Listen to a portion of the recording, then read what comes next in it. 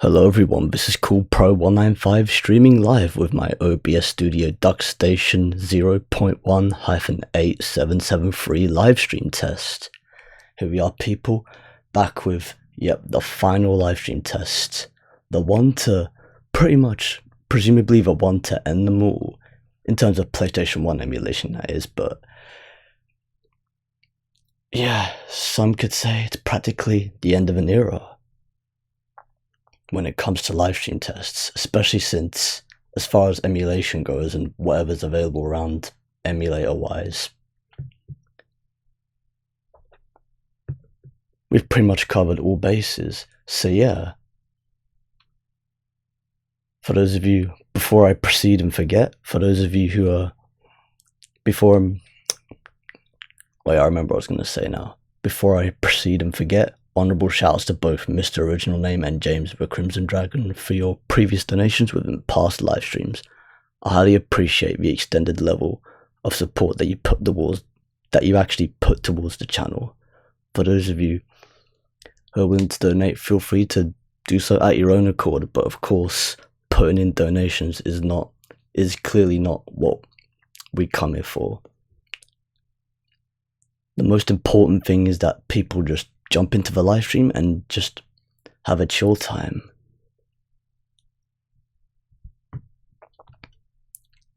So anyways, just like last week with the RetroArch livestream test that I did, it's pretty much the same premise. Basically, the objective is exactly the same. I'm going to be playing the exact same games, but the only difference is the emulator I'm going to be using. So yeah, we'll be using the DuckStation emulator, which also, according to the majority of people that have tested out emulators over the years, according to them, it's the definitive PlayStation 1 emulator. So yeah, we're really going to be putting this one through its paces.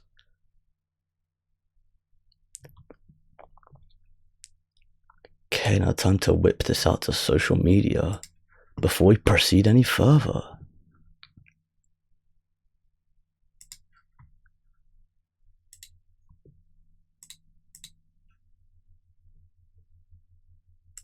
For those of you who want to guest commentate within the live stream, and you happen to be in the Dingo Crash Discord server, I'm currently in the general voice chat channel. within the Dingo Crash Discord server, so if you happen to be in that Discord server, feel free to jump into that specific voice chat channel. However, if you happen to have me in a different Discord server and at that point no one else joins the commentary, then feel free to put in a request in the live chat, and I shall consider it, or make it happen, depending on the current circumstance, that is.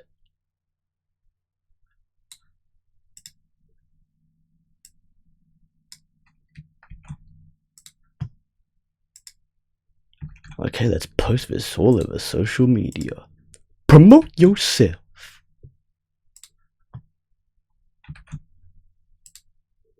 But yeah, since I got everything prepared ahead of time, I might as well just start up a live stream.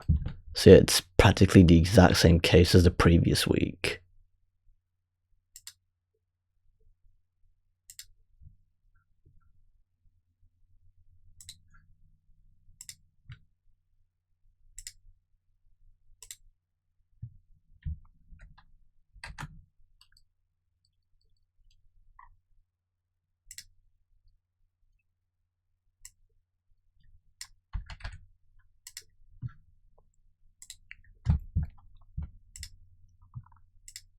So yeah, as anticipated, the vibe is pretty much going to be practically the same as the previous week. It's going to be a chill live stream. That's what it's all about, these live streams anyway. People just jump in and they have fun. They just kick back and relax.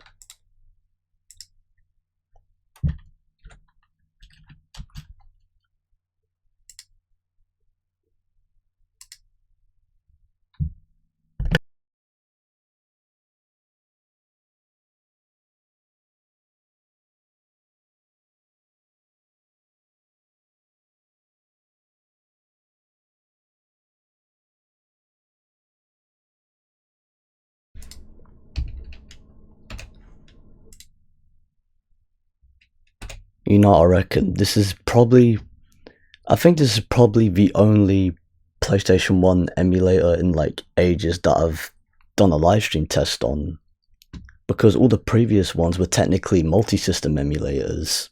You know, ones such as Mednafen, BizHawk, RetroArch.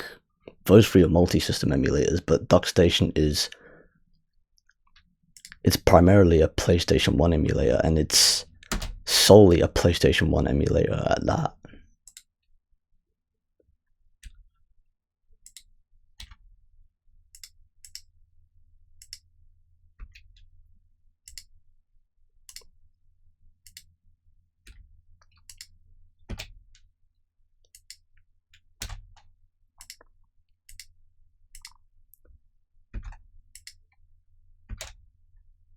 Honestly, it's no time like the present to get this livestream started.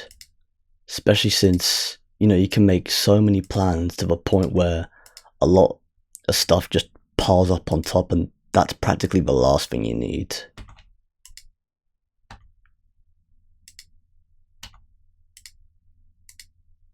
Especially if you have stuff prepared like way ahead of time, even to the extent of an hour, as it turned out to be last week. I figured to do this live stream, I'd build on top of the premise. Well, I'd build on top of the exact same premise as last week. Honestly, it's a great decision to make because it just gets it out of the way, you know. It's really, it gets the ball rolling. It turns a plan into an execution.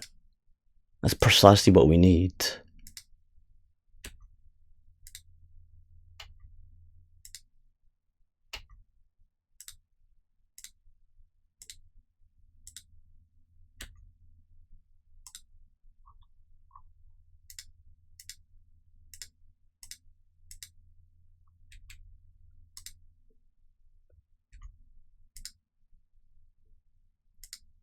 Okay, just bear with me, people. Just posting this all around, well, pretty much all the Discord servers that I'm in that I actually, you know, post my Twitch channel link to. So yeah, let's just shoot this live stream out. Let's whip the live stream out to multiple Discord servers.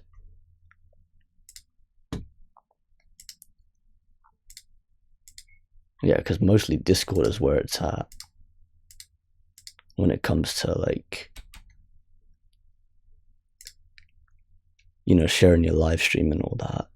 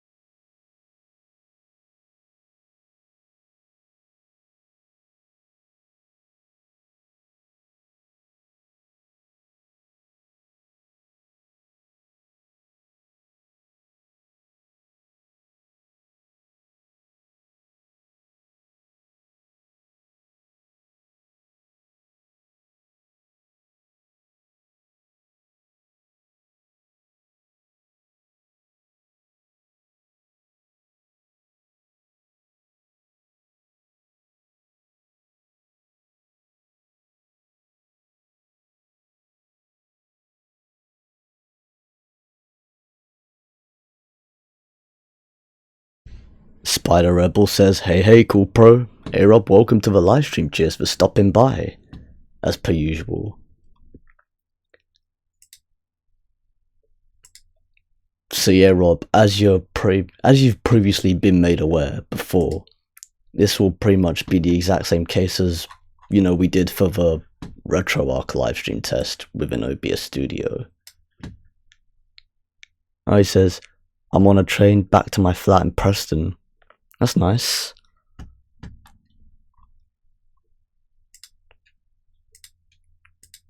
Safe journeys, safe travels.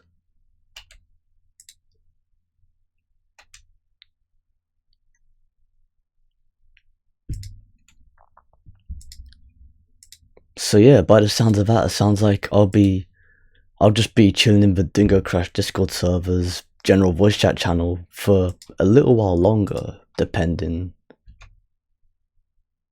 That's provided if no one else joins up until Rob gets back home, then yeah. Well, Rob says, but yeah, I'll be streaming around lunchtime, that's my plan. Also a test stream. Great to know, Rob. And you know what, like, that's actually a good thing, because if you prioritize your own stuff, then if you prioritize your own stuff, then like it's less for you to actually, you know, keep on a backlog, which is, you know, precisely the reason why I'm doing this live stream. But yeah, I'll see if I can catch your live stream later on, depending on how long this live stream runs for.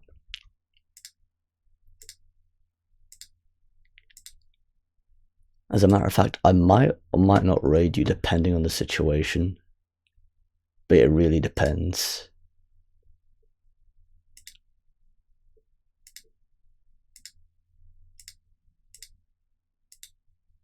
But yeah, no, in these live streams, they're most probably gonna run through lunchtime anyway, especially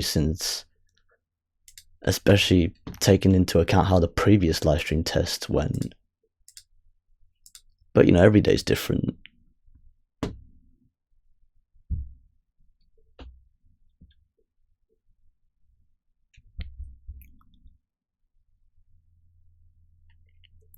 You even hinting at it in the chat as well, Rob. You're like, awesome, you can raid me if you want. Wink, wink. Hey, how I was gonna say. He's like, ha ha ha, I was gonna say. Yeah, indeed. Yeah, I was already thinking about it, so yeah.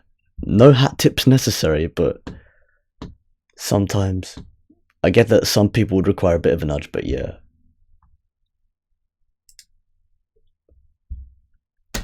You know, that's what it's like. That's what it's like with some people, but yeah.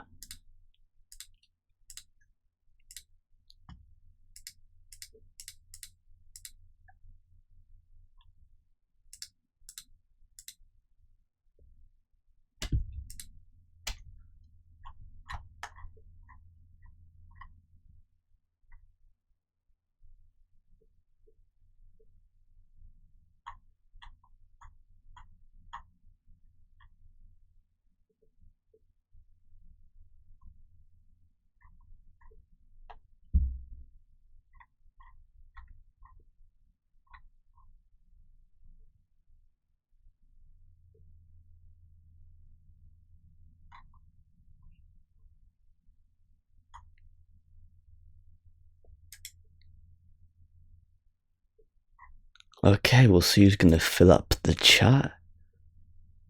Yeah, Rob also says, I remember when the New Year one you did lasted literally the whole day and I fell asleep halfway through unexpectedly. Yeah, that happens. Yeah, sure, that happens unexpectedly. Laughing emojis. And he says, anyways, I'll catch you later, cool pro. Hope the stream goes well. Appreciate the vote of confidence there. And likewise of your live stream that you have planned later on as well. And, you know, it's like you said, like, you wanted to have your own type of, you know, live streaming schedule in place, so it makes sense that you just want to execute your plans whenever you're free, which is precisely what I'm doing right now. So yeah, catch you later, Rob. Catch you on the flip side, Spidey. Yeah, Spidey is technically like his new username alias per se. Okay, almost done with whipping out the live stream link to multiple Discord servers. Let's see who else jumps in the chat. It always depends on availability after all. It always depends.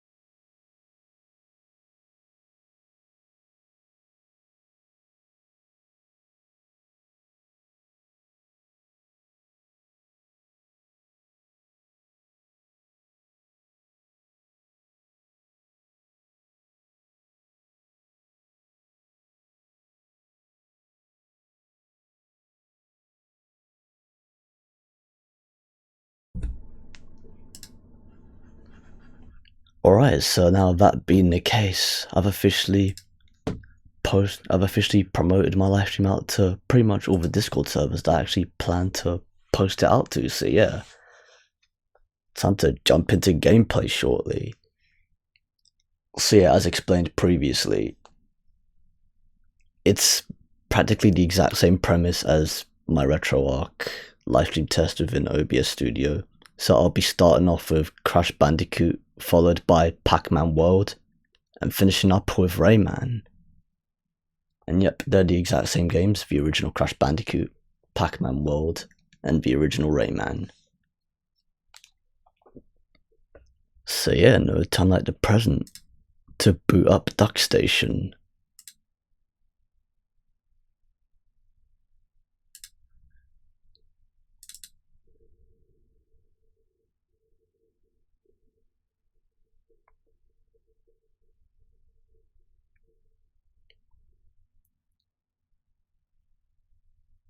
Oh cool, so it booted up in full screen mode already, that's great. I do like the interface of DuckStation, and yep, DuckStation version 0.1-8773 is the current latest stable version of the emulator. So yeah. Oh, Fyril, welcome to the livestream. Fyril SFC says, Rayman for the win, used to play that back in the days. And hello, cool bro. Yeah, cheers for stopping by, bro. So yeah, he's another one of the Stefans that we know. But yeah, if you want to join the commentary if you're free, feel free to do so. I might jump into the TNC voice chat channel at some point. But yeah, just let me know if you want to jump into the commentary, and then I'll just jump into one of the voice channels there, and we can kick it off. But yeah, anyways, I really like this whole interface. It's kind of interesting how they sort of, well, this emulator plus the update for PCSX2 have, like, you know, they've sort of adopted the same type of interface as the the Dolphin emulator that plays Nintendo GameCube games and Nintendo Wii games.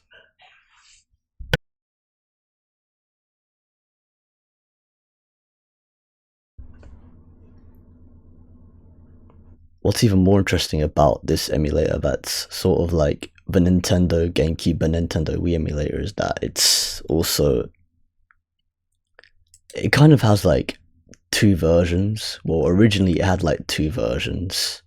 So it had like a GUI version and a non-GUI version, but then when it came to later updates, they sort of decided to pack them in together. So now they sort of pack the different type of interface with like the base version of the emulator. So now they sort of integrate them both together in a feature called Big Picture Mode.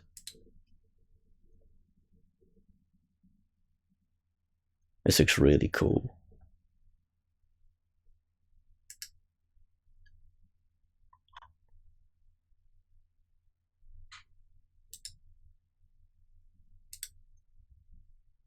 It looks like I'm gonna have to keep on adapting this. There we go.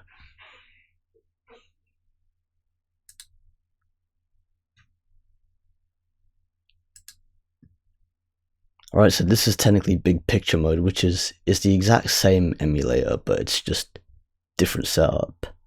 Oh, Stefan says, I'll be on TNC later on when Spidey gets home, unless I fall asleep first. I've not slept the whole night. Oh, so you pulled an all-nighter there. Interesting to know what the fuck you got up to. But yeah, anyways, this is pretty much like the entire setup, and you can either, it's interesting because you can use it in two different ways. Well, there's two different approaches that you can use. You can like either use your mouse or you can use your game controller to just like, you know, scroll through the game list and all that. So this is pretty interesting.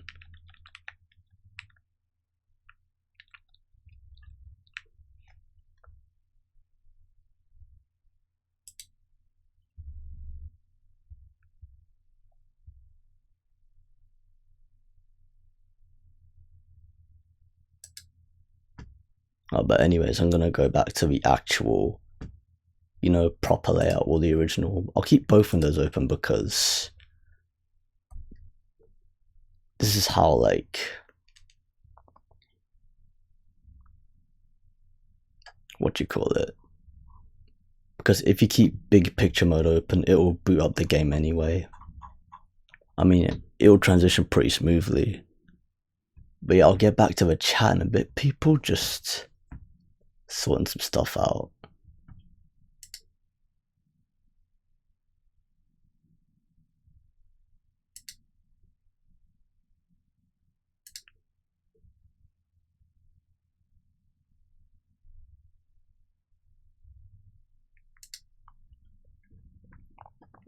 Okay, so let's scroll down to the game that we want to play.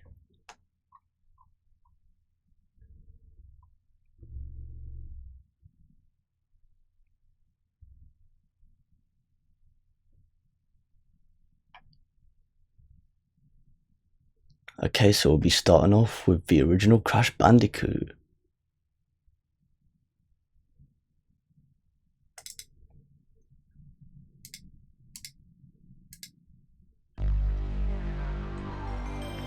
Hey, Settled Down 191, welcome to the livestream, cheers for stopping by. He says hello. And yes, as you're aware, well, as you've been made aware probably in the previous livestream, I think you were still around at that time, but yeah, as you've been made aware, it's pretty much the exact same premise as the previous livestream, but like, the only difference is I'm utilizing the DuckStation emulator instead. But yeah, just for stopping by, and also it's going to be interesting to see you play the original trilogy after you finish off your Crash Bash livestream series on top of that.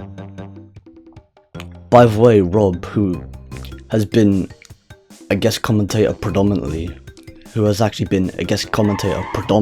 the past few live streams, isn't actually going to be present at this point in time, and later on he also might not, because he plans to do his own live streams. Well, right now he's actually on the train back to his hometown, Preston, and later on he actually plans to do his own live streams plus a live stream test of his own. So yeah, feel free to check that out, and he plans to do that around lunchtime over here in our time zone, which I don't know what time that's going to be where you're at, Settle Down, because you're in New Zealand, you're probably going to be asleep by then. But yeah, so it'll run into your sleep schedule then. But yeah, depending on my situation, I might or might not raid his live stream, but if that doesn't happen to be the case, then I might end up raiding someone else. Yes, Settle Down 101 says, hahaha, yeah, hopefully I can finish Crash Bash soon. Yeah, hopefully. Platinum Relics are a pain so far. Yeah, they take their piss. Quickly, into the vortex. Especially with the way they've been mapped out. The vortex is not ready. We have no idea what it could do.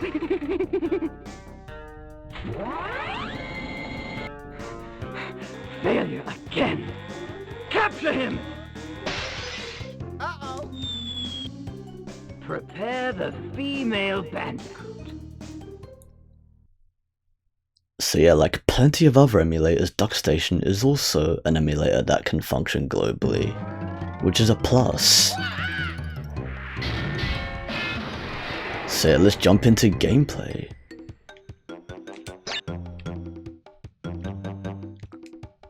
So yeah, I'll be starting off with an any percent playthrough of Crash Bandicoot 1, followed by the exact same sort of extent that I played Pac-Man World and the original Rayman within the previous livestream. But yeah, just putting DuckStation through its paces now. So yeah, according to the majority of people that happen to be in the emulation community per se, if we can even call it that, it's actually the definitive PlayStation 1 emulator to date. Even one of my old friends, Old Classic Gamer, some of you might know him if you've been keeping up with my channel throughout like the past 10 plus years, shall I say. But yeah, Old Classic Gamer, even he favors DuckStation over RetroArch in terms of like practically in terms of not just functionality but also the overall design premise of it and all. He finds it a more comfortable emulator to use. honestly, I wouldn't put it past him, especially since, in terms of gameplay, it feels more smooth. It doesn't feel as though inputs are dropping as much in comparison to RetroArch. It's like, bro, I'm playing Crash Bandicoot 1 right now on DuckStation, and comparing to my experience of it on RetroArch, playing it on DuckStation feels like spreading butter, no cap.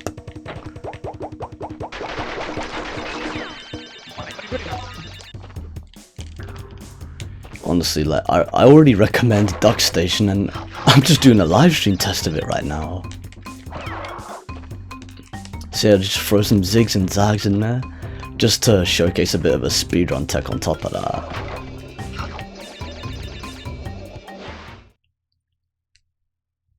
But yeah, apart from that, it's just going to be a chill live stream for the most part. But yeah, hopefully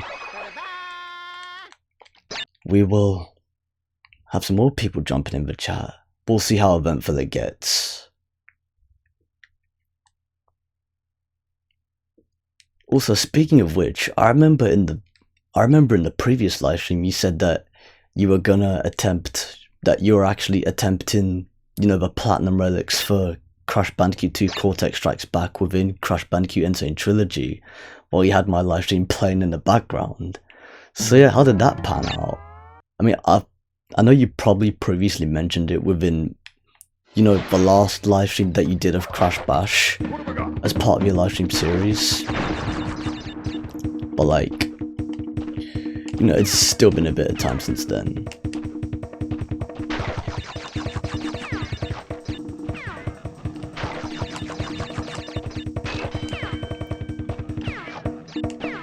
So yeah, how far did you get on Platinum Relics of Crash 2 and Insane Trilogy?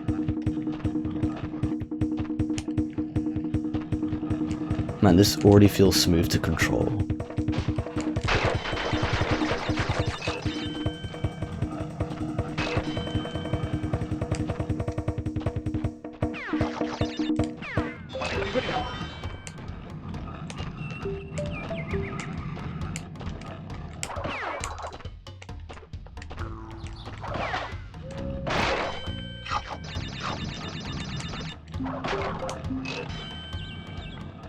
He says that I finished them a few days ago. That's great to know. Honestly, man, just gotta get them done. Platinum Relics, just like, you really gotta grind for them, it's insane.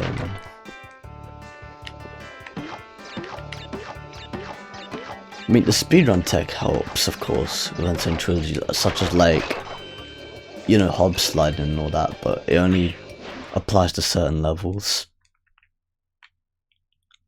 It always depends on the surfaces you have. He also says, I think it was actually my second time going for them in Crash 2 and ST. And yeah, you really are putting yourself through your paces there.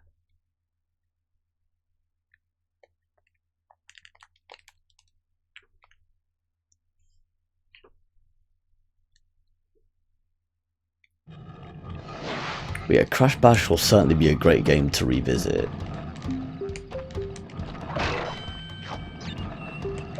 It would certainly benefit from a remake of online multiplayer plus bonus content. It would have like pretty much more or less the same sort of success as Crash Team Racing Nitro Fueled had achieved. I wouldn't put it past it that being the case, to be honest. The Great Gate, here we go. Seldown101 says, I've done a lot of playthroughs of NST over the years, but only recently decided to start going for the platinums in my playthroughs. So in a way, this is a partial first for you.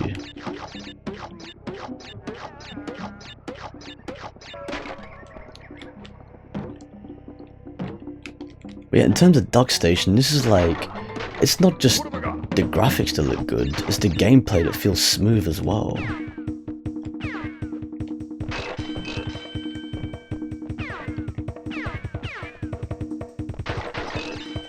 As a matter of fact, DuckStation is also one of the approved emulators for speedrunning certain games, especially when it comes to speedrunning Crash Bash.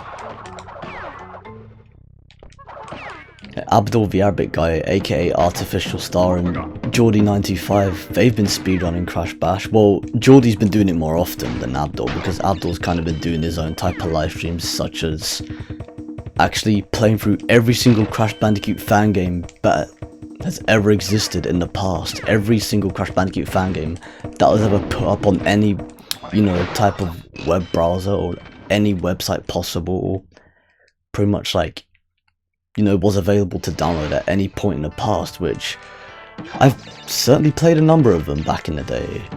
No cap.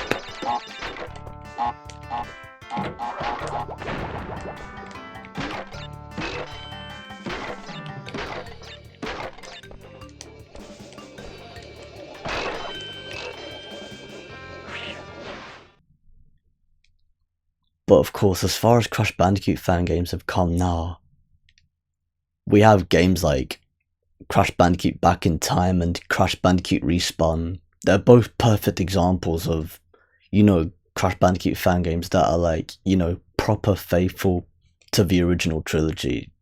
Especially now that we have the technology, not just the technology, but the resources in general. Such as like, you know, the game engines and those that, you know, actually put their time into studying game development. Not just in terms of taking a course, but in terms of like just looking up tutorials online. Practically anyone could do it.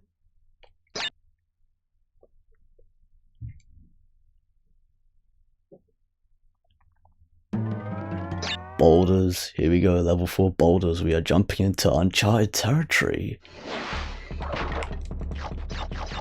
That's right, people.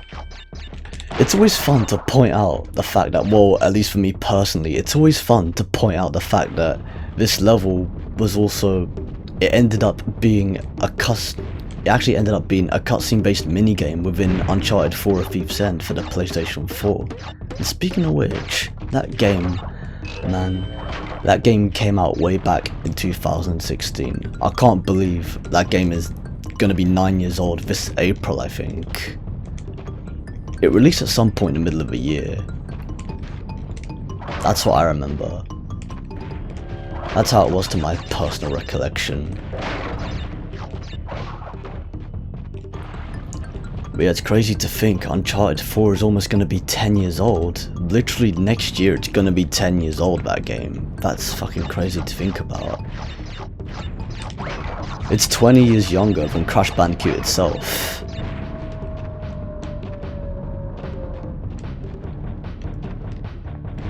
Honestly, it was a nice reference. It was a nice, you know, sort of teaser to the epic comeback of Crash Bandicoot, which we all know has finally panned out.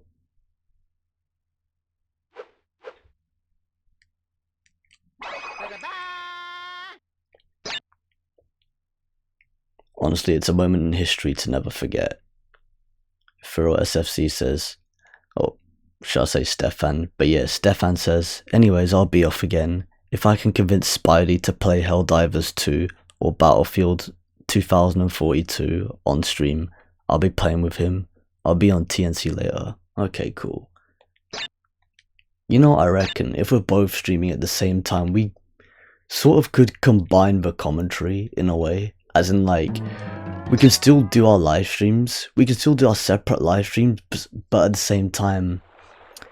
So yeah, we can still do our separate live streams, but at the same time actually still be in the same voice chat and provide the same sort of commentary, or provide the exact same commentary, but just going out to two different separate live stream feeds. So yeah, it'll sort of be like a crossover special in a way, if that happens to be the case.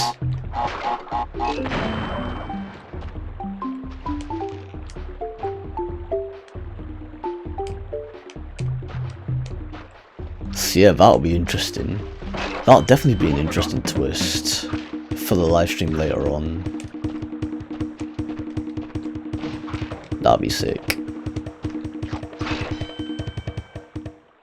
So anyways, yeah, just best luck with whatever you're doing, Stefan.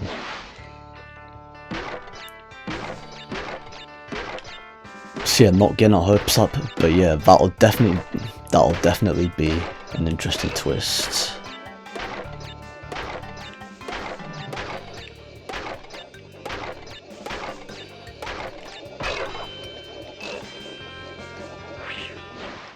It's like, that's how it is.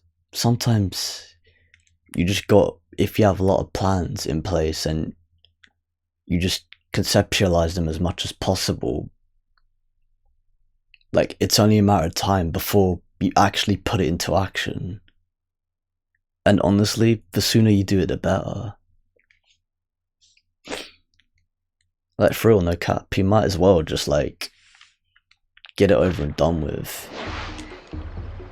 Because, like, say you conceptualize the premise of something so much to a point where you finally sort of, like, you get a clearer picture on what to do for that certain live stream per se. It's like, if you have everything set up and everything and you know what to do, you might as well just put it into action. Because then it's only a matter of time before a bunch of other types, but yeah, it's only a matter of time before a bunch of other types of premises, you know, sort of come up in your head in terms of, like, not just live streams, but projects in general. Okay, Papu Papu, the piss easy boss fight.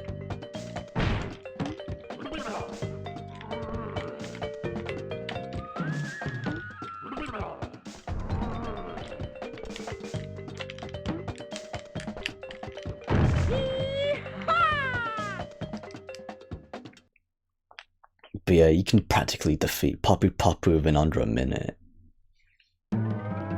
Okay, Rolling Stones, here we go. So yeah, it's just a case of turning plans into executions.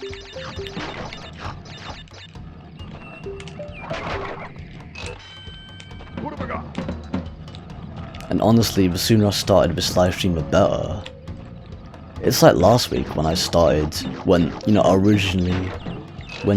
was originally gonna do the live stream at around 9 o'clock sharp, but then I ended up doing it at 8 o'clock sharp because I had everything ready. Otherwise, if I left it to, like, fucking hell.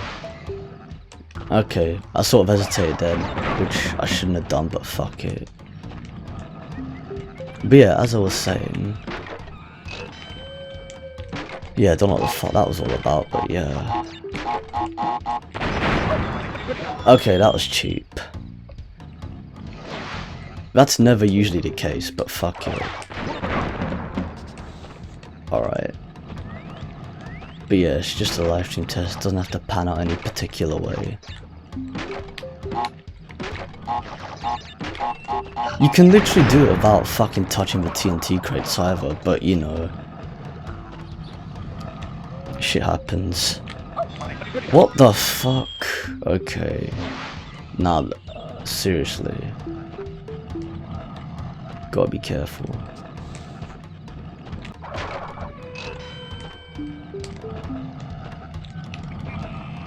Okay, what the fuck?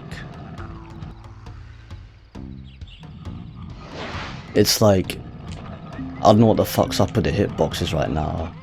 Especially like when you do jump early, it's like, I know how to jump like early in like a precise manner in order to, you know, actually still make it without getting hit. So honestly, I don't know what the fuck that was all about.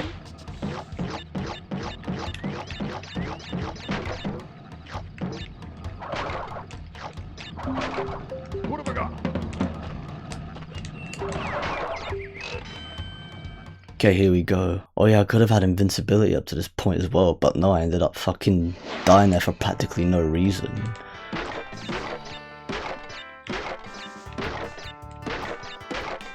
But it's not like it would have been useful anyway, because it wouldn't have lasted that long in the first place.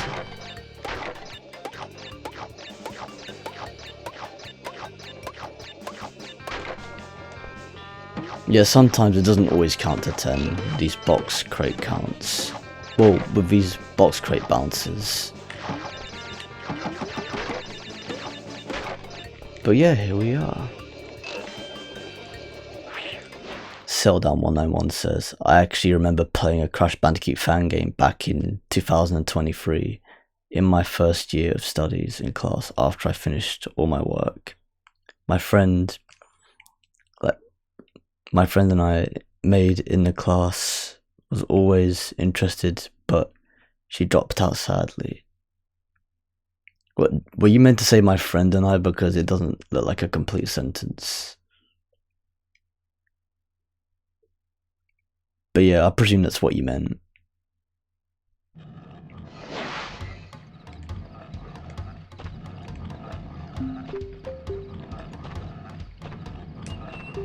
But yeah, everyone's got their plans, you know.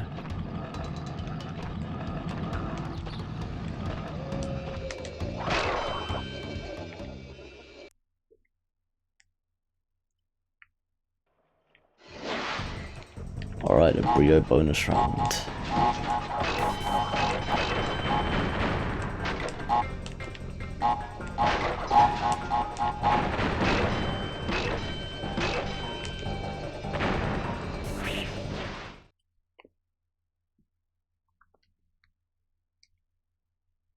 Yeah, it does look intense, but at the same time, like, if you know what to do, it's not much of a problem.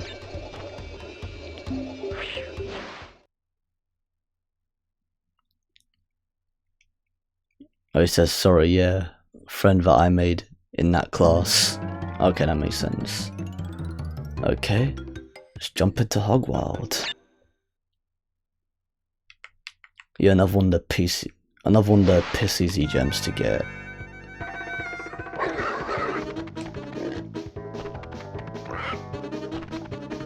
But yeah, I don't know what the fuck was up with Jungle Rollers just then. I mean, I know that first death was just a pointless hesitation, but yeah. Shit happens.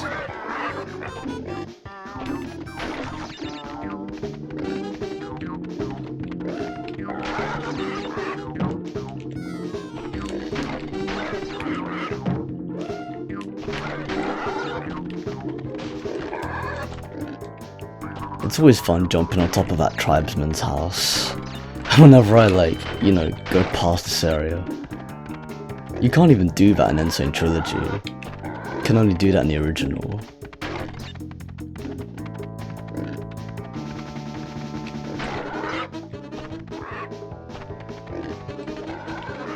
I don't know what was up. Although, like, yeah, I don't know what was up with those other fucking, you know, those other fucking Rolling Stones though.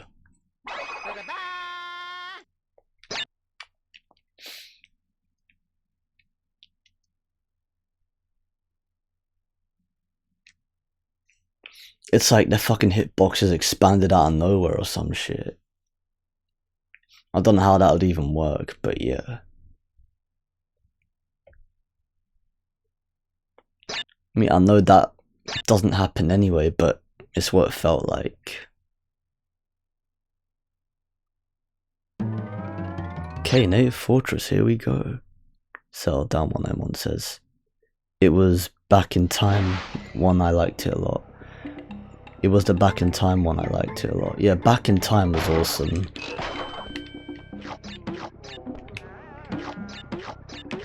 Yeah, that one was actually built in the Unity engine, and I'm not sure about Crash Bandicoot Respawn. I think that one was built in Unity as well. Yeah, we're getting a lot of games actually built in Unity and Unreal as well, like the Unity engine plus the Unreal engine. Like, you know, you can make something really epic in either one of those two game engines. But of course, it takes a lot of time and commitment and dedication.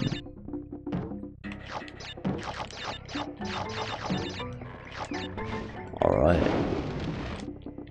Yeah, sometimes, like, if you spend too long in one section, it kind of fucks up the cycles that you're used to. Okay, what the fuck was that all about?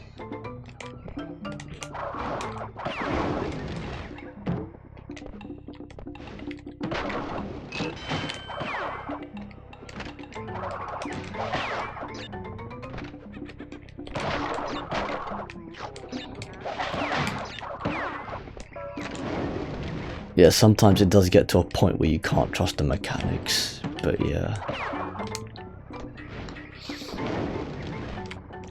So yeah, Back in Time, it really does mix up the three games in terms of multiple aspects. Okay, seriously, what the fuck was that all about? I literally could have landed on the platform and then jumped over to the next one within due time. Like, I don't know what the fuck that was all about. It's fucking taking the piss.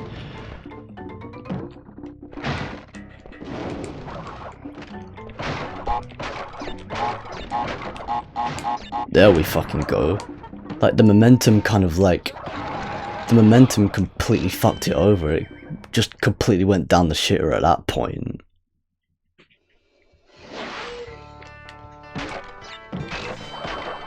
Right, here we go.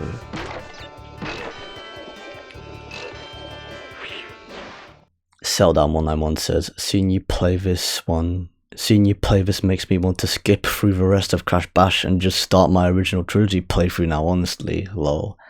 Yeah man, like, I wouldn't put it past you, to be honest, because of the fact that, you know, how much Insane Trilogy, well not Insane Trilogy, but how much Crash Bash puts people through, especially in terms of like, you know, all the RNG and all that shit. You know, it's fucking crazy because, like,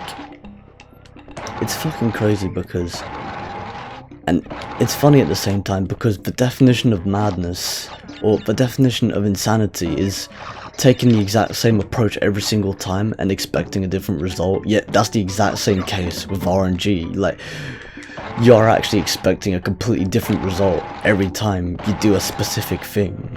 Like, every time, like, you know, sort of interact with a specific aspect within the game. Or like, you know, pretty much any game that contains, like, you know, elements of RNG and all that. But yeah, that's what it's like with RNG in general, you know, it's pure insanity. Yeah, nah, fuck him.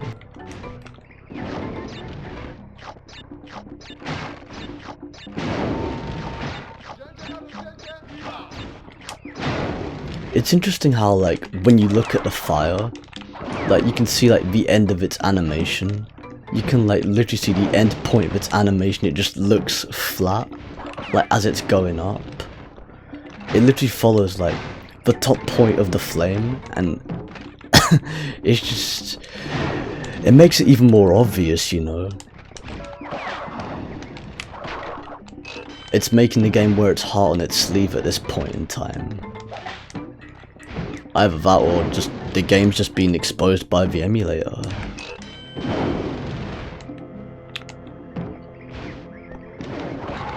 It's like you can literally see, you know, a line at the top following that is literally like, you know, at the peak of the flame, at like the top point of the flame.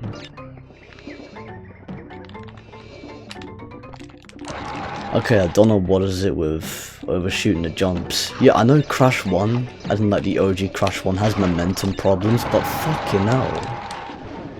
It really does need to fucking calm down. It needs to chill its tits. Okay, yeah, I know what happened there. I spun all those on the way down.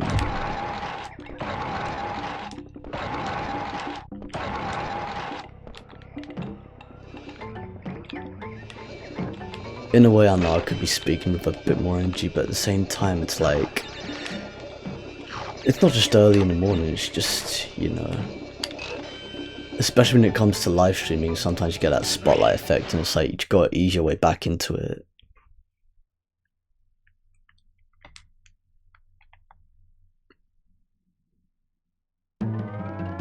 Up the creek.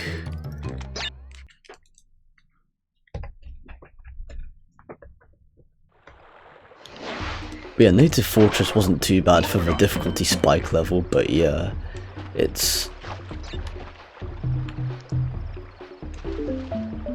what you call it? It was definitely an experience.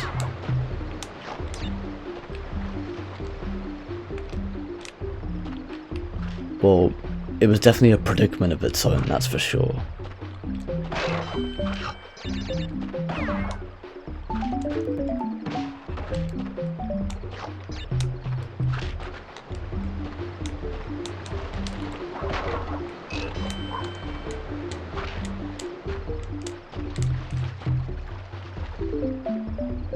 So yeah, I'll get back to the chat in a bit.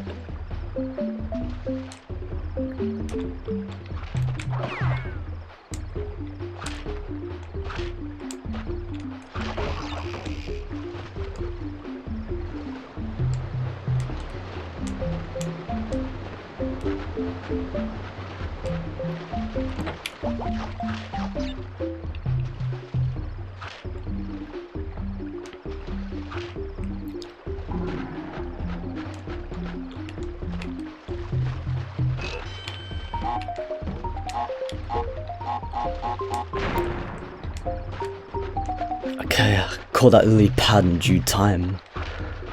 I literally caught it the second it just pulled up, so I sort of clutched it there.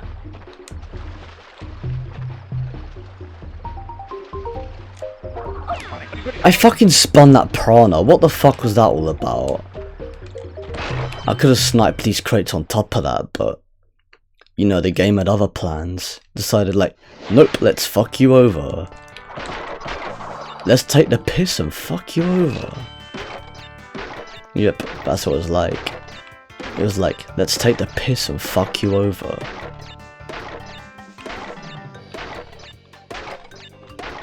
It was like, not happening, bruh.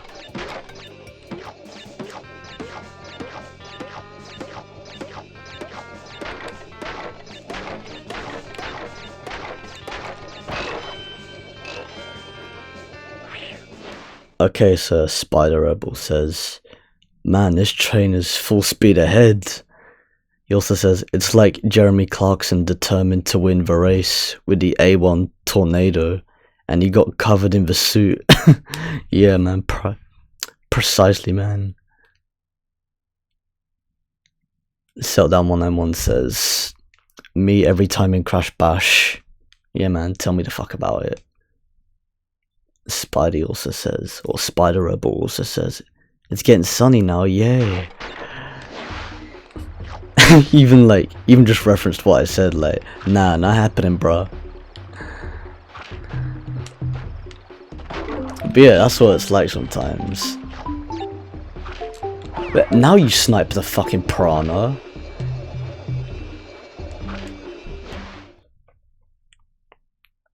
Yeah, that's right. Two can play that game. How'd you like them apples?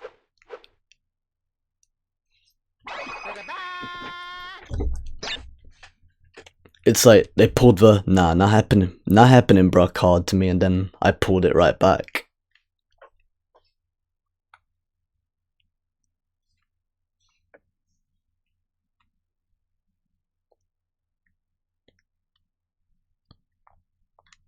Spider Rebels like inputs, sodding inputs. Yeah, inputs, especially in PS1 games, can take the piss. Although with DuckStation, in a way, it sort of has like a better handle with the inputs in comparison to RetroArch. I sort of noticed. It sort of feels like butter playing Crash 1 in DuckStation in a way. But then again, like, momentum is still a bit problematic, but that's just a Crash 1 problem in general. It's nothing to do with the emulator.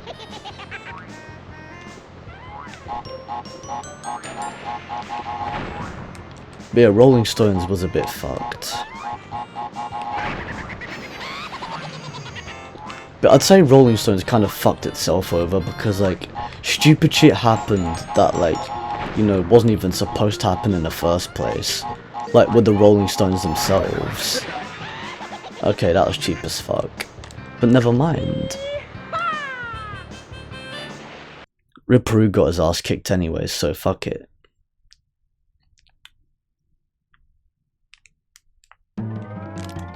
Velocity, let's fucking go. Let's get that green gem. Let's pick up that green gem.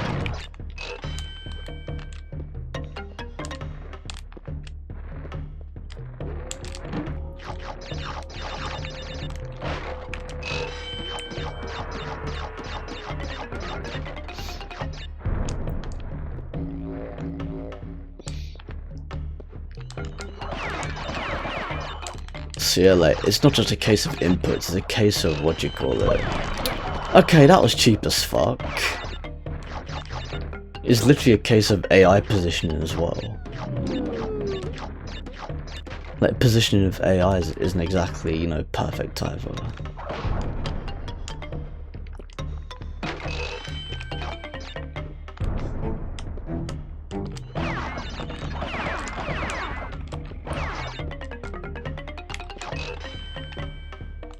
What have I got?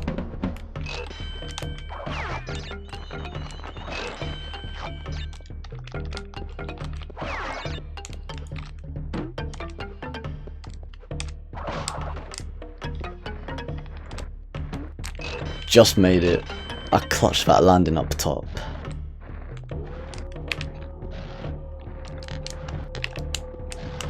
I just clutched it, man.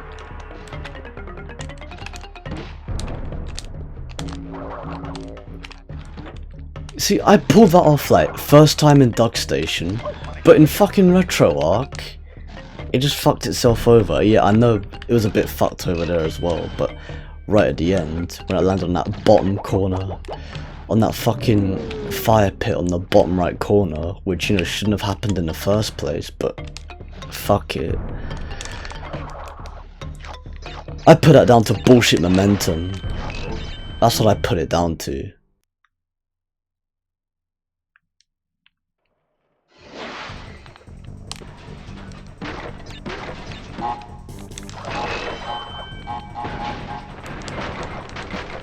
I mean, it's not impossible to pull off that jump in RetroArch, but at the same time, it's like, fucking hell, just cooperate.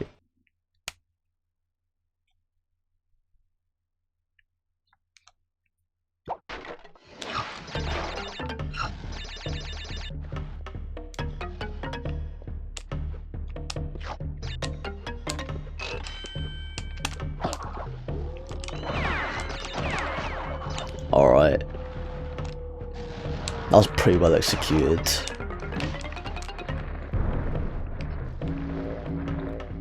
Yeah, normally I would like jump through these, but I haven't played this in ages. Not only that, but like, it's been so long to the point where, like, you know, I'm practically just de-rusting in a way. So yeah, I'm just playing it safe right now.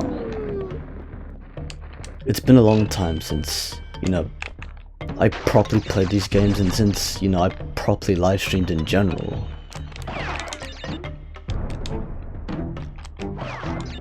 Especially with this now technically being like my 4th or 5th live stream. I think it is. Wait, I'll get back to that, because this does require a bit of, you know, concentration in a way. Well, not as much, but you know.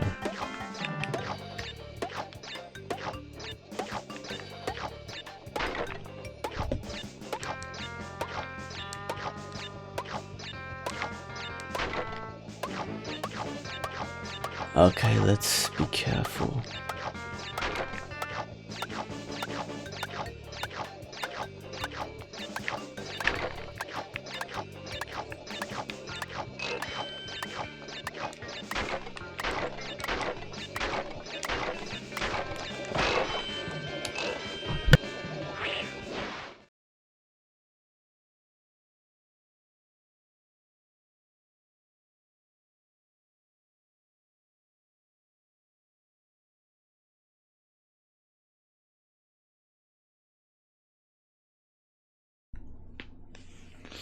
Okay, so yeah, back in business. Alright.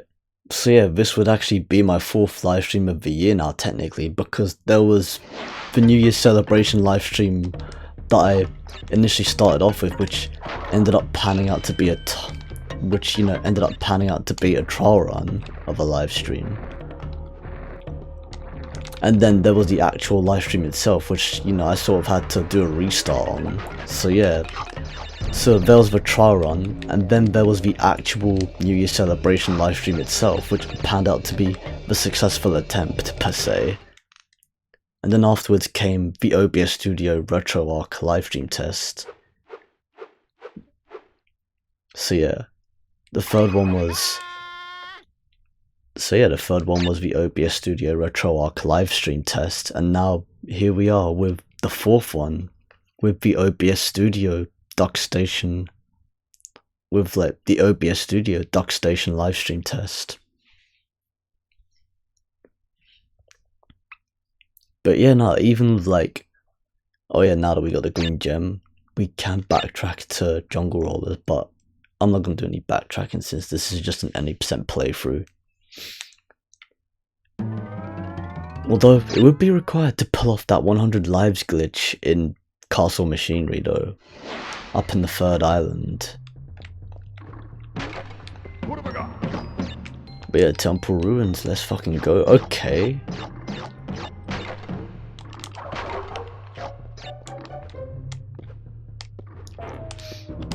But you know, even with like, you know, my 4th livestream of the year, I still in a way sort of get that spotlight effect when it comes to like, you know, starting a livestream, because I don't know, it's like the palpitations are real when you start a livestream, and especially when like it comes to the commentary, you know. Live commentary like is a lot to take in, and at the same time it's like, in a way it kind of like, it builds up your confidence little by little the more time you do it. But like, you know, that's always the case though. The deeper you get into the live stream, well, if you plan to commentate in it, that is, the deeper you get into it, the more comfortable you, like, the more comfortable you become commentating within it, depending on like, just, well, again, it could also stem from how you're feeling. It could also, yeah, it could also stem from like, you know, your current state of mind, how you're currently processing everything in life at whatever point in time possible.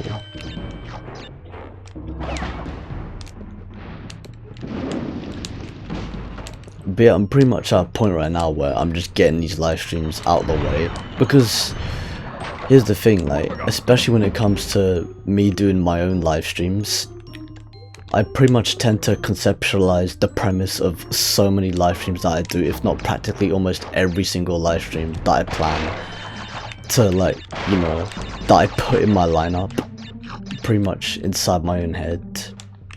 So like, it's like taking mental note after mental note, and it's like, it's brainstorming but like next level. It's like next level brainstorming to the max. But sometimes, like, you can conceptualize so much to the point where you reach the maximum limit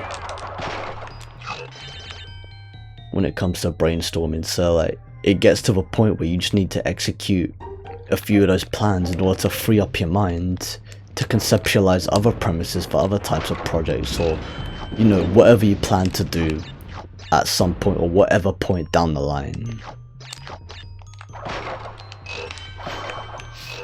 So as a number of you are aware, who have been keeping up with my channel the past few years, you know that I've been doing all these follower celebration live streams, and I've been earning all these followers due to pretty much a mass amount of, or pretty much like copious amounts of networking that I've been doing across, you know, multiple Twitch channels and all that. Just promoting other Twitch channels in the process whilst growing my own channel on top of that.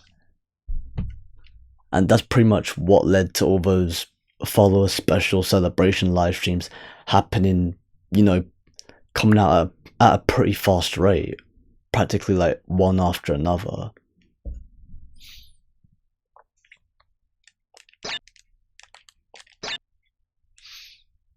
And as a matter of fact, I still have like, and for those of you who have been keeping up with my channel, you would know that I actually have a few in the pipeline. Well, I still have a few outstanding.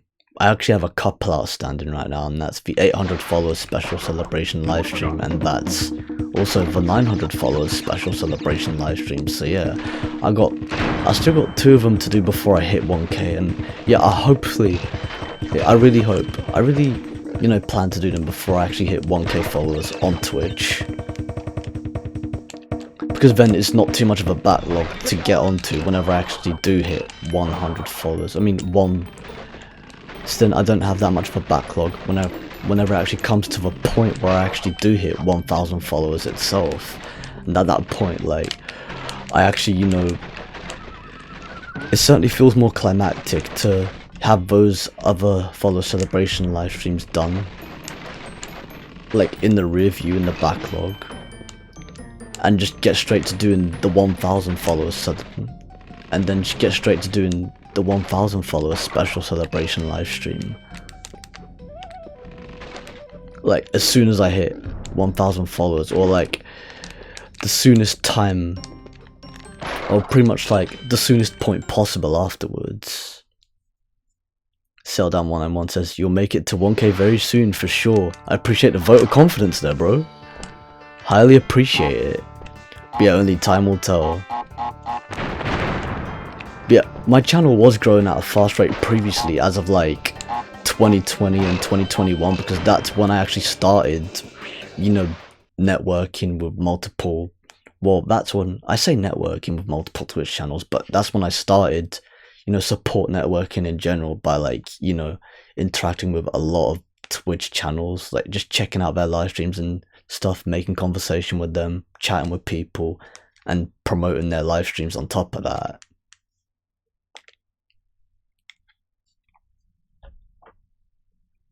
But yeah, I had a lot of time in my hands in order to do that alongside work, but then of course at some point I did have to put it on the back seat, because of, especially due to the fact that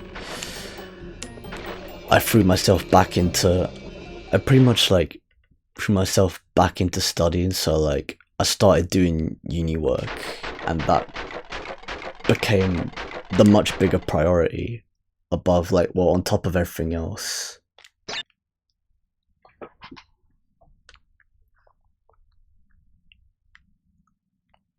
He also says, and I'll try to be here for the 1k celebration too. Once again, I highly appreciate that. Whether you make it or not, like, I still appreciate the sentiment.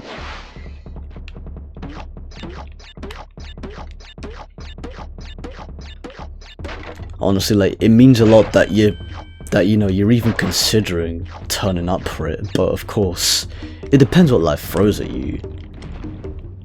But no, like, but yeah, pretty much, I started taking that game development course taught by Harvard University because like, I figured it was the right call for me to make personally, especially since of like how things were going at work. I was like, no time like the present, I might as well just put one foot in front of the other. Instead of just like leaving it in the cards, I might as well just stack the deck. Like if something's in the cards, you might as well just stack the deck. And this goes back to like conceptualizing the premise of whatever you have planned in the pipeline. Just like, don't let everything you plan become a pipe dream.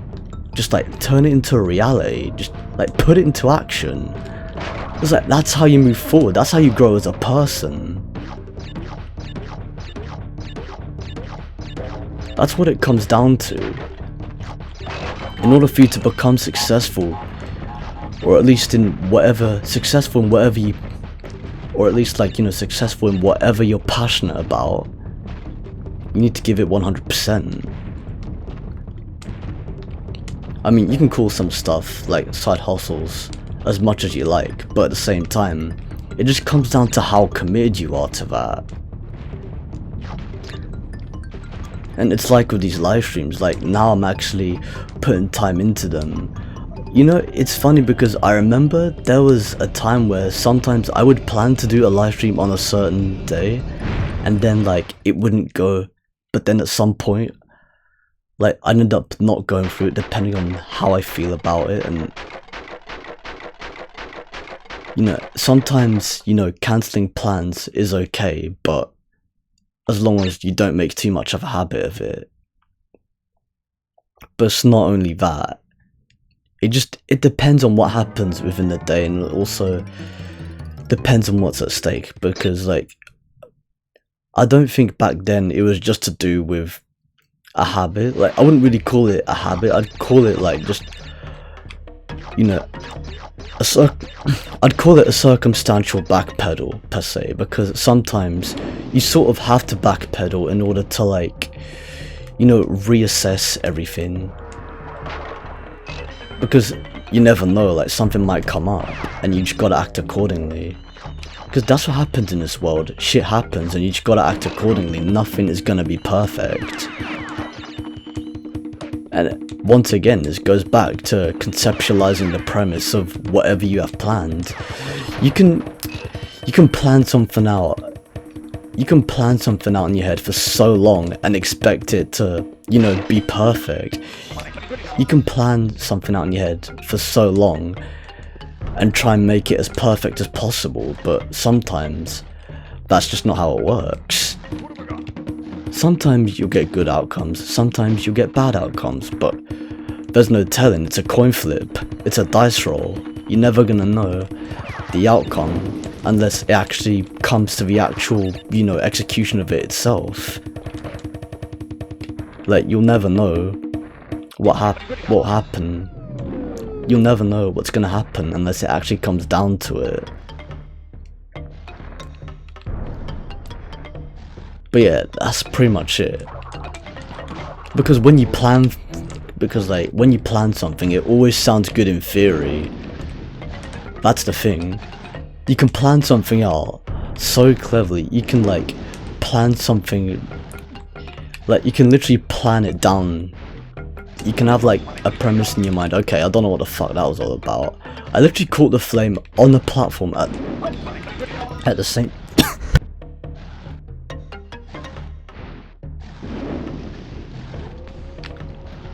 fucking hell, I don't know what was up in my throat at the time.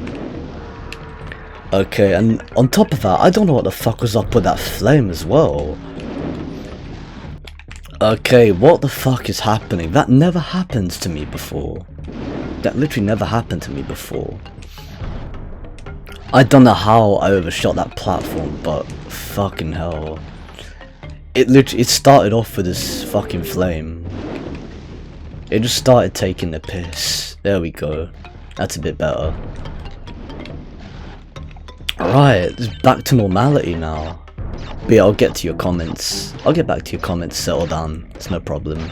But yeah, no, back to normality now. I don't know what the fuck was up with that flame. It was so full of bullshit. And yeah, my throat was fucking up earlier on too, to the point where like, you know, I had to mute the mic and let out this massive ass cough. This deep throat cough, next level deep throat cough, man. Wow, that was super close. I was right on the precipice of that. I was on the edge of it, bro. But yeah, like,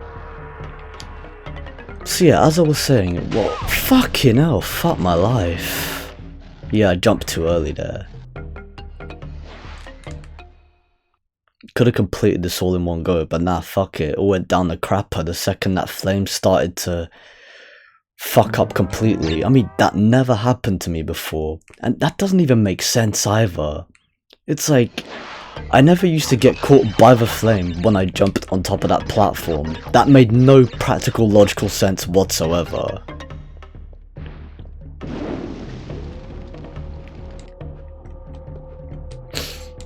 Also, speaking of the flames themselves, yeah, you know, there's pretty much like, you know, the lines on top of those flames that I pointed out earlier, they're even more noticeable over here because the flames are even bigger, they're wider. They're bigger flames, so like, it's piss easier to clock. It's piss easier to clock in the process.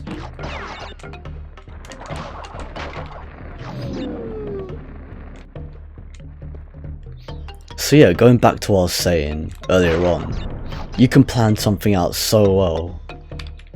You can have like the most thought out plan possible in order to make something perfect, and in theory it would sound like the most perfect plan of all. It would sound like a it would sound like the most foolproof plan in theory, but when it comes to practicality, it always depends on what happens when it actually gets to that event. So like, in theory everything is correct, but in practicality it has to...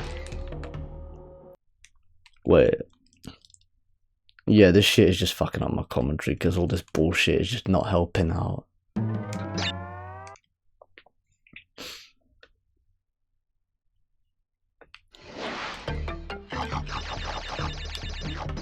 But yeah, it always depends on what it comes down to.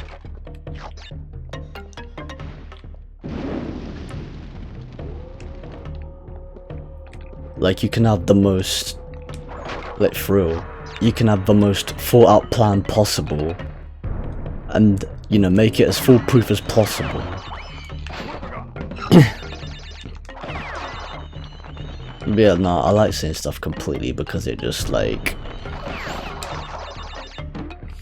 it just feels more well structured to me personally. But yeah, like, to each their own, more power to them, more power to you, however you like to commentate, you know what I'm saying?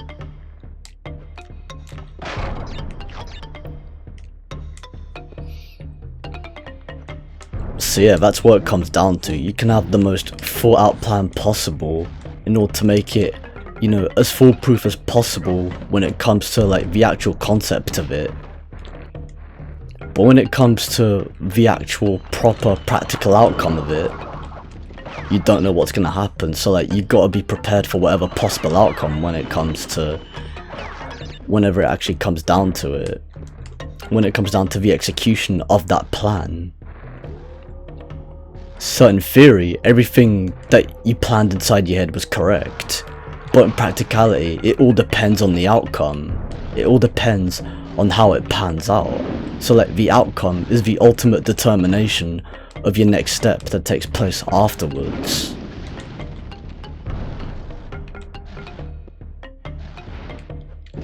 Let's fucking go.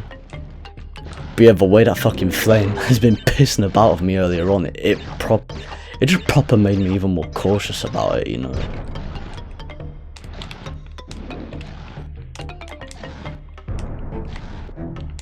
Yeah, I'll definitely get back to the chat, that's for sure.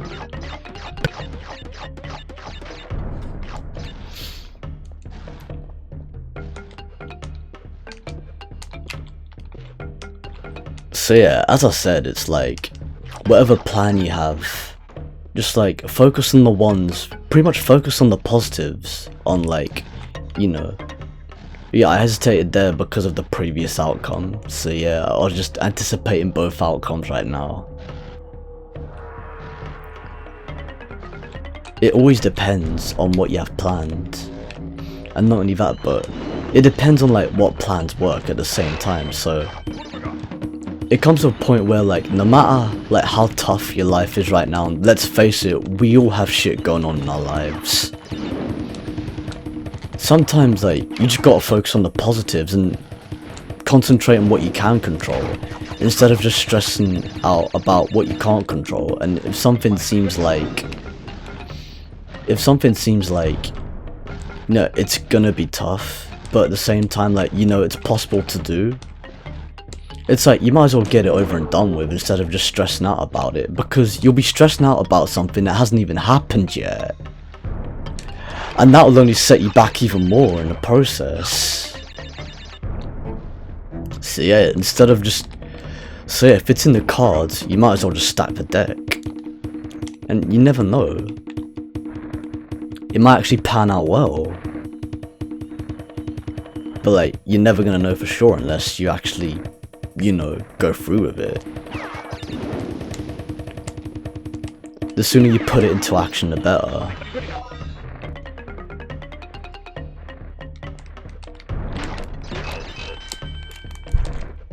That was close as fuck. Then I threw a few, although then again I did throw a few zigs and zags up top. I did throw a few zigs and zags up top in my jump up there in order to like, not just maintain height, but like get myself further along like that platforming section in order to like, you know, land on top of, you know, the later stones that pull out of the wall per se. Okay, Dr. Neocortex.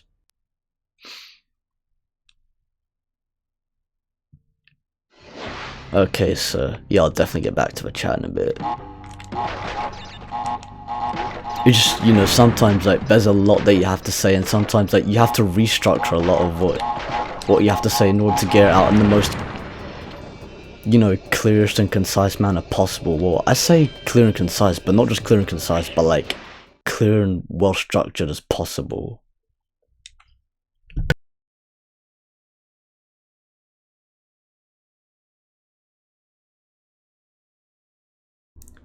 Okay, so back to the live chat. Selldown191 says, that's true man, I also really need to find time to work on my content too. I can stream here and there, but I've been missing making videos recently. Likewise, you know, like there comes to a point where like I miss making YouTube videos, and on top of that I miss doing live streams more predominantly, and I come back to doing more live streams because like it's just a more practical thing to do, because especially since just making videos in general, not just in terms of like recording let's play parts, but also in terms of like making videos in general, it's kind of like become a thing of the past, unless, you know, there's something that you can't do with live streaming that requires you to, you know, make as a standalone video. It always depends on the circumstances, but at the same time, like for something like a playthrough or whatever, or what have you, or whatever you have planned, if it's similar to that type of format or anything that contains gameplay and you're doing it just for fun, you might as well just live stream it. Because like live streams are the future in comparison to let's plays. Because like let's plays as a concept has become a thing of the past. The premise itself has become an outdated So yeah, like the premise itself has become an outdated concept. And it's been like that throughout the past decade. Like not even like the past decade, like the past previous decade as well. But yeah, no, that's just how it is. I'll get to your second comment in a bit too. Just gonna finish this level real quick. Sunset Vista. Well, I noticed a glitching artifact over there on the bottom left corner. Like, see like models clipping and all that. It's funny how like you notice so much, especially after you studied game design.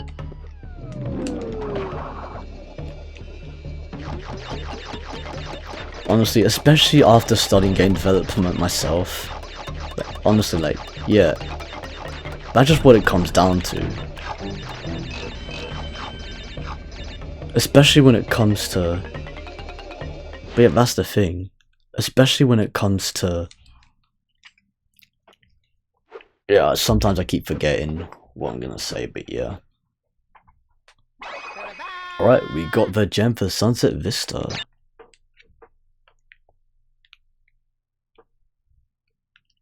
So yeah, especially when it comes to the fact that even after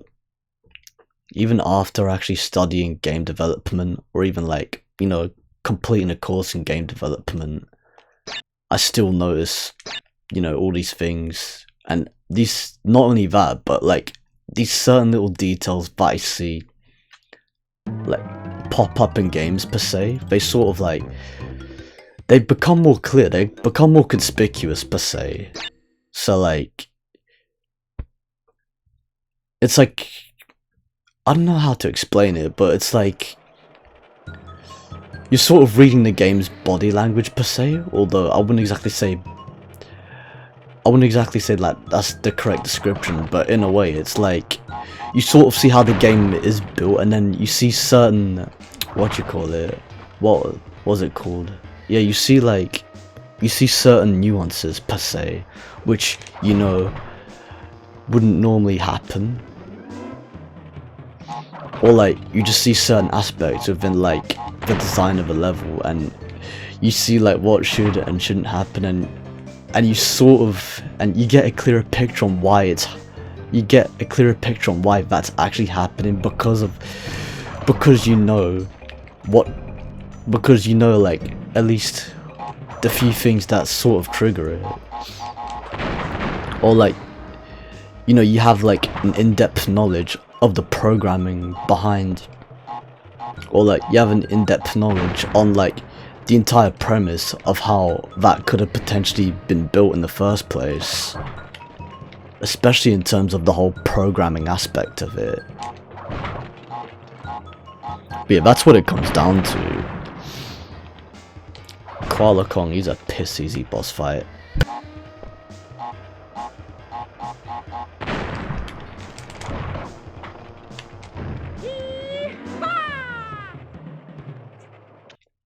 Yeah, bro skips leg day like no tomorrow. It's misproportionate. Here we are, heavy machinery. See, I'll get back to the chat as well. Settle down 191 says, that's so true, man. There's a lot that I want to do, but I just never had the motivation. But that's something I've really been working on recently. Yeah, that's what it comes down to sometimes. And that's the thing about motivation and inspiration. It's like you really got to motivate yourself, push yourself to do whatever. Push yourself to move forwards in order to, like, you know, be as successful as possible. Become the best version of yourself, per se. He also says, no worries. Yeah, it's pretty much like the same case of your live streams too. It's like, you got stuff you want to say in your live streams that you want to get out first, and that's perfectly fine, you know. That's how it's gotta be. Yeah, he also builds on that and says, no worries, I'm still here, but I'll be back. I need to eat. Fair enough, no problem. If you need to eat, you need to eat. Yeah, Settle Down 101 also says, and yeah, I did a few video ideas recently. That's cool. Oh, it says, and yeah, I did have a few video ideas recently. That's the thing, like, it just comes back to concepts and premises, you know.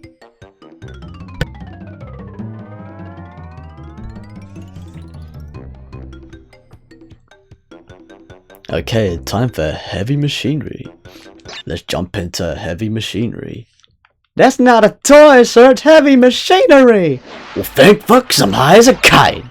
In that case, I don't think you should be under the influence or driving this thing. I'll drive you under the influence if you don't shut the fuck up! Okay, I can't even do it that much right now because... yeah, that fucking GTA reference. I'm gonna level with you, I can't do it right now that much because, like, not only is it a bit early. What the fuck is going on, bro? But yeah, I can't do it that much right now because it's a bit early in the morning, and on top of that, like, you know, some people are still in the house and all that, and it's not just that, but sometimes, like, it really does require the volume to do the impression properly, otherwise there's no point doing it. But yeah, it really requires you to, like, deep throat it in order to do that Trevor Phillips impression. Like, I'll drive you under the influence if you don't shut the fuck up! Yeah, sort of like that pretty much. Okay, welcome back, Settle Down. Yeah, he popped out a bit.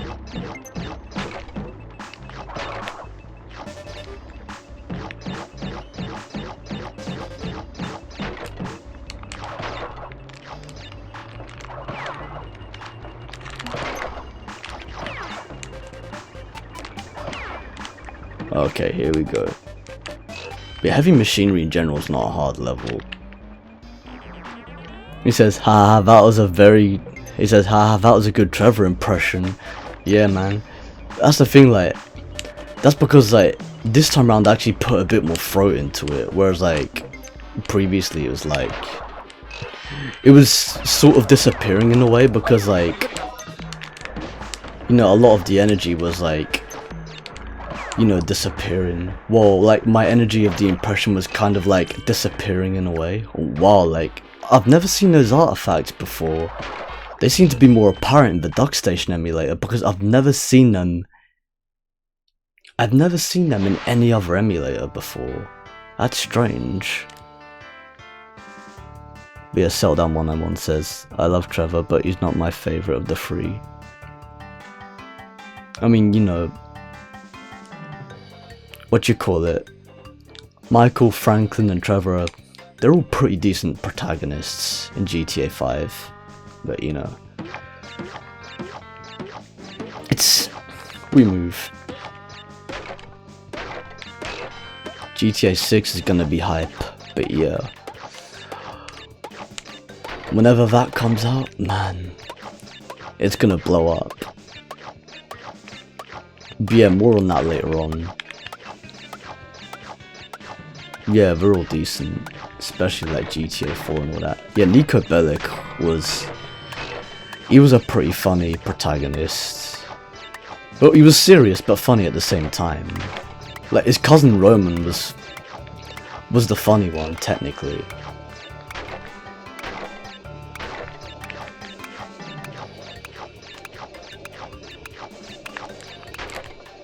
There we fucking go. See, I was concerned about whether to stop bouncing on top of that at 9 bounces or 10 bounces, but nah, I just had to be precautious just there.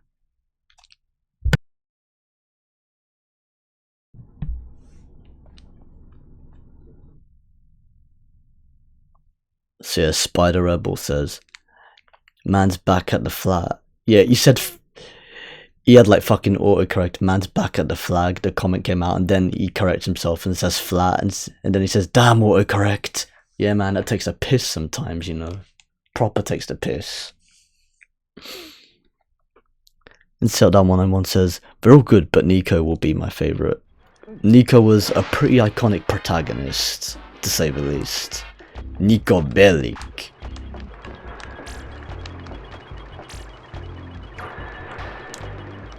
Those artifacts, it's strange, like every time there's a particle effect, there's always a glitch that comes with it in fucking every time it plays out in DuckStation. That's strange. The funny thing is I have the exact same settings. I have like literally the exact same settings as I do for PS1 games in RetroArch as I do at DuckStation. Like in DuckStation I literally have the exact same settings as I do for like the Swan Station core settings within RetroArch, and it plays out nowhere near like that in RetroArch. Okay, it seems as though I only clocked that particle effect, well, that glitch in the last one, but yeah. I mean, it's not something that pisses me off or anything, it's just an interesting observation to make.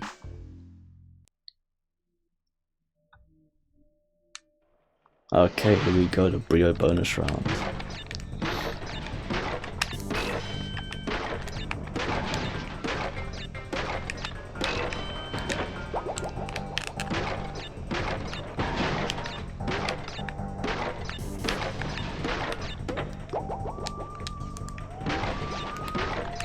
Sometimes it helps being weary. Oh, I think someone just joined the live chat. I mean the general voice chat channel within the Dingo Crush Discord server. I just heard the dalang. I'm gonna check back. It's me. Oh, Rob, you jumped in the Dingo Crush Discord server. Interesting. It's me. I was gonna say, yeah, cause I had TNC on like by default. Well, like when I went back onto Discord, like I left it on TNC, on like the TNC Discord server. But yeah, no, great to have you back in the commentary, Rob. Well, I just thought because I got a high-speed train, I literally was back in my flat in minutes. So yeah, no time like the present to join the call, innit? Yeah, well, as I say, it's a little bit early because I still need to prepare my stream that I'm planning to do. Yeah. Well, I think Therrell came into the chat because what happened was, yeah, he was in the live chat. I was on the train and I opened up Twitch on my phone, and then I realised that Therrell was in the chat, and he was just like, if I can convince Spidey to get him to play Helldivers with me, then yeah. Because the last live stream I did back in May 24, that was when we did Helldivers 2, so we're probably going to be doing another Helldivers 2. Well, it's only going to be a test stream. I'm not going to be like doing like a full one until I know that the upload speed here is, you know, stable enough. Because what I'd like to do, and I'm hoping that it doesn't penetrate the network too much, is do some VR live streams as well. Well, that'll be interesting. But yeah, yeah, it's interesting that Phil brought that up. Also, to read a few more comments in the chat. Yeah, I was just finishing off from Seltdown191. He also says, I'm starting to think it'll be 2026, but we'll see. Yeah, according to speculation, apparently the release of GTA 6 has been delayed to 2026. But of course, only time will tell. I mean, we still only got one official trailer for GTA 6 anyway, so honestly, I wouldn't put it past Rockstar to have delayed it to 2026 at this point in time, especially at this point in time. He also says, I'll stop, haha, whenever GTA is brought up, I get really into it, lol. So you go off on like a tangent or like a monologue or whatever every time GTA gets brought up. But yeah, no, it's an interesting topic to get into still, but you know. Oh yeah, then there's your comment. Which Discord server are you in, Cool Pro? Yeah, Dingo Crash Discord server, as of course you're now in. Of course, as you can clearly see. Seldown also says, woo, another year of GTA Online, haha. I overtook your chance to read the chat because I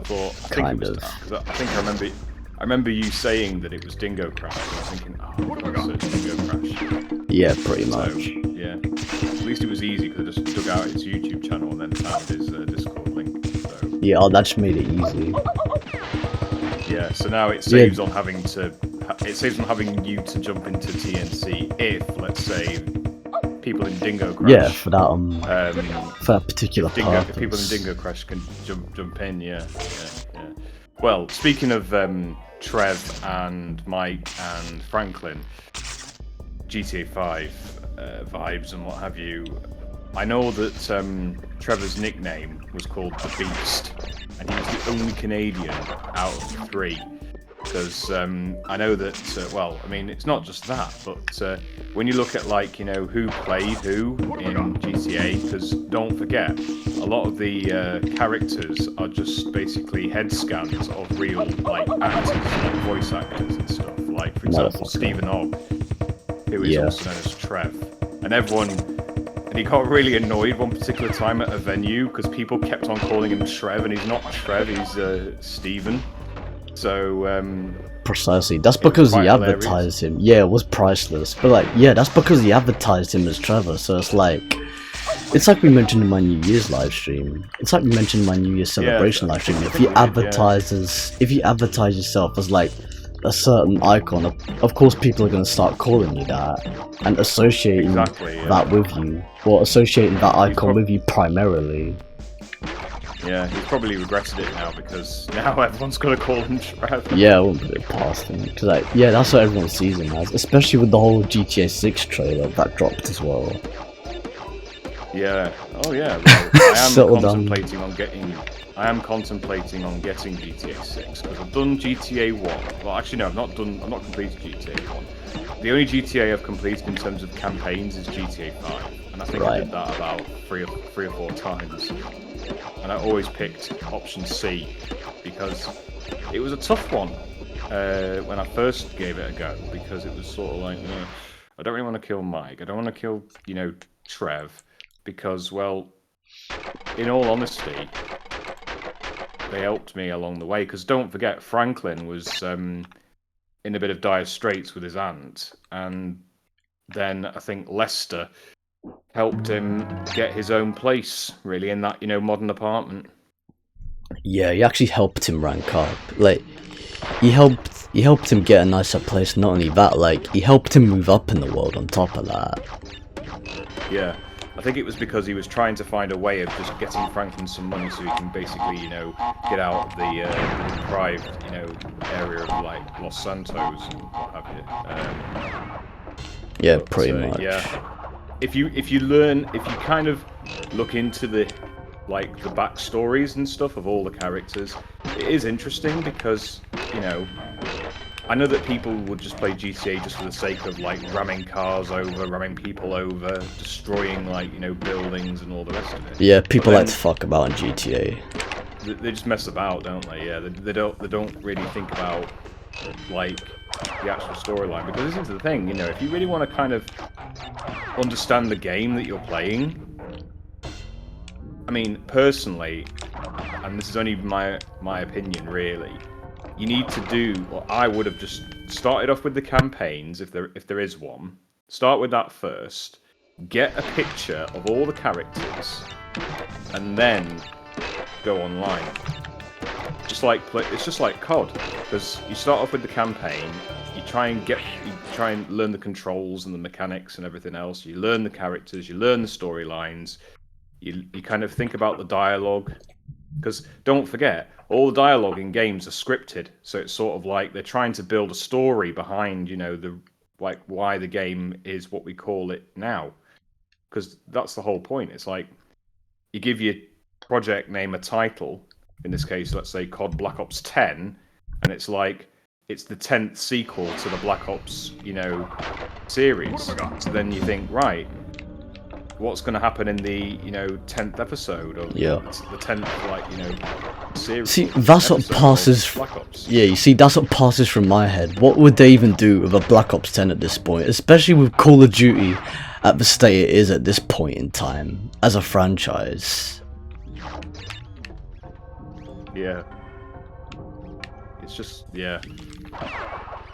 Activision are just, they're not going to change, I don't think. Yeah, they're actually not. All they give a fuck about is money.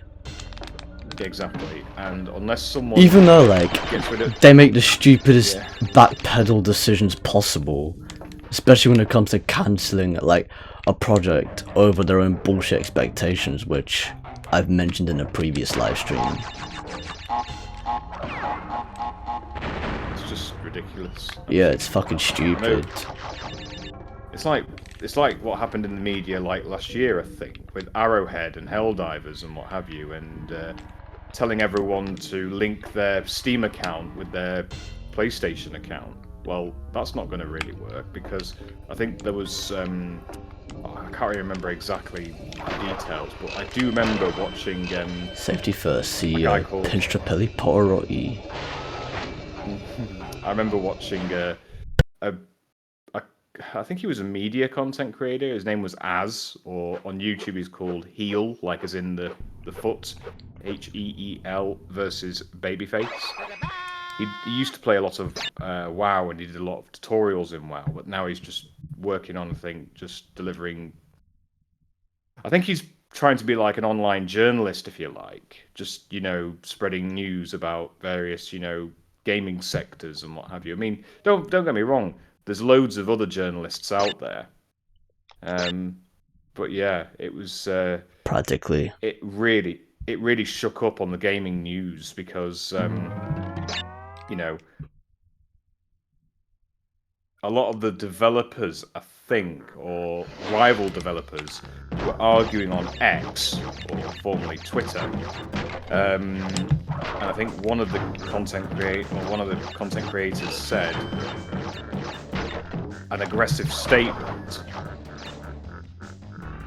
Basically, I think it was defining the shit that the shitty ideas that the content creators that made Helldivers and stuff have decided to put forward, and it was sort of like a death threat, and the journalist who I followed, or Az, who was the journalist who was reading, or was pointing out an abstract of that, comment that was put out on X from that guy. Yeah, X. Which we used to know as Twitter, by the way. Yeah, it's crazy. Say Twitter, just say Twitter, because it is technically Twitter. It's literally Twitter. To put it as X. It's just the only thing that changed was the name.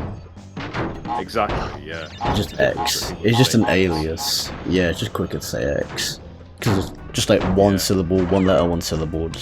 That's just the premise of that. Also, when you mention game journalists, it reminds me of those game journalists back in the late 2010s, especially when the Crash Bandicoot Insane Trilogy remake dropped.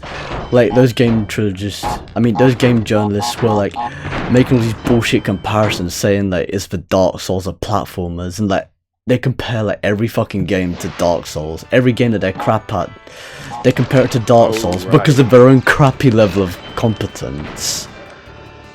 It's it's one thing to it's one thing to rate a game on its performance, but to take points off a game and give it a bad rep because of your own level of competence is completely below the belt. It's a massive piss take. And not only that, but it doesn't represent you well as a journalist or a reviewer in general. Yeah, yeah. Or even as a Yeah, person, it's for like- that matter. Yeah, well, anyways, yeah, because this content creator that put out the most, well, it was more of a death threat, really, and an aggressive comment. He was basically giving out a message to those content creators to say that what they should have done is got the CEOs, you know, and mothers and what have you. I'm thinking, bloody hell, this is going to get extreme. And then it went from bad to worse, and he basically put down in the comment and string them up. Like, fucking hell. Yeah, that's proper fucking extreme. That is ultimate. And the journalist said, I think this user should be, I think he was basically mentioning his name. I've forgotten his name from my perspective, but he was basically looking in the camera, and he goes, I think you might want to be on the FBI watch list. I'm going to try and find it now, because that's going to bother me otherwise. Heel versus baby face. Oh yeah, that'd be insane. Oh, it was to do with yeah, it was like a meltdown thing, was it? Yeah, because there was a lack of respect in the between the community and the content developer. Sorry, yeah, there was disrespect between the content creators and the actual communities. That's what kicked it all off. Yeah, that's the thing that makes this shit up. That's what gets people mixed up in shit like this. It's like people take one thing and they blow it completely out of proportion. Yeah. I just remembered that, actually, yeah. That's what makes it insane. Let me just see if I can find that. Try to find that video. Okay, so as you're trying to find it, Settledown191 says, I could go on for hours, lol. He also says, I saw that Stephen Ogg was annoyed at people, but after a while I think he stopped being annoyed. Yeah, well, some time has certainly passed since then. So in a way I wouldn't put it past him, and on top of that, like, if time has passed, like, you might as well get over it.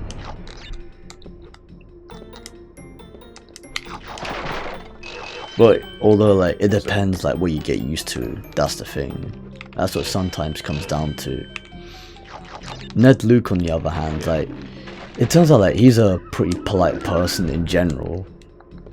And he's been doing, like, live streams of GTA 5 himself. Well, not just that, but, like, live streams of plenty of other games that are also similar to GTA as well. And that's what also made him, like, an even more beloved member of, well, pretty much any sector, really. Not just, like, the gaming industry.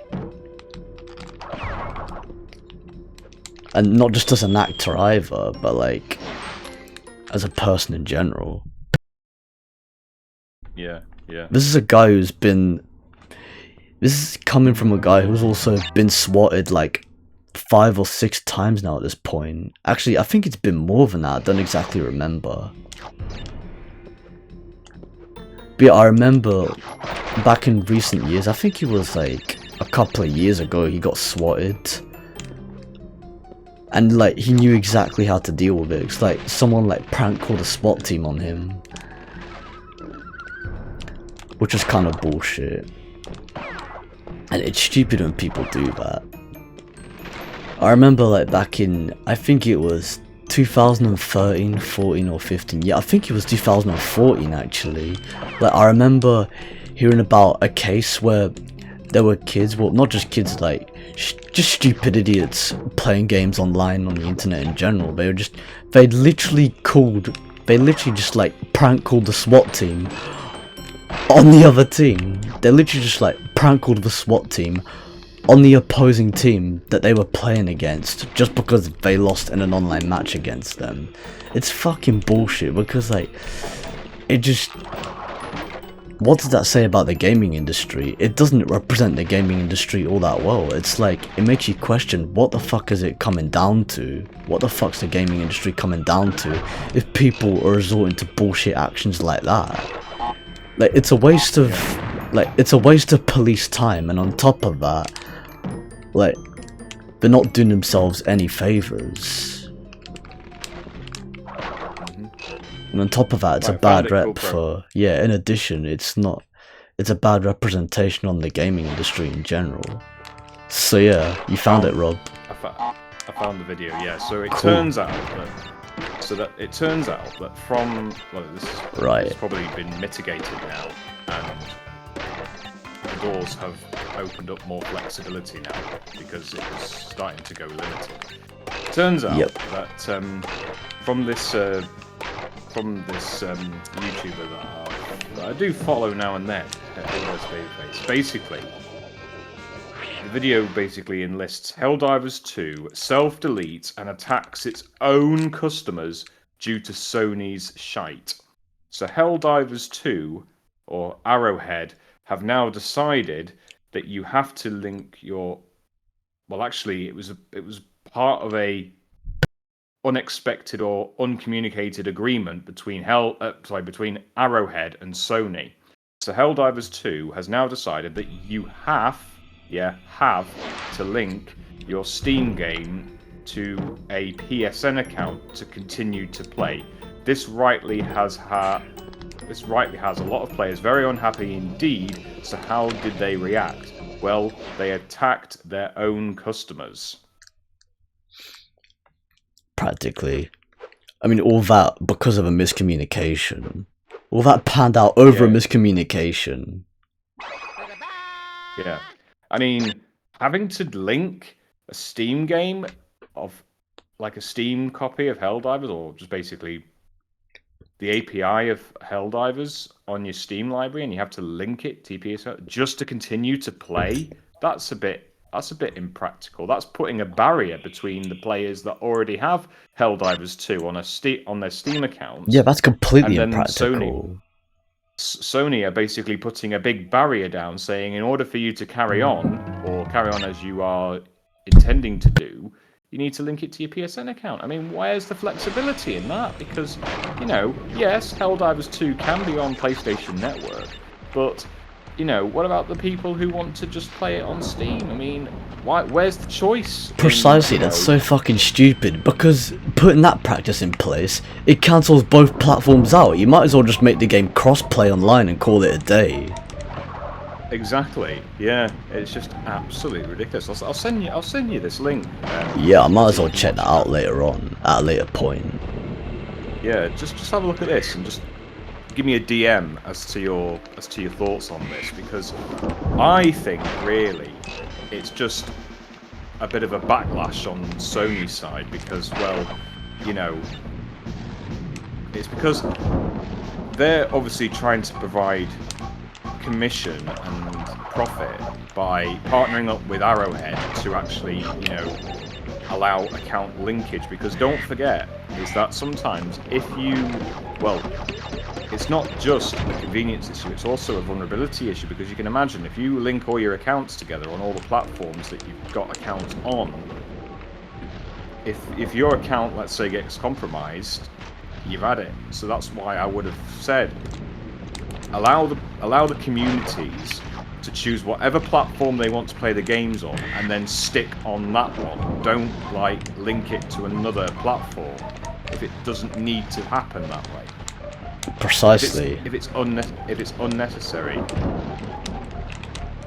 What the fuck was that? Come on. So Sony's attitude to their that was solutions, bullshit. fuck the customers. Yeah, precisely, yeah, that well, was their approach. Fuck the customers. Fuck the end users. Exactly. I'm like, well, that's going to turn out into an online war now, and that's exactly what happened when one of the content creators found out about that story and said that they need to get, and it was sort of a karma and reprimand, let's say. Yeah, that was definitely going to happen. If shit like that happens, yeah, it's definitely a reprimand. And on top of that, if shit like that happens, content creators are always the first people to point that out ahead of everyone else. It's all they all go political. That's the problem. Precisely. It's all political and everything. And then the content creator who posted that aggressive and fucking hell, absurd message and everything, basically telling telling That Sony fucking they need to vulture get is a their- piss take. They need to get their CEOs and mothers. I mean, what's the mothers got to do with anything? They wouldn't even have a clue as to what they do in terms of their occupation. Why get the mums involved? Yeah, like, It's what's the because of point? it's bec- They don't even get involved in the first place. So like, why are you bringing their mothers into it for? Yeah, I think it's because he was just so annoyed with the way Sony had announced that they were wanting to link, you know, Arrowhead's Steam users to, you know, or Steam users to link up with Sony, and it's like, all because like one platform is in decline and another platform is growing. There's no balance in the books, and it's just absolutely ridiculous. I mean, why bother putting in a hassle solution? Well, why bother putting in an account linkage solution without thinking about the consequences of doing that? And that's what Sony overlooked.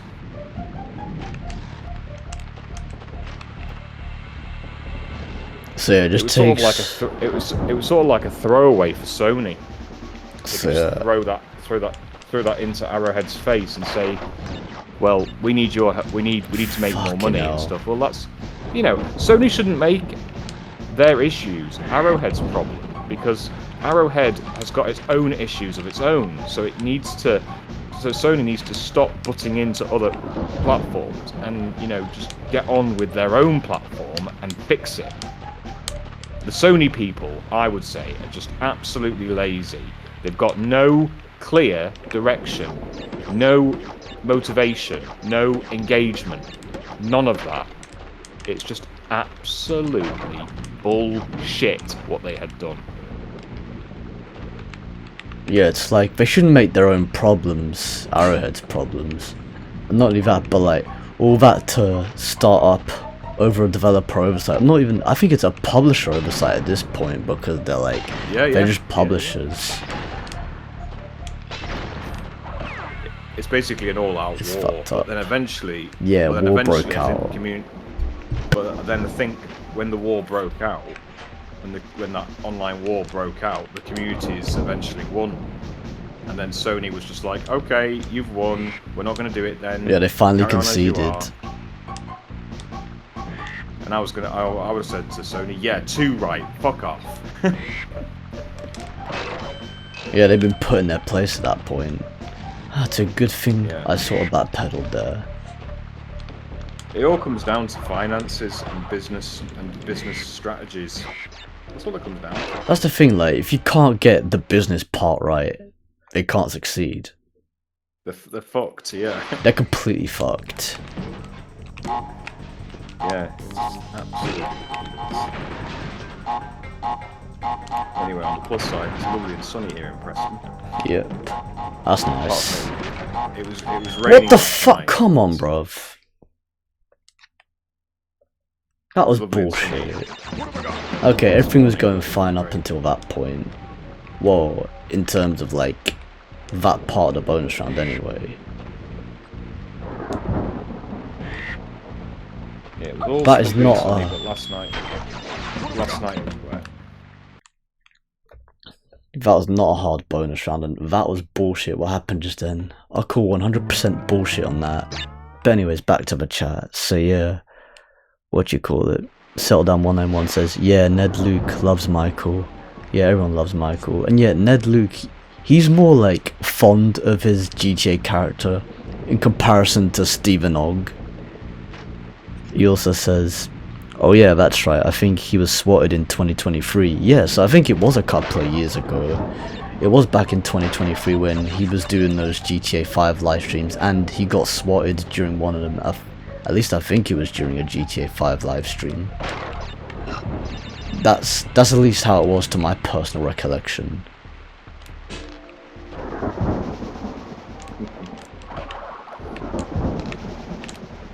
Yeah, no, So which for real, games? Rob. Like, Yeah. what do you call it? I didn't even expect you to jump into the Dingo Crash Discord server, but now, like, here you are. Like, Daniel's gonna be pumped. He's gonna be like, oh, we got another person in the Discord server. Well, I'll just say, yeah, I've known Cool Pro for 15 years. Yep, indeed. You've practically known... Yeah, both of you have practically known me for more or less the same amount of time. It's just that, like, back in the day, even though, like, we've had, like, our fair share of, like, you know, encounters and interactions, per se, like, I've definitely interacted with, like, more of the people that he was associated with in the past on top of that. So, like, yeah, it's, like... It pretty much comes from the fact that, you know, back in the day I always wanted to be a part of a bunch of different projects, as in, like, say someone was doing a let's play and all that, and I wanted to, like, guest commentate in some of them. Like, that's how it was back then. That's how networking used to be before the days of, well, technically live streaming was a thing back then, but it wasn't as popular. It wasn't just the fact that it wasn't as popular, it wasn't as, like, you know, it wasn't as in the main public domain. It was more of an obscure premise before people actually saw the true potential of what live streaming can actually do for people. So yeah, like, it was more about YouTube videos back then, and now, like, live streaming is more like, what you call it, now live streaming is practically both the present and the future put together. So yeah, like, me and Settle Down were just talking about it earlier on, and yeah, it's true. And as I said, like, oh yeah, carry on. What put you in stitches? What put me in stitches was every time I think every time someone says, like, I think this is probably very nerdy of me, Yeah. but every time I hear, like, someone say, like, well, I mean, I know from Settle Down's username, it just sort of reminded me of when I used to play Killing Floor 2, and every time we killed a Zed, or every time the Zeds were trying to overwhelm us and everything, as per the challenge that is normal in zombie survival games, one of my mates, who I haven't spoken to for a while now, for no reason, Right. just catch up, but he basically said to the Zeds, because he was shooting them, like, one by one, because they were in, like, a queue sort of thing, like a vertical line, ready to pounce and everything. And then as soon as my mate shot one of them, he was like, "Sit down!" Yeah, like, they use lines like that in films as well, like, sit down! It's like Biff from the future. Yeah, that's "Sit exactly what I was down." gonna point out, like, take a seat. Sit down! Man, that was iconic as fuck. Like, Biff Tannen in Back to the Future Part 2, where, like, he's up in that mansion, in that casino-type mansion. Well, it's a mixture of both, actually. Like, actually, no, it's a mixture of three things. It's like, it's effectively, like, a casino, a mansion, plus a hotel put together. Because he won all of his money. Yeah, because, like, from he got rich horse from the races. almanac, betting on horse The almanac, races. yeah. And he became races. he became a billionaire overnight on his 21st birthday, according to that timeline. According to that particular timeline. And it was all because old Biff in 2015 gave young Biff the almanac. Because Yeah, he stole Marty McFly's idea. he stole the idea, plus the fact that Doc didn't want any, let's say, you know, Yeah, messing about with the passage of time and stuff. yeah, he didn't want, like, yeah, he didn't want the space-time continuum to be fucked over. He didn't want it to potentially blow up the entire universe, and he didn't want Marty using it for financial gain either. Like, as in, like, the premise of time travel, he didn't want him to use time travel for financial gain. So, like, he just threw it in the bin. But then, like, old Biff picked it up from the bin, and then, like, took it back to his past self in 1955. So yeah, he went all the way back from 2015 to 1955.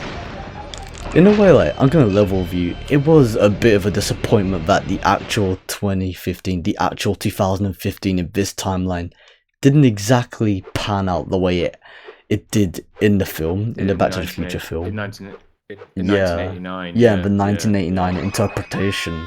I get Back to what you're Future saying, 2. yeah. But at the same time, I was like that. Yeah, but at the same time, some of the things were actually true. Some of the things we actually did get, like video conferencing and all that. We have some of that futuristic shit, but at the same time, It's like Telepresence, yeah. not all, yeah, telepresence. So yeah, like we have telepresence and everything. That's all well and good. But all the other stuff, all the other cool stuff, like all that cool shit, like flying cars and all that crap. It's like we still don't even have. Yeah. And I'm like, what the fuck? Like, bro. Yeah. Just weird. I'm like, what the fuck? I'm like, Well, I bro, know what the that- fuck's playing well, up? But yeah, Well, what I know that Amazon. I know that Amazon are doing like delivery drones, but that's about as close to That's flying it. vehicles as much as possible. I mean, it's just drones now that we've got. That's pretty much it. Yeah, that's the closest thing we have to like, you know, hovering vehicles, drones. It's fucking crazy. But yeah, it's like, it was certainly a massive what the fuck when the actual 2015 came in this timeline. Yeah. But you know, we did accept it over time. It's just part of life. Yeah, for sure. Like, yeah. films have their interpretations. I remember there was a film like where like, I'm not sure whether or not it was RoboCop, but it was this film that was made in 1994, and then like 10 years later, and then I think like they went to like 10 years later in 2004, and it looked proper futuristic, and then that certainly turned out not to be the case, as we already knew at this point in time. I mean, that I kind of understand, because 2004 as a year is like still pretty close. I don't think to compare like a current year to a year that's, you know, 10 years down the line, that's like 10 years later, I certainly think that a lot would change, but not to that extent, especially taking how fast technology can advance. It just depends on like the development of technology and speed, and also what scientists discover and all that. It's funny though, it's interesting because like I remember seeing a video about certain products that were like, they're not really products, but like there are a bunch of prototype devices that are like present, but they're not released to the public for a good reason, because like there's no permits, there's nothing to police it all.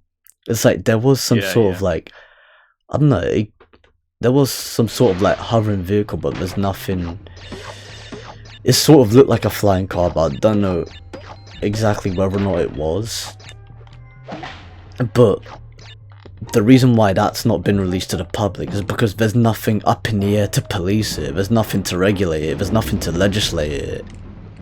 So like they gotta have like all that stuff in place before releasing such, you know, such a device.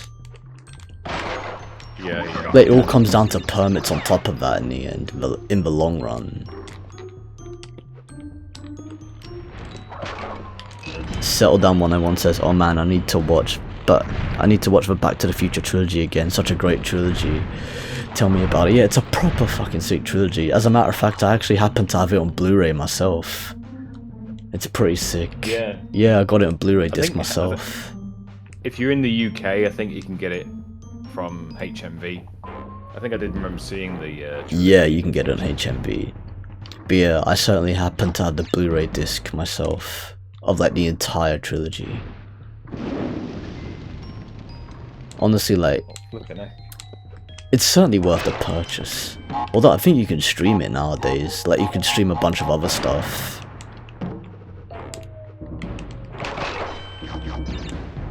That's weird. My mail app glitched. Like it said that I had one unread email, then it came up with like 37, and now it's gone down to 5. Yeah, that's fucking crazy. Yeah, that happens sometimes. Yeah, it's probably a bug in the app. Most probably is. Well, okay. That was an unanticipated bit of momentum there, but I managed to circumvent that.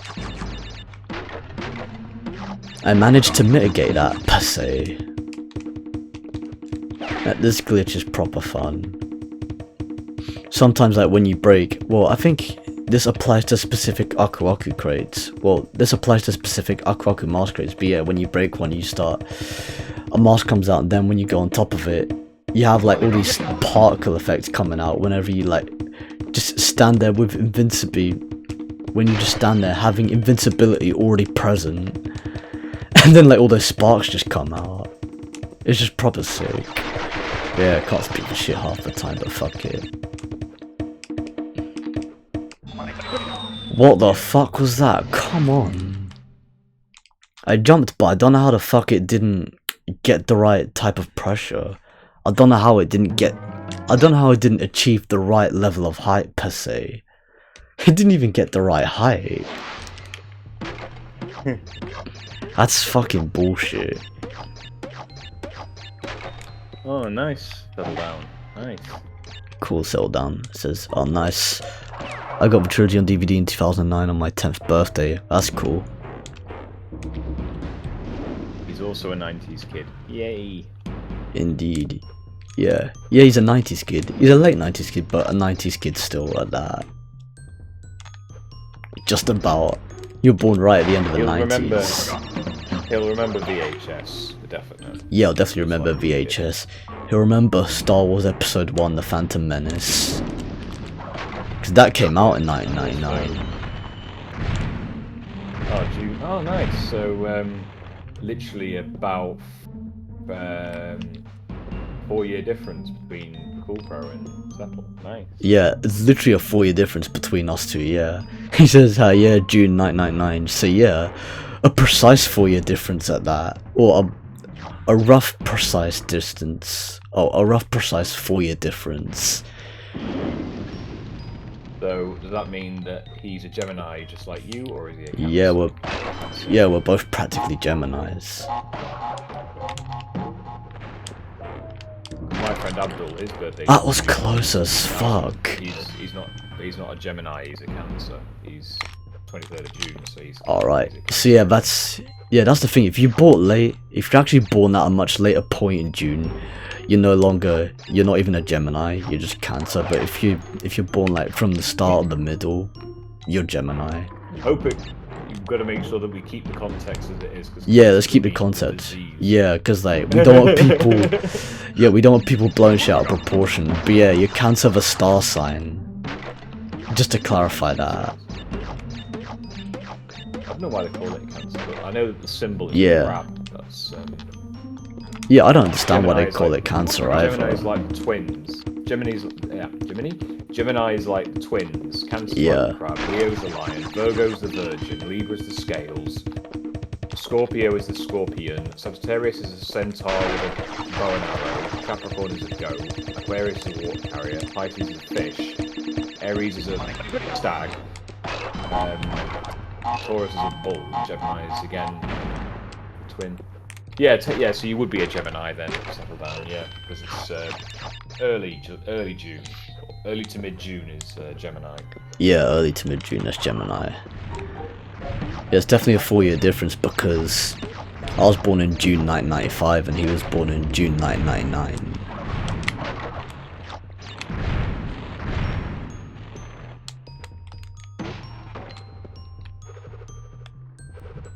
And the question is, well, how did I pick up all these star signs and what have you? Well, it was all because I first spotted that out when I played Sims 1.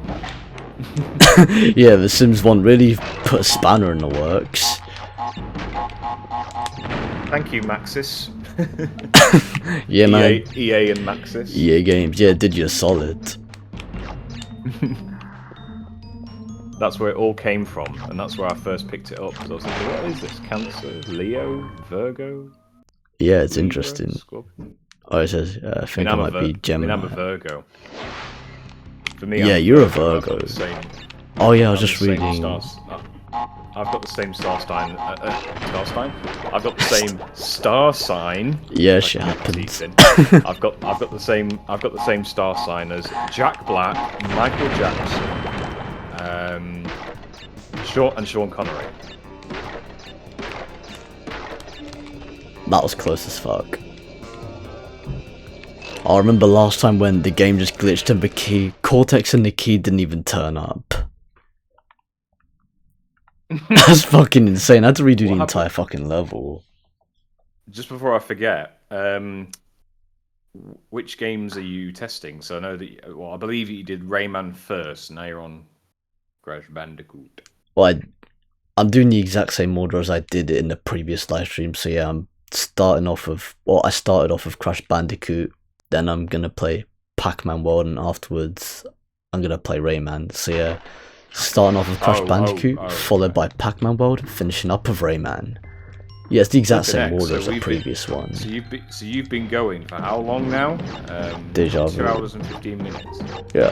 2 hours 15 minutes. So literally been playing Crash Bandicoot whilst I was riding on a train back to Preston. Yeah, precisely. Yeah. Well, I was introducing the live stream as part of that as well, so yeah. Fair enough, yeah. Probably like the first 15 to 20 minutes or so. Roughly the first half hour, it was practically the introduction. Yeah. Yeah, well, I'm gonna, at some point in the next hour and a half, I'm gonna get... That was way too close. You see that? I almost got blown up by the fucking TNT crate, but like, the game... You saw Crash was like glitching back and forth, getting caught on that iron crate, that metal iron crate. Yeah, like, he was... Bro, like, he was tilting like crazy. Are you trying to break the game? I wasn't even intentionally trying to break the game. The game was breaking itself. Fucking hell, that was insane. Yeah, like that put me in stitches. It was killing. It was partially killing my inputs as well. So it partially put me in stitches as well. You see, I told you it's the inputs. Yeah, it's partially the inputs, but yeah, it's partially the inputs. It doesn't matter if it's the partial or full inputs. It's still inputs. Yeah, but at the same time, it's like there's other aspects to it too. Man. It's not always the inputs, but this time, like, it was partial inputs. No wonder why the game starts breaking every now and then. It's the inputs. Yeah, it stems from the inputs. Well, that and settle down one. That plus like the cycles, the AI positioning, the RNG, depending on whatever's present. So yeah, settle down. Says, well, he said I think I might be Gemini then since I was born on the 10th. Yeah, you're definitely Gemini. He says, good old Sims. I've only played The Sims 2 Pets on PS2. Pets. Sims 2 was actually a lot more dynamic than Sims 1. Yeah, I mean, Sims 1 in a way, it kind of felt like a prototype concept. But then again, that was obviously the franchise starting out per se. So it makes sense that it makes perfect sense that Series 2. I mean, it makes perfect sense that The Sims 2 was a more dynamic game. They expanded upon the premise a lot more in terms of the second game. Yeah, for sure. Yeah, I think. Sims 1 was just polygons, and Sims 2 was it's a bit castle more machinery. Realistic. Yeah, it was more polygons than Sims 1, and a bit more realistic than Sims 2. And to be fair, really, after Sims 2, when Maxis released Spore, it then became a bit more realistic, even though there was a bit of a 4-year gap between Spore and Sims 2, because EA did quite well for themselves, and I think really now they're following the same concept as their rivals, Activision and Valve, and they're all trying to make games now feel like you're in real life, and that's probably why they're trying to promote VR. Pretty much. More. So yeah, people, here we are. No time like the present. It's about that time. Man's officially pulled off the life glitch, where you glitch over 100 lives. When you said live glitch, I saw Crash just literally fall down a couple of feet, and I was like... Yeah, like, that's the plummeting part of the level. Oh my God. Yeah, like, that's the proper level. I don't know, I don't know why, I was just thinking... It's funny, the picture, though. Glitch. Yeah. Oh yeah, the picture, yeah. Like the animation when he falls, it's like... Yeah, the animation is priceless. He's like, whoa! He's like, whoa! Whoa! It's like, man's plummeting.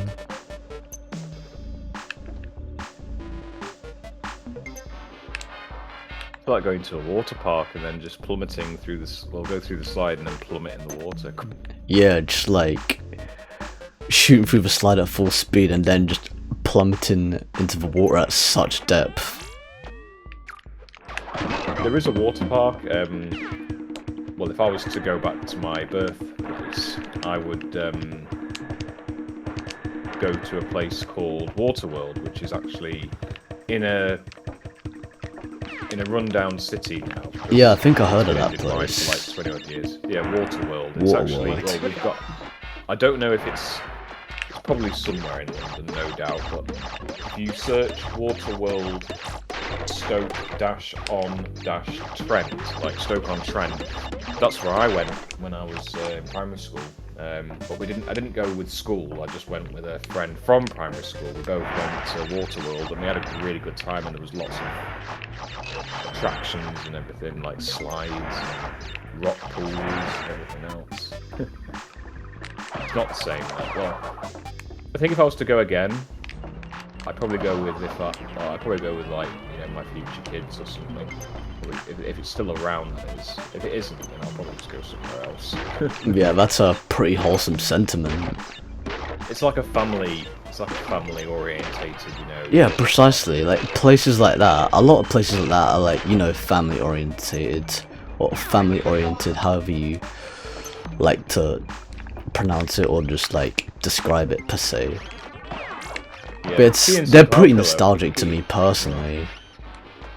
PNC Cloud Pillow, he knows exactly where I mean when I say Waterworld, because he used to come up from Birmingham to Stoke, and he that's went cool. to Waterworld.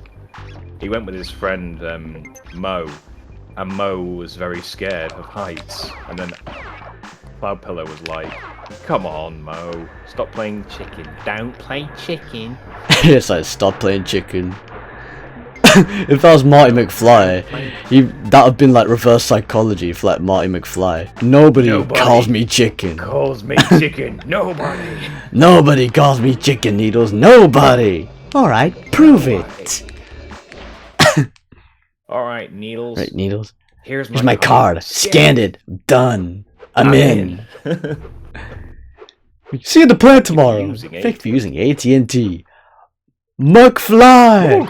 McFly! Fujita-san, konnichiwa. McFly, I've just monitored that scan you've just interfaced. You are terminated. You are terminated. You are terminated. Terminated, no. Terminated, no. It wasn't my fault. It was my fault, it was Needles. It was like a stick-up. It was Needles' idea. McFly, And read my facts. No, then he was like, and you cooperated. No, it was a sting operation. I was setting him up. Read my facts. No, I can't be fired. I'm fired. What the hell am I gonna tell Jennifer? Oh, this is heavy. This is heavy. And then like the fax prints out, you're fired. And then Jenny picks up the paper. Yeah, like young Jennifer picks it up and takes it back with her. She opens it up again. Yeah, she takes it back with her, and then she opens it up again in Back to the Future 3 when they go back from 1885 to fix the past, back to 1985, and then she goes... What the fuck, bro? Come on. But yeah, like, it deletes. Right, yeah, the content on I'm that gonna page go and erases. I'm gonna go and collect my stuff, make a coffee, and get a snack. I think I've got some pork pies in the fridge. Yeah, man, just perk up that caffeine. Perk up on that caffeine. I didn't have any coffee before I left my birthplace, so yeah. I'm gonna say like my home. I'm gonna say birthplace because it is technically where I grew up. So yeah, it's technically your birthplace. So you visited your birthplace during. You visited your birthplace over the week. Well, I went on Thursday because there was nothing to do at work, so I just worked. Well, remote actually. So you can work from anywhere really, as long as you've got a connection, secure connection. You've met all the prerequisites for that. And then, yeah, I thought because I was going to stay at my birthplace today, but because of the train limitations, I thought no. I mean, I could have driven down and I would have had more time, but I want to do some live streaming, which will be in about an hour and a half or so. I want to kind of get that pretty much ready to go. Yeah, just get all set up. Stream for about an hour and a half or something, and then probably do another live stream in the evening. So do a test stream like cool. at lunchtime, and then just because I did say to the TNC community, I said I'm going to be doing a couple of live streams over a couple of days. So yeah, you didn't specify the days, but yeah, just to say that, just to give them notice. Like if they see you going live, yeah, it was a pre-warn. Like if they see you going live, then all they have to do is just check the announcements channel within the TNC Discord server. It should be automated, and it would obviously pick up that I'm streaming. So yeah, that's what I figured. You'd have like automated promotion announcements within that specific channel within the Discord server. Yeah, precisely. Yeah. Right. Well, anyway, cool, bro. Enjoy continuing with. Cheers. Enjoy continuing with your live stream, and yeah. Hopefully I'll see you on the web if you do happen to be my guest commentator. Yeah, we'll see. So I mean, you said it might be in an hour, but you could say the tables have turned. Tables have turned. Yeah. Well, I don't think. Well, is the thing, like, I'll probably still be live streaming at that time anyway, since as you said it'll be in about an hour, and I've still got quite a bit to go. My live stream is bound to like pass through lunchtime, so yeah, probably will be guest commentators in each other's live streams in that case. Well, yeah. I actually think that'll precisely be the case. If you want to raid, but if you don't want to, yeah, I'll you're, let's say, too busy. Yeah. If you're too busy, if it ends up becoming, Yeah. If it ends up on your side becoming too busy, then Fuck no, I'm dead. That was bullshit from that TNT explosion. But yeah, well, I know I definitely won't be able to raid your test live stream, but because they'll be happening at the same time. But like, as in, what do you call it? As in like your actual live stream, it depends how long this stream runs for, which I don't think it'll be that long. So yeah, I think the best course of action would be just for us to, just be in the same voice chat channel while we just, do our own respective live streams. They're both tests after all, so like they go hand in hand. Test subjects. Might as well. They're test subjects. We could use one of the VCs as a hub, and then it would just be like all the viewers could then hear what I would have been saying on your live stream, and everyone would be hearing what you would talk about on my live stream. Precisely, they'll be hearing the exact same conversation on both live streams. That's what you call a periscope. Yeah, that's effectively what it is. A periscope live stream. And yeah, just like clear a few things up, people. Yeah, like there are some points where like I didn't make the best possible jumps, especially like jumps that were inevitably gonna kill me, is because clearly it's because I was getting caught up in the conversation here. But yeah, shit happens. Shit happens. I just like it how nice and calm you stated that statement. Sometimes that's how it's gotta be, and fucking hell, that's such a cheap way to die. You need a coffee, man. You need a coffee. I mean, coffee does perk you up, but not necessarily. It depends on what coffee you drink, Yeah. though, because if you add like sweeteners and stuff. Yeah, if you put too much sweeteners in your coffee, it fucks you up. English, we live on sugar. Yeah, man, fucking sugar overdose. Fuck that. Sugar, how you get so fly. Sugar, how you get so fly. Yeah, man. Back in the day. But yeah, no, still, like, coffee's not the only thing that keeps you going, and sometimes it's like, you just gotta eat the essentials. It depends what you have for breakfast, to be honest. Like, if you have cereals, you're obviously not gonna have a coffee with it, because you're already having milk in the bowl, and that's like, you're just doubling your liquid intake. Well, I sometimes have like coffee first and some breakfast, or I have, a bit of both. The thing is that when you say like you double the liquids, well, the milk that comes in like coffee pods probably a little bit different to the milk that you probably buy from the supermarket, because the coffee pods that have the coffee Yeah, the granules trust come with that coffee crate was pods not that have there. the milk. Fuck it. But yeah, more about the coffee pods. Yeah, it's just, yeah, because I've got a Joy Tassimo coffee machine, and you have to get the coffee pods, and they come in like a package, and then or like a packet, and it's like one box comes with the granules, and the other one comes with the milk. So it's sort of like you put the milk in first, then the granules. But in terms of like the cereal milk, that would be from like, you know, the supermarket. Even though the milk would be the same kind of, let's say, texture and what have you, flavour of it, whether it's like low fat or high fat, that's what is the difference between them. That's sort of what distinguishes between the two types of milk. And not only that, you can get soya milk as well. So that's like people who are lactose intolerant. So you have to get soya milk. Yeah, precisely. There's like, they sell lactose-free, they literally sell lactose-free milk in shops. They literally sell like lactose-free milk in shops. Like, it depends how much you cut out though. It depends how much like you cut stuff out though, because like, you can like sort of reduce your dairy intake, but at the same time, if you cut it out completely, you could develop an even deeper lactose. You could develop an even deeper intolerance for lactose and dairy in general. So like, it's just a case of balancing it out. You just gotta level it out, you know. Speaking of which, that was a piss take, the way I died just then. I'm like, fucking hell, what was that all about?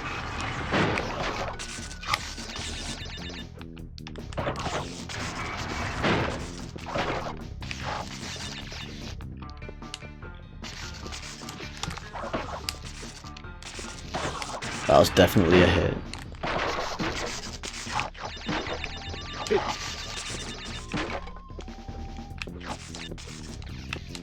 I'm basically almost done with Crash 1, but yeah. Anyways, like, say what you gotta say, Rob. I'm gonna go and sort myself out, because it's getting to 10:30. I need a coffee because I'm absolutely cranking for one. Fucking I'm feeling hell. really tired. You know who needs a Had a coffee? 1 hour- Fucking Crash. That's who needs a coffee. Jesus fucking Christ. The shit he's pulling right now. It's like, fucking hell, man. You certainly need a coffee, man. They should inject it in the code then, give Crash Yeah, coffee. like, they should have like coffee code pickups as items per se. That's how you can inject. That's how you can inject it in the code. Or you just put it inside the Wumpa fruit. Yeah, he just like he's eating the Wumpa fruit. Fucking cunt! Come on, that is poor timing for that electricity.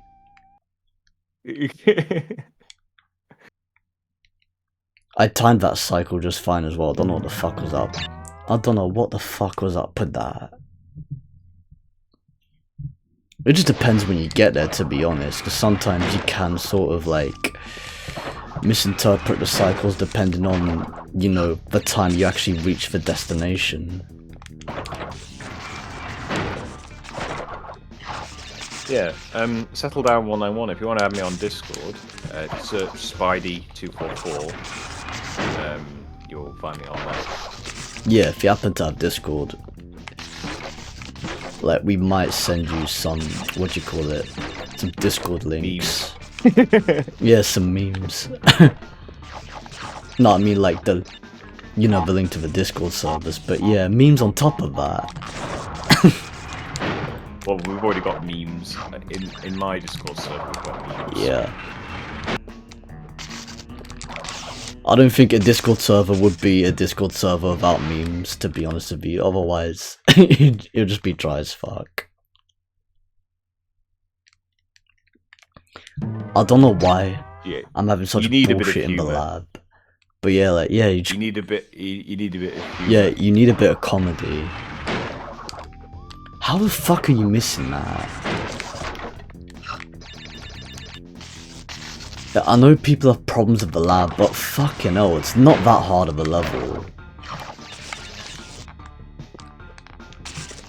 Click on something.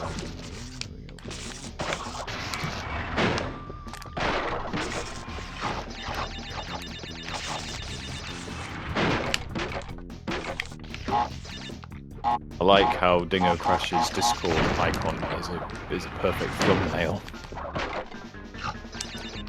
Yeah, it's a pretty solid thumbnail.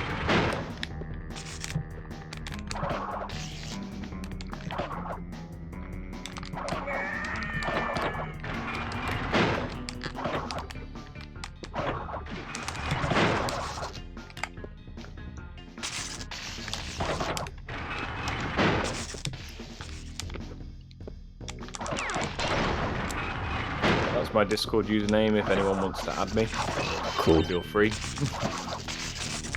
Might as well just. But yeah, cheers. Appreciate that. Oh, you're saying it to him. I was gonna say. Yeah.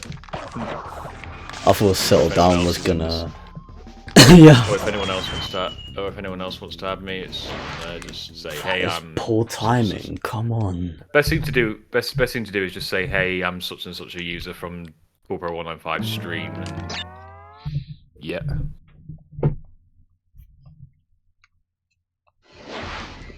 I have to admit though, yeah, I was gonna say I thought it was like Settle Down posting his Discord tag in the chat, but that's alright. I mean, I can understand why some people don't do that though, because they don't want just any odd person adding them. Yeah. Like, I wouldn't put it past them for not doing that. Yeah.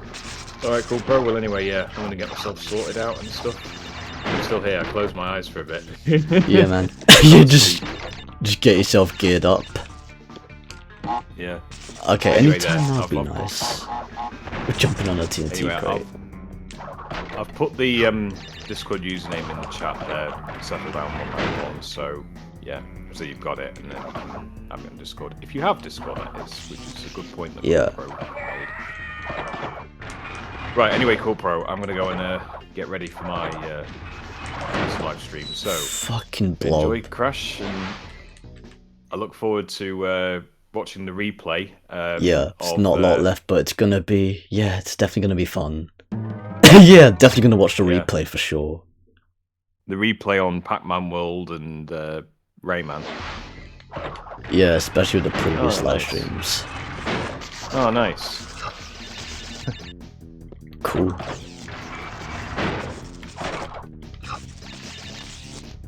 There we go. Send that out there. There we go. There you go, Settle Down. You should get a notification now.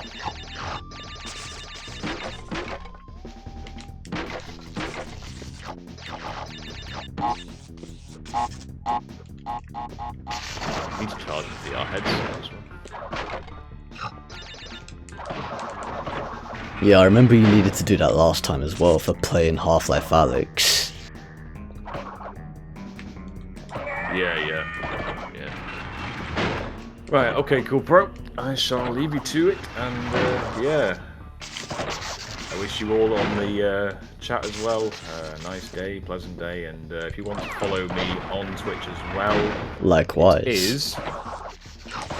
That is my Twitch name. If you would like to, well, I know that my Twitch name would be in the chat anyway, but yeah, that is my Twitch name. If you guys want to check out my Twitch channel as well. But yeah, hopefully we can get back into the live streaming element, or Pro's guru, let's say. My guru, yeah, kind of. Pedro is the guru of live streams. Yep, indeed. Live stream guru. The livestream guru up in the building, mofos. Speaking of which, the lab is complete. It's about fucking time too. Seriously, the lab is not a hard level. Come the fuck on.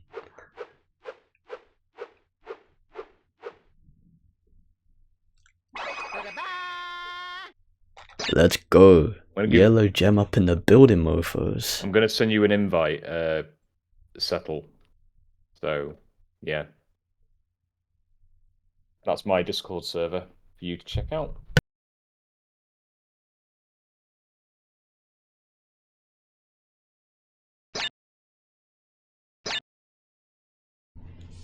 Okay, let's go. We're approaching the Great Hall. Okay, so yeah, Settle Down 191 says, I'm still here, close my eyes for a bit, haha.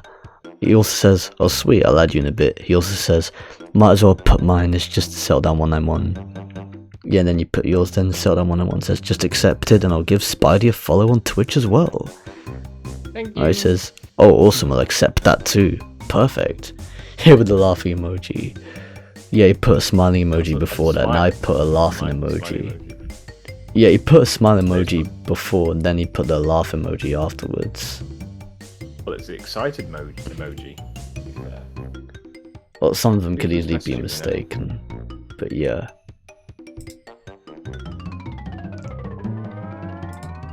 He must be in the TNC server by now. He is. Yeah, I figured.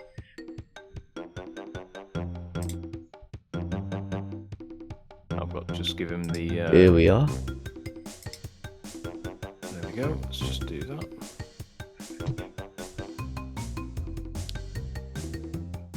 Yep, he definitely just jumped in. Yep. Feel free to have a look around the TNC Discord server. Yeah, feel free to check out. Best thing to do is work your way from top to bottom. That's probably the best way if you want to navigate through. I've tried to order all the text channels accordingly, so yeah, feel free to check it out. And if you've got any suggestions and stuff, just read through the text channels and you'll find all the information that you can read up on. Right, anyway, on that note, I'm going to go and sort myself out. So anyway, cool. Kupro. You're going to say pseudo just then. Pseudo Kupro. Pseudo Kupro. Kupro pseudo. Pseudo Kupro. It's the coffee. It's the coffee lack. Yeah, the coffee lack. It's not working. Yeah. I know it's not working. I know it's not working. It'll happen. It'll work. I know. Alright. Alright, cool, bro. Have a good one, man, and yeah, I'll hopefully Likewise, see you Spidey. in my live stream. Yeah, hopefully. But yeah, I might see you in the Discord server, but yeah.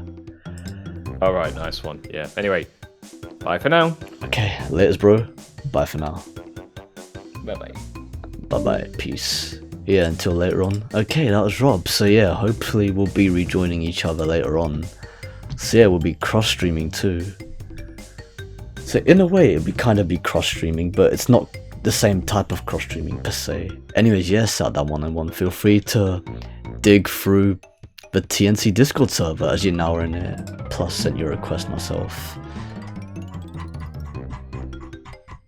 Yeah, dropped your request. Yeah, Helldivers too. Yeah, I'll check that out in a bit. Perfect.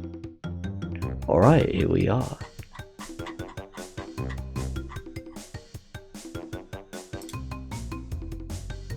Okay, so yeah, I'm currently still in the Dingo Crash Discord server at this point.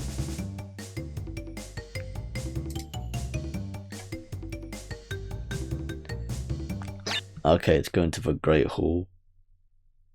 So that 191 says, awesome. Okay. Yeah, I think you stuck around longer this time round in comparison to the previous live stream. I'm not sure. I don't know if you're even here for Pac-Man World. Probably not, but like...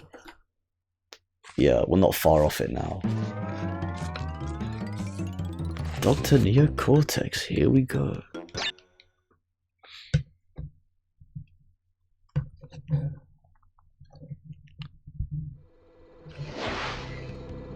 Done! Crash Bandicoot. Okay, there's glitching artifacts every time he shoots. Like, I don't know how he misses that. That's so stupid. It's not even hard to miss these shots, but you know, shit happens.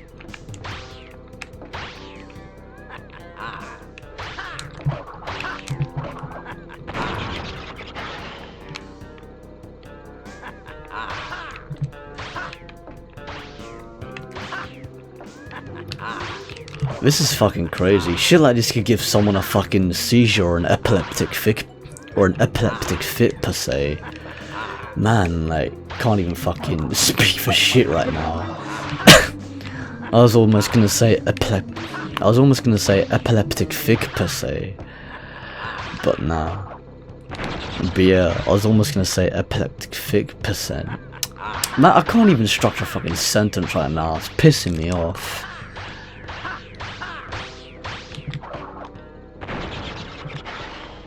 Alright, the final shot. That'd be a real piss take to fuck that up. Let's fucking go. Okay, that's that. That's the end of Crash Bandicoot. But yeah, let's chill through the credits. Let's chill through the credits scene.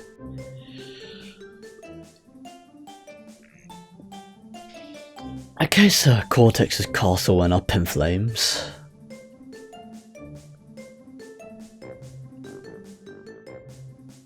Now cue the credit screen. Okay, so Seldown 101 says, yeah, I haven't been as tired tonight, but I'm starting to feel it a bit now. Yeah, well, I presume it's starting to hit you a bit later. But yeah, well, on top of that, Crash 1 did take a bit longer.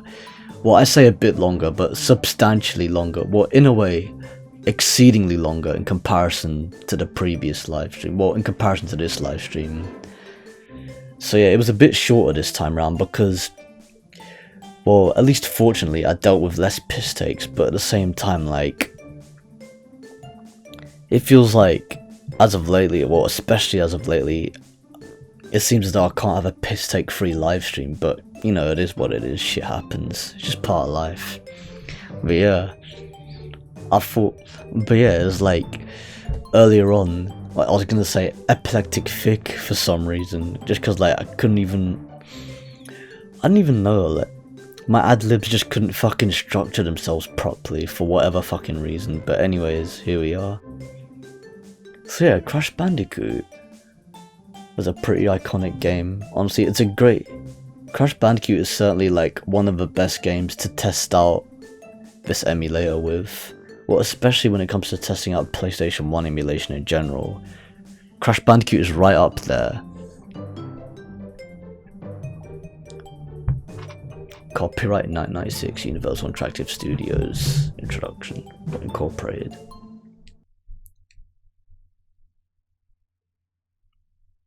So yeah, copyright 1996, Universal Interactive Studios Incorporated. So yeah, that's that. It's a definite production.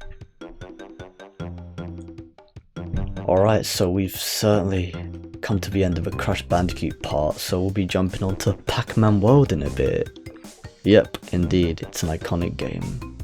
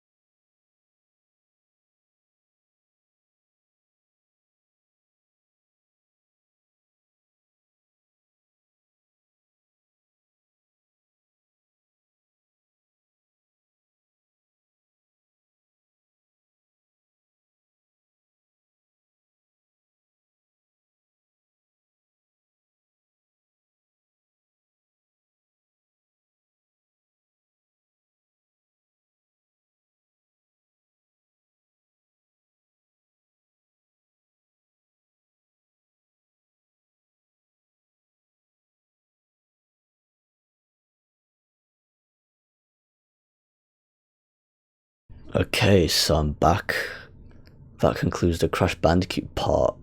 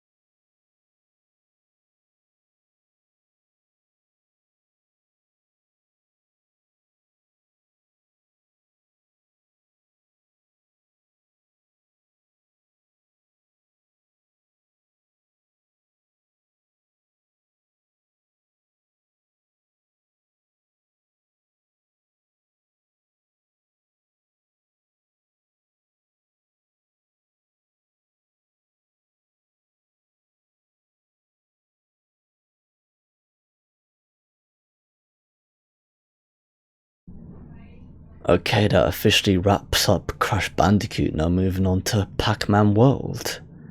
Let's boot up the game. Let's just scroll down this list over here.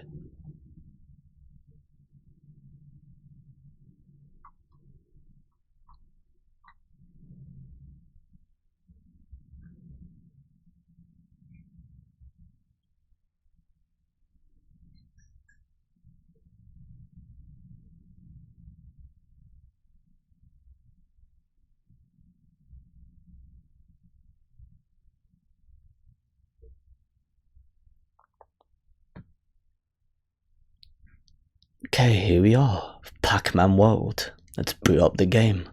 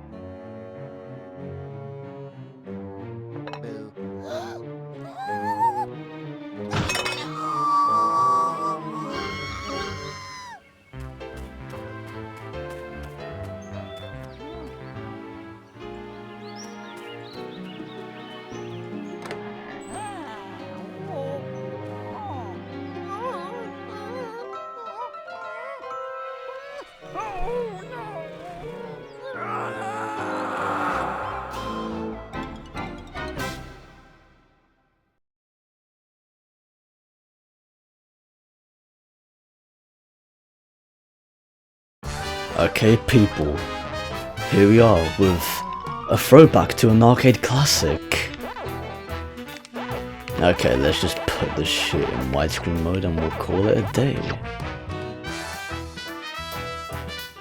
Yep, always better in widescreen mode, that's for sure. Especially since we're playing and live streaming the 16:9 aspect ratio, might as well, you know. That's always got to be the case. It's interesting how you can like get all these, they give you all these options to like play through the quest and play through the mazes that you unlock, plus the mazes provided on top of that, on top of classic mode, which is basically the Namco Museum port of the original Pac-Man for the PlayStation 1.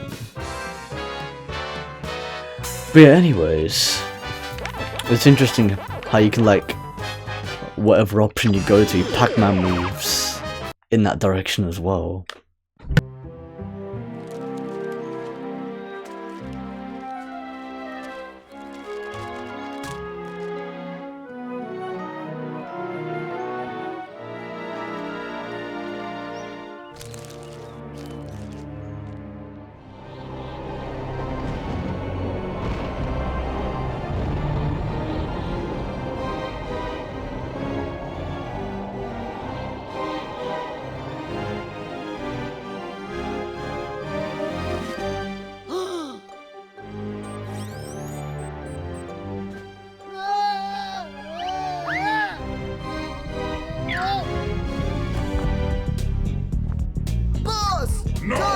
No, you idiots! I wanted gold streamers and red balloons! The DJ stinks, the banners are crooked, and the cake should be chocolate! You're gonna ruin my party! Boss! What do you want? Pac-Man's here on Ghost Island!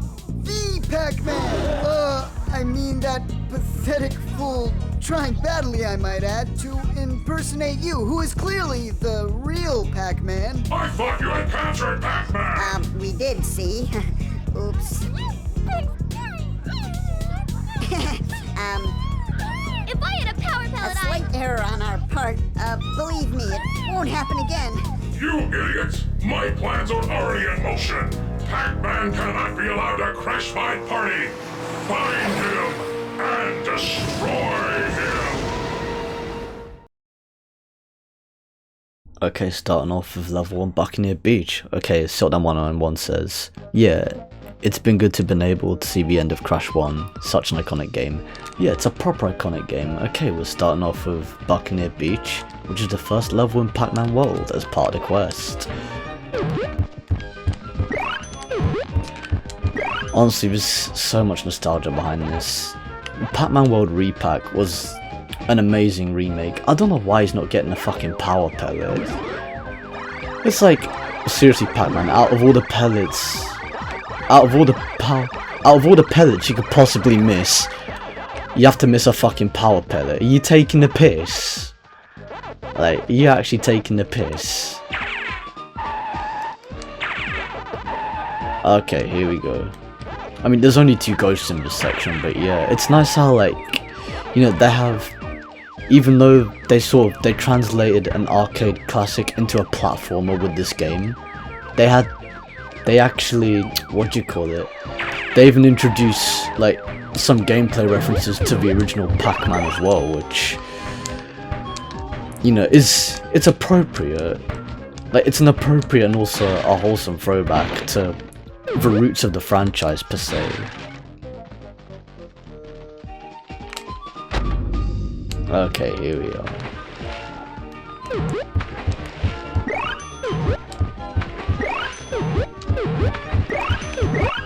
It's always fun playing this game, and I'm speaking for the original plus the remake. They did a great job with Pac-Man World Repack in terms of like the structure of everything.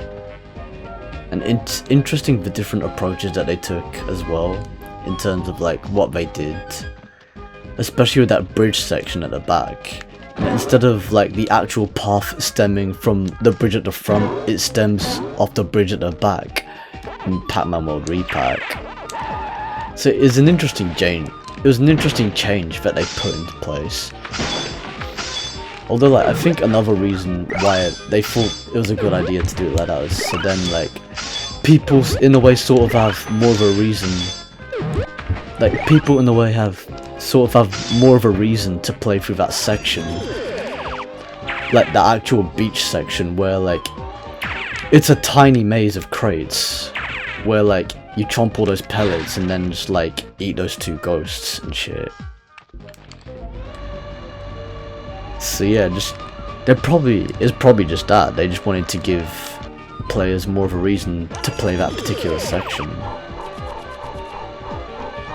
They've changed a number of things.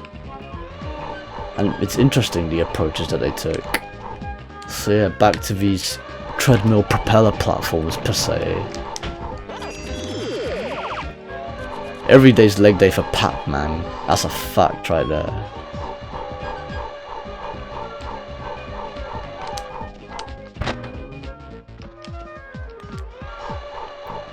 So yeah, more or less the same shit. Okay, well, I don't know if you're still here at this point in time, Settle Down 191, but it's great to see that, you know, you're able to make it this far. Especially considering your time zone. Since, you know, you're living in New Zealand and all that. So, like, it makes sense for you to clock off whenever possible. Man, these ice platforms.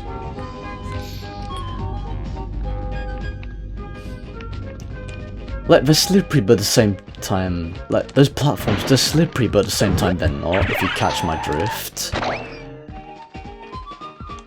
Because, like, to be honest, you don't really have to do much in order to, like, you know, keep yourself stable on those platforms. I think the only way, like, you'd slip off those platforms is if, like, you did something really stupid on them, and that's pretty much it. And yeah, forgive me people, I really like the soundtrack of this game, especially this one as well. This track is just pure childhood nostalgia. It's a fact right there. It's still a banger in my opinion, to be completely honest. Settle Down 191 says, still here but just about to hop off and head to bed. Yeah man, wouldn't put it past you bro. And also it was nice having you for the amount of time you were here, he also says. But yeah man, I really enjoyed the stream today, I wish I could stay for the rest, but I'm exhausted, haha. Yeah man, honestly, like, more power to you bro, more power to you. So yeah, if you're heading off right now then cheers for stopping by, and also feel free and be sure to check out Spider Rebel's livestream later on if you happen to be available, especially since you've dropped him a follow in the process. Yeah, I'll probably be there as well, like, in terms of guest commentating, in terms of being in the commentary, but yeah, I'll most probably guest commentate in that livestream, but we'll see what happens. Okay, I think I'm gonna try my luck here, depending on what I can get out of the slot machine premise.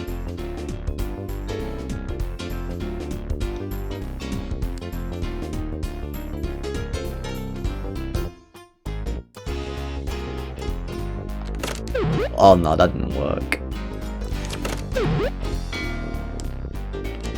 At least that pumps up your score a bit.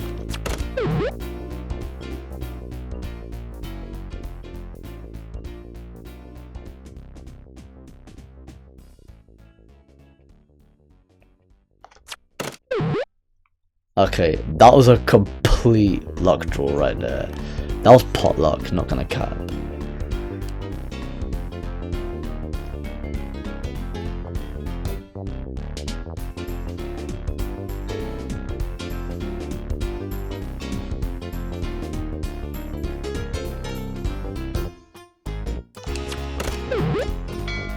I almost had it, but fuck it. I know I could get 3 in a row, but fuck it.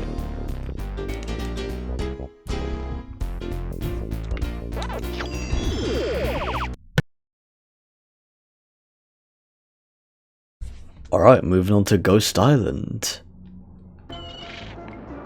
Zelda 191 says, Oh yeah, for sure. Hopefully catch you guys later if I can. Otherwise, hope you have a good day, and I'll see you in the next one. Yep, likewise. It's great having you sticking around. Here we are on Ghost Island. This track is a banger and all, but like, it low-key slaps, but at the same time it's like, it's super chill. Okay, it doesn't want to trigger the cannon for some reason. There we fucking go. But yeah, you can only do that once every time you enter Ghost Island. Like from external level per se.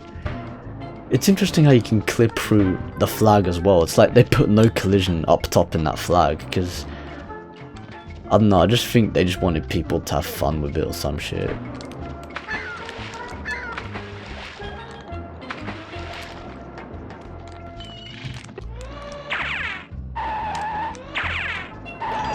Okay, let's jump into Corsair's Cove. Just pure nostalgia.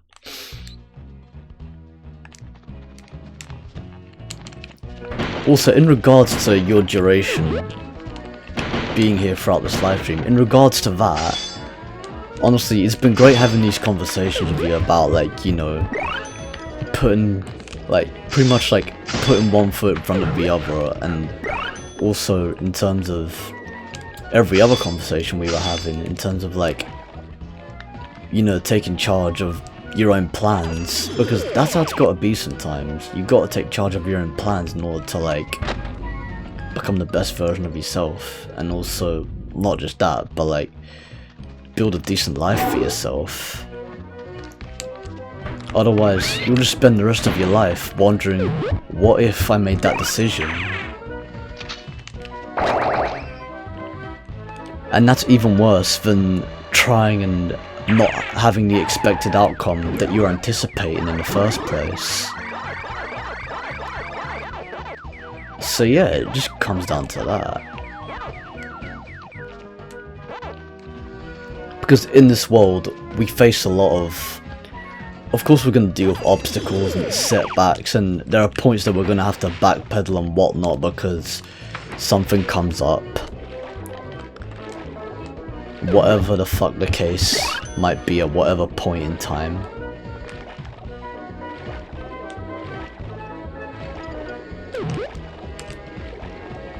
You know, that's just the way life is. But yeah, sort of going back to that conversation, it's kind of like, whenever it comes to, like, making your own plans, you need to, like, as I said before, you don't need to. Okay, that was not the best approach, but fuck it. But yeah, sometimes you just need to, if you have a concept in your head, you need to, like, execute it properly. Not just execute it properly, but, like, if you have a plan, you should just put it in action. If you actually have, you know, if you actually have, like, you know, an idea or a concept that you can actually, like, that you reckon it's easy enough for you to pull off, and not just the fact that it's easy enough for you to pull off, but the fact that, you know, it's possible to do with what you currently have, based on, well, purely based on your current resources. Like, you just focus on whatever you can control. That's how it works. That's what it comes down to at the end of the day. That's what it comes down to in the long run. Wait, I think you can get up there. Oh, never mind. He just decided to tumble over. He just decided to topple over underwater. But yeah, that's just it, like, you gotta focus on the positive aspects. Because in this world, nothing is perfect. You can't pick and choose your circumstances. Everything happens. Well, I say everything happens for a reason, but at the same time, like, everything happens because there's always something in the works. So, like, not everything just happens for a reason. Everything happens because, okay, didn't play that sound effect. Okay, so yeah, everything happens because there's always something in the works. Because if there's never anything in the works, then how are people gonna move on with their lives? How's there gonna be any, like, you know, progression? Like, where's your progression gonna come from if you don't throw a spanner in the works or two? Or if you don't, like, where's your progression gonna come from? Or how is it even gonna kickstart if you're not gonna throw at least a spanner or two in the works? So yeah, just focus on the positive aspects and then just, like, you know, and then just work from there. Okay, this is something really funny that happens every time, like, I charged it. Like, you clock it. It's like the game doesn't process this part of the level, like, this part of the level geometry, until, like, a few seconds later. Okay, I'm having a bit of input problems here, but yeah.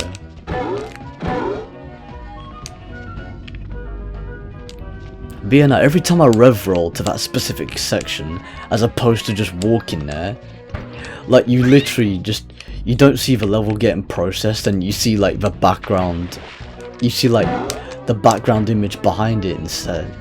Well, you see, like, the background skybox image behind it instead.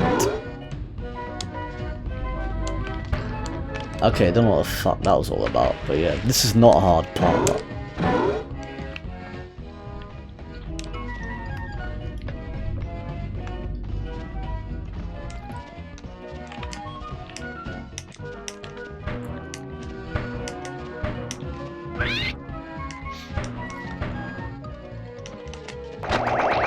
So yeah, it's like, the more plans that you execute, the less you have to, pretty much the less of a backlog you'll have, as mentioned before. Like, the less you have to stress about your own future, the less you have to, like, you know, make sense of everything. Like, make sense of your next, of, like, you know, the next best step forwards.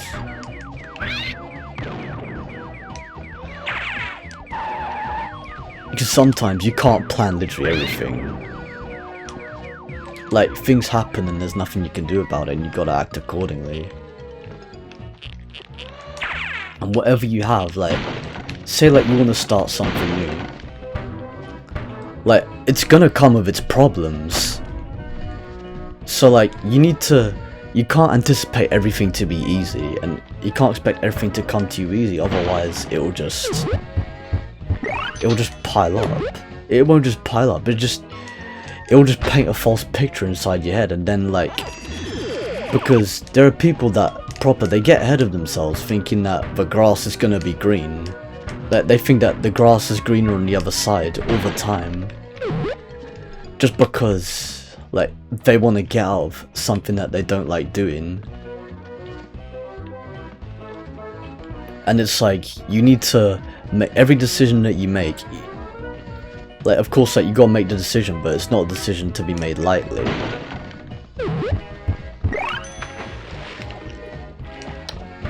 Yeah, we got up here first. But yeah, it's not a decision to be made lightly, that's the thing. Because then you don't know. Because then, like, you're not gonna know what you're getting yourself in for. But if you start something new, of course it's gonna come with its problems. You can't, and that's when you just gotta step up and deal with it.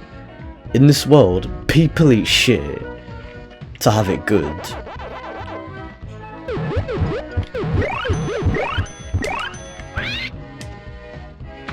Okay, let's go. And sometimes, like, going through certain pieces of shit, you just, sometimes, in a way, it makes you a better person for going through a certain experience. Okay, let's go through this maze. Okay, so the first maze in the game, well, the first maze that you unlock in the quest is an underwater maze, and as circumstance would have it, I already have all 4 ghosts lined up I already have all 4 ghosts lined up right in front of me. That's perfect. Yeah, it's interesting how you can sort of flip the perspective of it as well. But yeah, back to what I was saying, like, people eat shit to have it good. Because like, if you pick to have it easy all the time, you're not gonna get very far in life. If you just want to have it easy, how can you even grow as a person if you don't challenge yourself? There are points in life where you have to make a bold decision. That's just the way it is. You can't just, because like, otherwise you're just gonna keep on like conceptualizing your entire future and what, you know, how you want it to be, depending on how it could actually turn out, based on like all the bold decisions that you make. And I've mentioned this in a previous livestream before. Oh, for fuck's sake, this is poor. But yeah, it's because this whole conversation, that's the thing. Fucking hell, man, these ghosts... I was not having this much trouble in this maze in the previous livestream, but yeah. But that's just the way it is. Sometimes what it takes is a bold decision in order to move forwards. In order to like progress in life in general. Otherwise, like, your life will just be stagnant. It will just be at a standstill. You'll just be like hitting a brick wall, only to not progress. Anyways, let's finish up this maze over here. Fucking Pinky. I swear she needs to fuck off.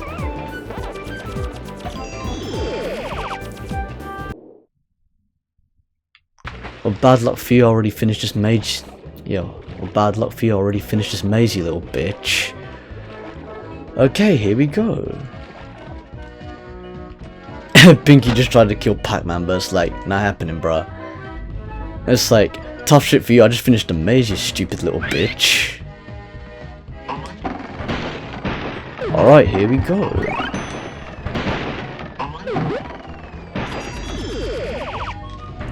Okay. That's the final letter that spells out the name Pac-Man.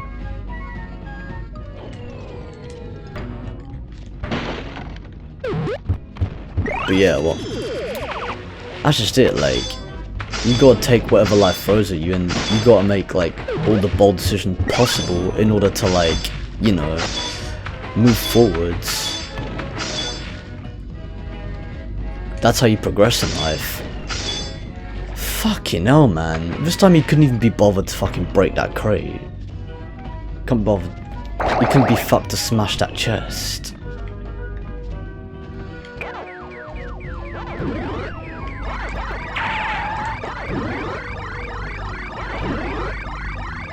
Let's fucking go.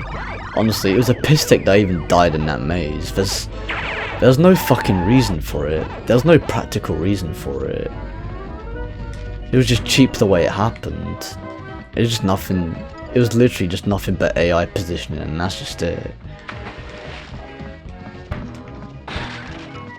Yeah, and whatever bold decision you make, like, you know, make it count.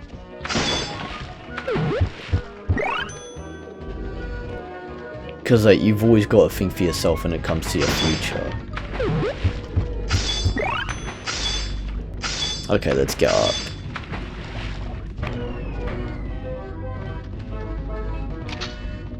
Here we fucking go.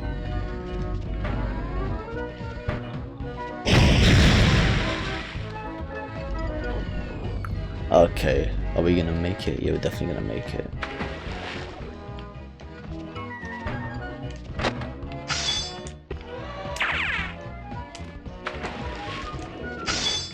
I don't know why cheap shit just like tends to happen at times, but yeah. Especially when I'm live.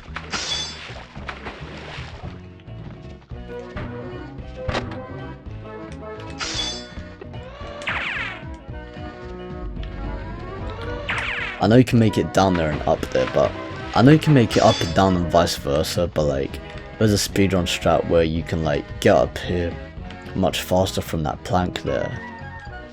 Okay, so that's pretty much the end of that. Corsair's Cove is finished.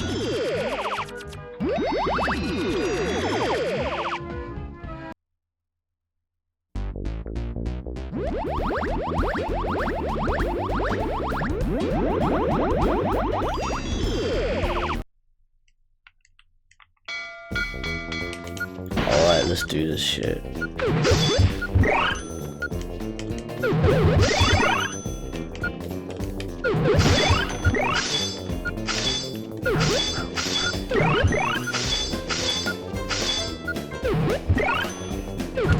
Alright, let's get all this shit. Yeah, this isn't a hard level. I mean, this isn't a hard bonus level. But of course, it always depends on how it pans out.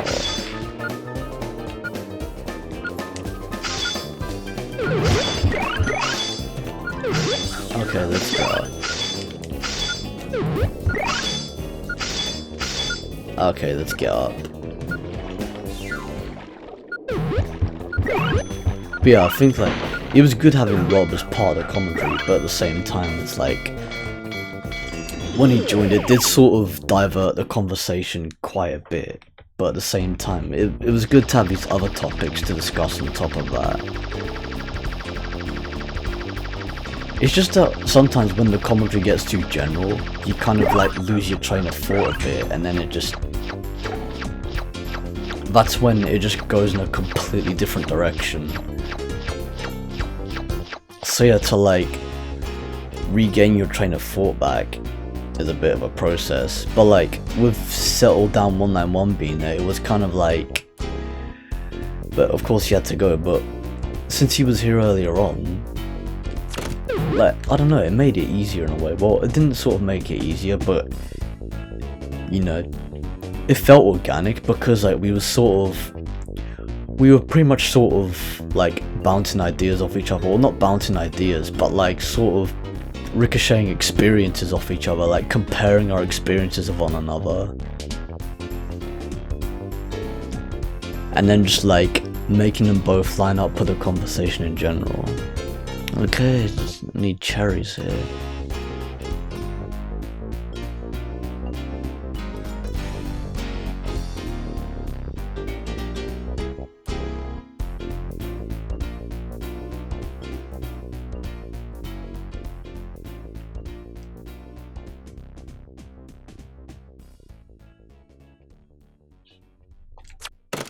Almost had that second slot with the fucking cherries, man. Okay. For some reason it's always the cherries right now.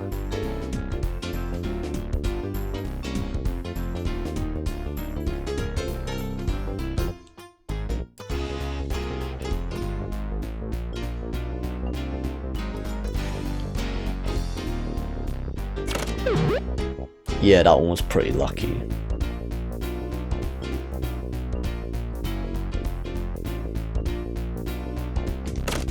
Fucking hell, one slot too early, but still.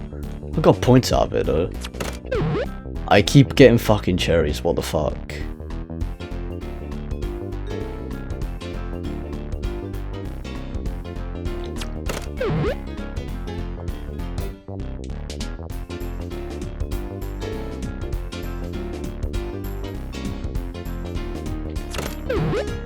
There we go. Jackpot. Well, cherry jackpot, to say the least.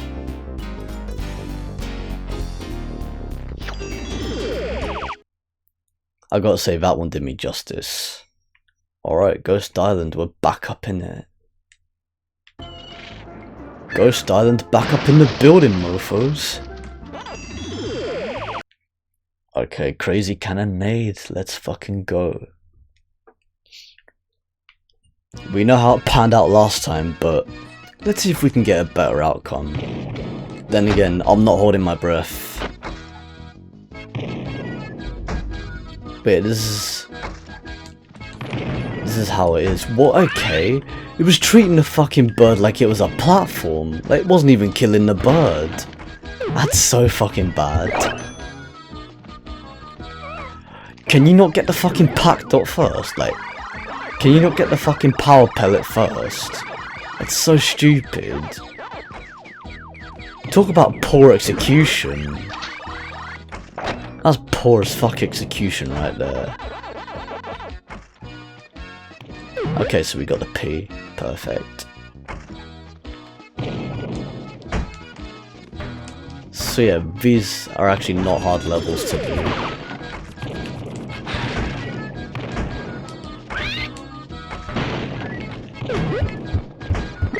Okay, so I saved myself a bit.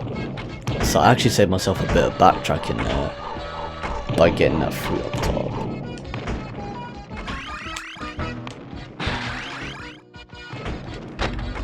So yeah, that's to go up there.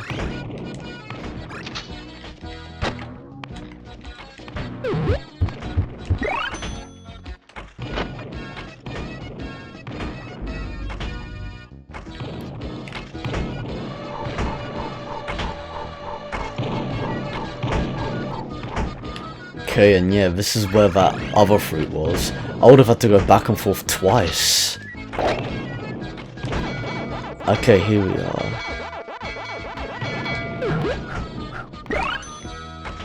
It would have been so much better, and it would have made more sense, and on top of that, it would have been a lot more climactic if, you know, the whole flying animation actually stopped at, like, you know, the Pac-Man life, as opposed to just that final pack dot.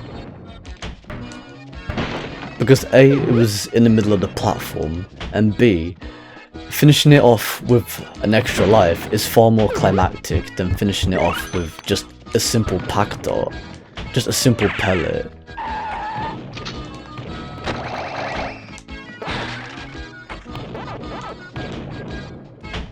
Almost hit that cannonball there, fucking hell. But yeah, just avoid, like, you know, jumping off the sides at the same time, because the death planes are fucking bullshit in this level. They're actual bullshit in some of these levels.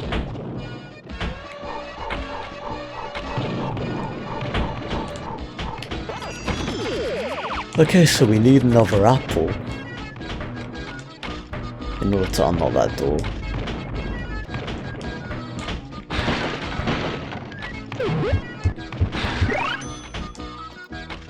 Let's fucking go. I didn't even touch that shit. Fucking hell, the hitbox of that cannonball's massive. It's got a fat ass hitbox.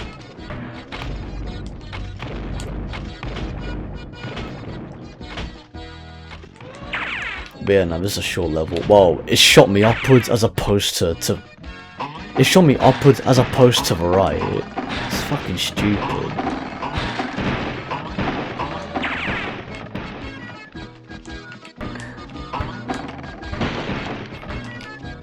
Man, like, it's glitchy as fuck, this game.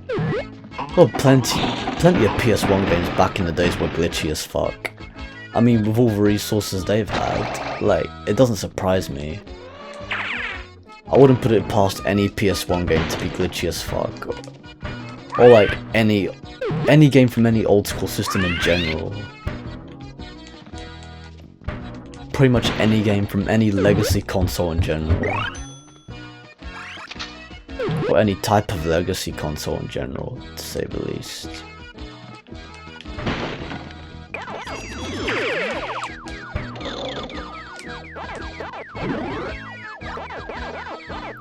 Let's fucking go. How the fuck? Didn't even give me a chance to fucking attack, the fucking prick. Such a twat's move.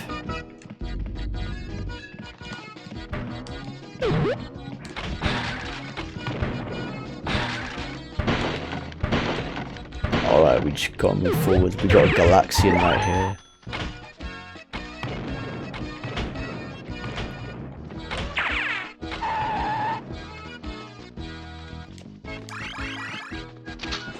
Okay, let's jump into the maze.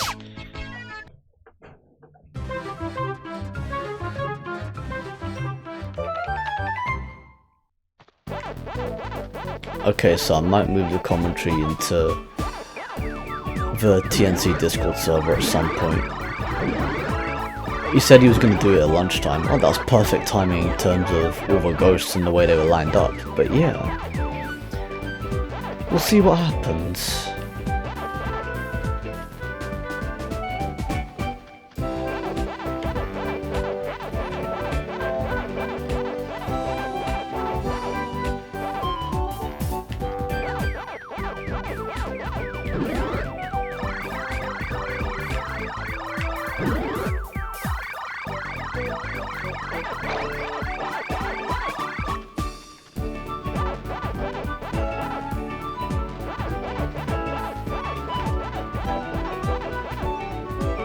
That's so stupid.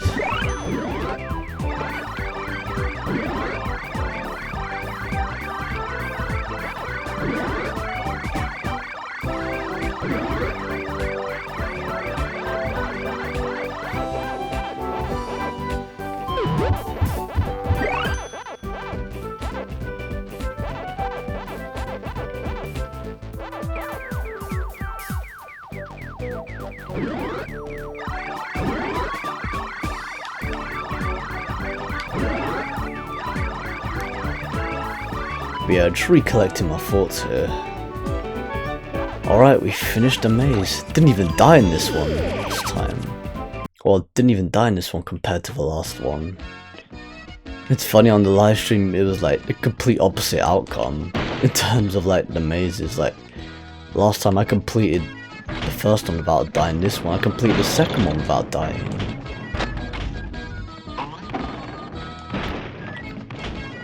It's like in the previous live stream I completed the first maze without dying, but died in the second maze.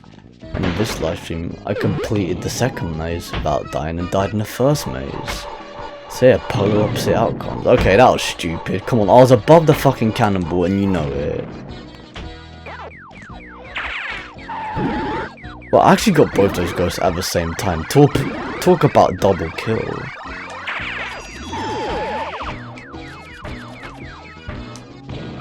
Man, this is insane. Yeah, I'm not trusting that bottom platform. It can go fuck itself. That was close.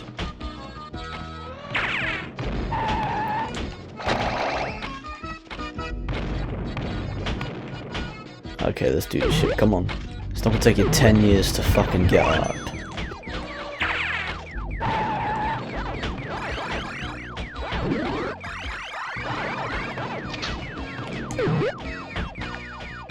Alright, come on. That was way too close, especially since I hovered a lot up in the air. This is a sick power up.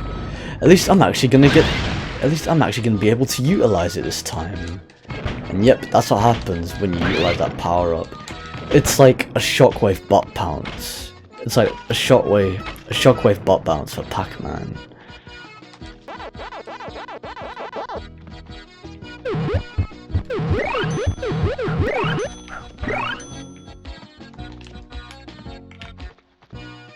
Okay. That's that. I just gotta be really careful with this shit. Man, that was so close. That was close as fuck.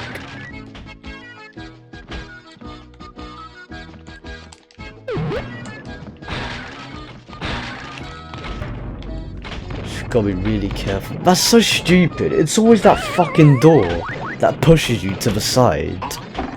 That's fucking terrible programming. It's like, how fat? Like, seriously, like, how fat does a fucking hitbox have to be? Man, this game has ridiculously large hitboxes. It's got ridiculously massive hitboxes. It's fucking stupid.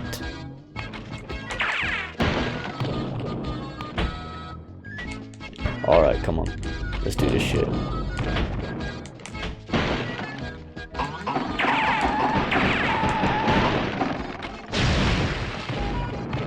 That was way too close.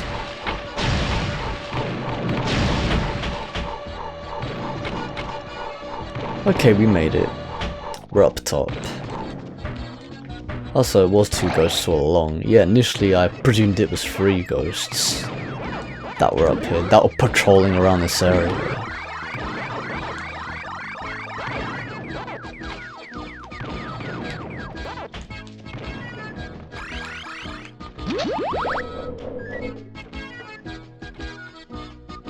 Thanks when I get my hands on that Talkman. Wait a second, I have no hands. So yeah, we've rescued one of those characters from Dig Dug.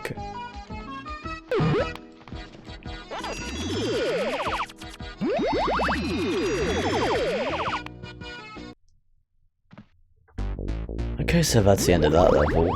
Time for the bonus level. So yeah, but they have a bonus level per world, so it's like, clearly it's going to be the same one as the previous one, because we're in the same world at the moment. So yeah, it's just... Now I've only got this bonus level plus the boss fight left.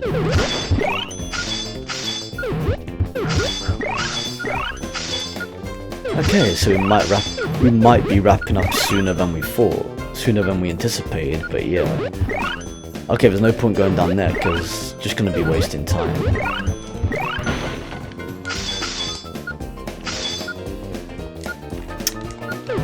Fucking hell, he's got a problem with missing that strawberry. It's fucking bullshit. Absolute bullshit. Oh, it's even worse when he can't be bothered to fucking climb.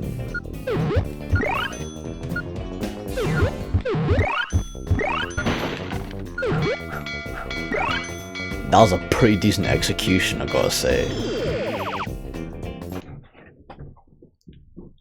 Apart from pissing about with that strawberry, it's a pretty decent execution. Yeah. It was certainly a pretty decent execution apart from pissing about that strawberry down there. Okay, so we're gonna play the slot machine or what? Alright. I need to...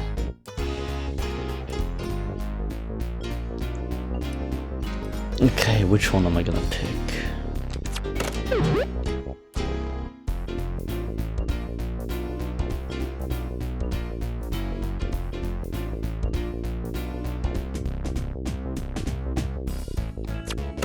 Ah, fuck that. Yeah, no shit.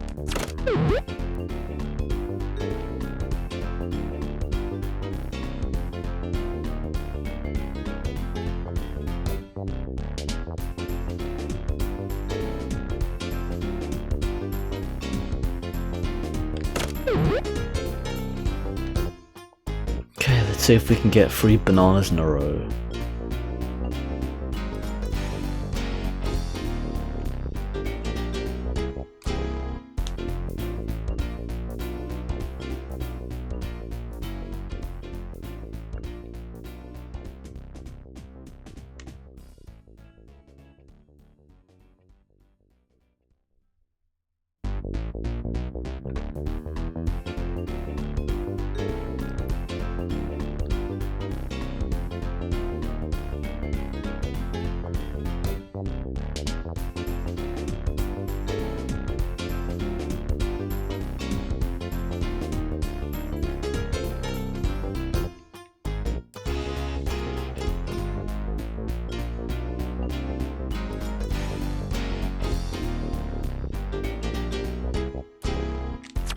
Fucking hell, man, I was so close. Honestly, like, just trying to read the shit is crazy. Okay, I didn't even try with that second one, I'm gonna be completely honest with you.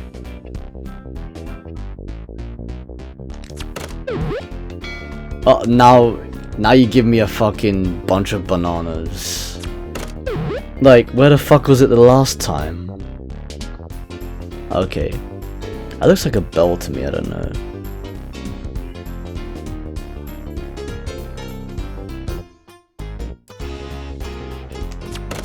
You know what, fuck this. I'm not wasting time. Just like, might as well just get on with the game.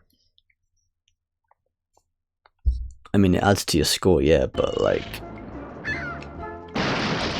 it's not always worth it because it's like, it doesn't really do anything to the completion. All it does is top up your score, and that's it. And like the score, like it pretty much has no connection. Like, it's only the collectibles that have like a connection to the completion, but the score, that's just like a bonus. Like, it just gives you more lives, and that's pretty much it. Okay, it's HMS Windbag. Yeah, this is practically like the level The Precipice from Rayman 2 The Great Escape. It's pretty cool how like it has like the same sort of vibe to it. Okay, this is a piss easy boss fight. So yeah, after this we'll be done with Pac-Man World.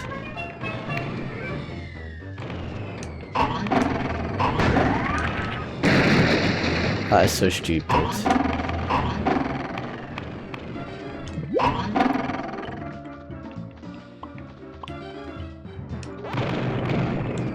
Okay, at least now he's actually collecting the fucking apples in comparison to the previous time.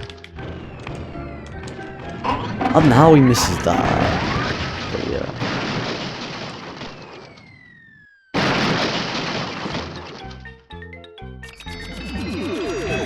Alright, here we go.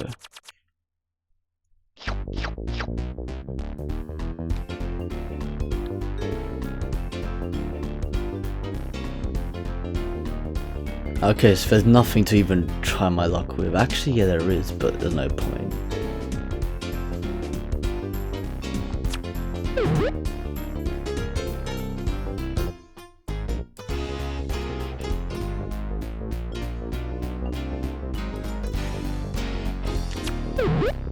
Okay, I didn't even try with that one.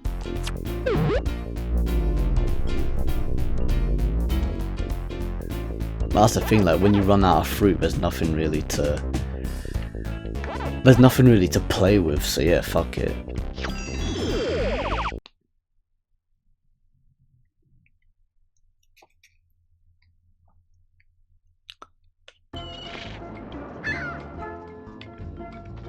Okay, so that's pretty much the end of this.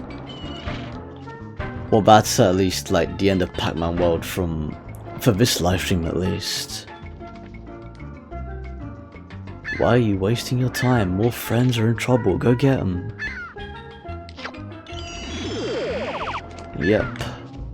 The people that you rescued, the characters that you rescued give you the third. The characters that you actually rescued, they give you the 3rd degree on Ghost Island.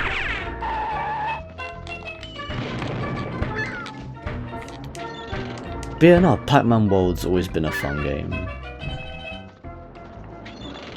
It's a short world. Well, the first one is at least a short world. But yeah, it is interesting how it unlocks the first few levels.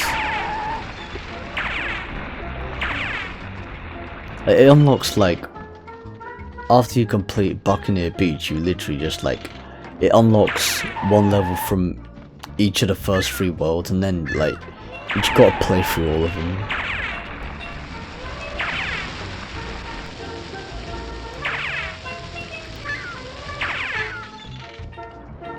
It was an interesting approach how like they had the whole setup for Pac-Man World Repack though, in terms of like Ghost Island.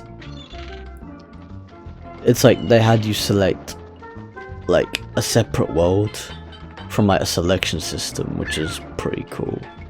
And like each world is like a separate model as opposed to like one massive model that you just walk through. So yeah, it's interesting, like the innovations that they put in place.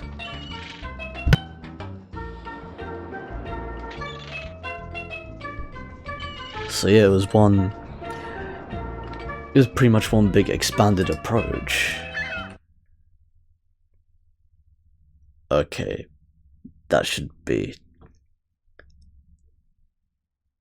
the end of it. That's a good place to wrap up Pac-Man World.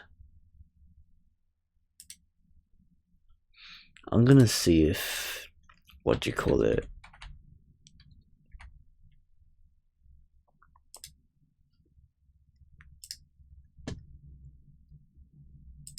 Oh, looks like his Discord server is... Oh no, wait. Yeah, he's definitely in his own voice chat, so I might as well. He's probably streaming right now, actually.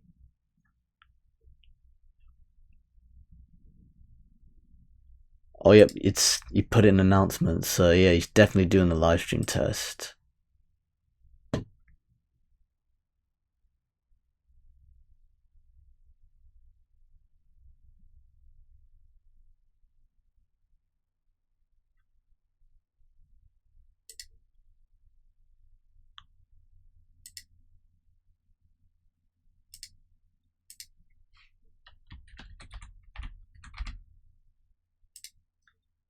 Alright, so I'll jump in there in a bit, and then we can get Rob back into the commentary.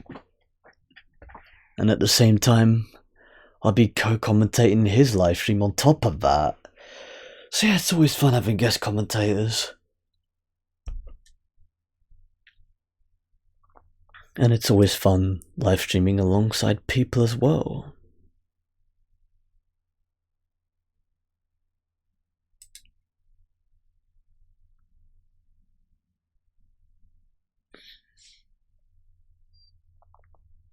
But yeah, it's good that he's like putting it in action.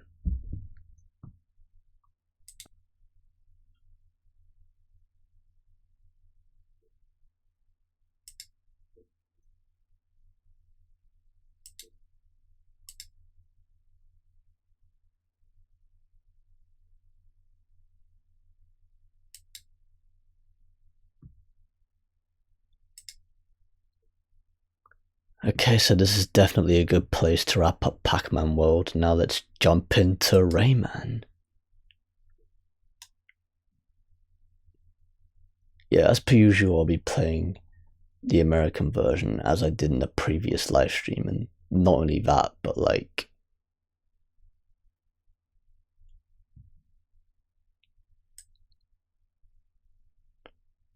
Not only that, but it's the, it's pretty much like, you know, the American version is basically the most optimal version of the game to play because of, like, you know, the speed you can get from it. Anyways, let's boot up the game. Time to start up the original Rayman.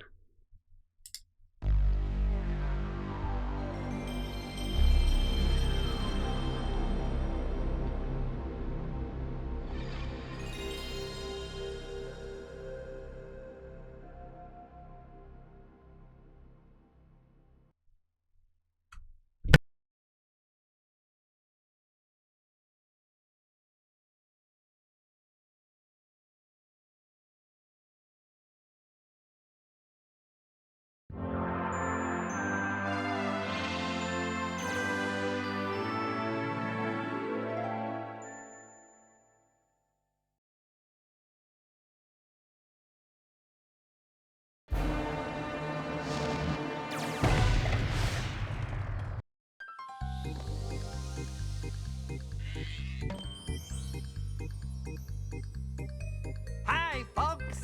You wanna know what's going on? Let me tell you the story of Rayman! In Rayman's world, nature and people live together in peace. The Great Protoon provides and maintains the harmony and balance in the world. Sorry, folks. This apparently can't last. One fateful day, the evil Mr. Dark steals the Great Protoon and defeats Spatilla the Fairy as she tries to protect it. The Electoons, who used to gravitate around it, lose their natural stability and scatter all over the world! Troublesome, isn't it? And untidy, too. In this now unbalanced world, strange phenomena begin to occur. Freaks and hostile characters appear, capturing every Electoon they can find. They definitely need a hero to save them now! Don't you think? Rayman to the rescue! No problem. Go and free all of the Electoons, Rayman, and bring back the great Protoon from its mysterious kidnapper. But will the bad guys let him do it?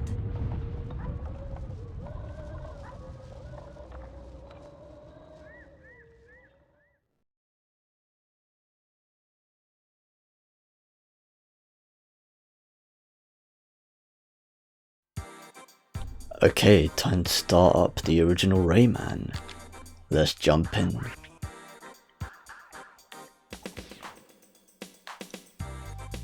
It's definitely going to be the final part of the live stream, that's for sure.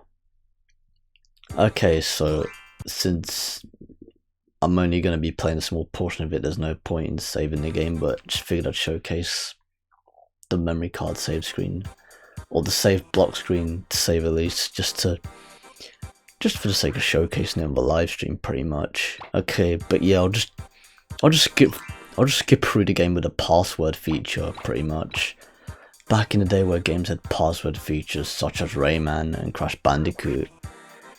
It's interesting though how both franchises, Rayman and Crash Bandicoot, started out with a password feature as well as a memory card save system feature for the first game, but then decided to scrap it completely in the second game onwards.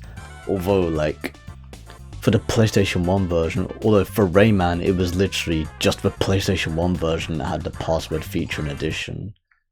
But yeah, that's pretty much it, you know. Okay, I'm just gonna pump up the music and sound effects settings just for the fun of it. That's always a personal childhood reflex action of mine, plus it's always fun to do. Okay, so I'll tell you what I'll do about Rob's livestream and his commentary, since he's currently in his own voice chat channel within the TNC Discord server, and he's currently doing his livestream at this point in time, and I have all this set up. I'll just jump in there the second I get onto the map, which is only seconds away, so yeah, no time like the present.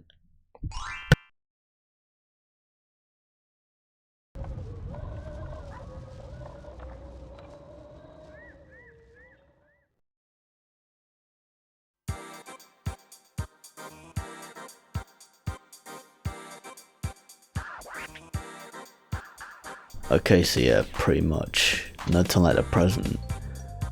I'll open up his stream as well on the side just in case. I'm not sure if I'm gonna get time to raid him or not. He might be able to. It depends how long he streams for, to be honest. But yeah. Oh, he's actually live right now according to the actual announcements. But yeah, it turns out, you know, that Twitch alerts bot does work in his Discord server. So yeah, I'm just gonna jump into the commentary and that shall bring Rob. I'll just jump into that voice chat channel and that should bring Rob back into the commentary, and vice versa, throw me into the commentary of his livestream in the process.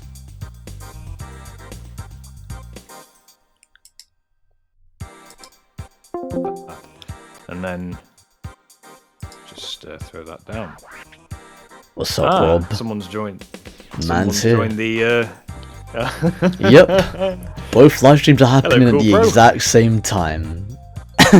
I've literally just started the Rayman part of it right now. I'm on the Rayman portion of it, and then, depending how long, like, both parts go, both our live streams go, I might or might not end up raiding you. Okay. But yeah, we'll see what happens. We'll go from there.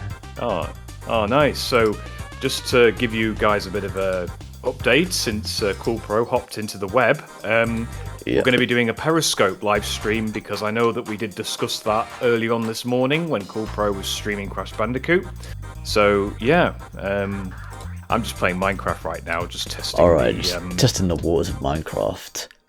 But yeah, it'd be the Periscope effect. A cool setup as well. You've had this for a while, but you know.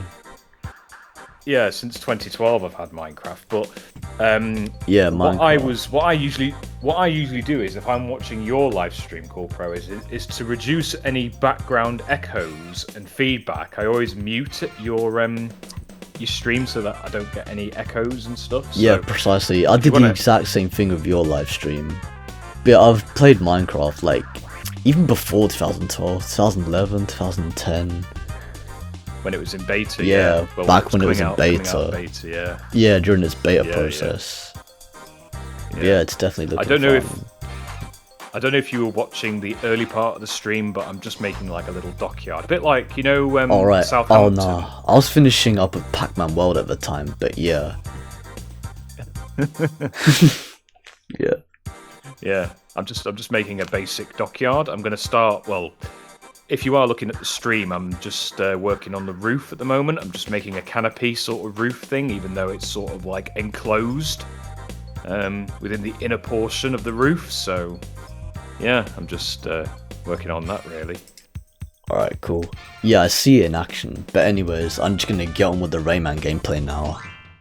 So yeah, we got Periscope livestream vibes up in the building right now. Just to give you guys a quick update. Yep. Right, let me see. Where was I?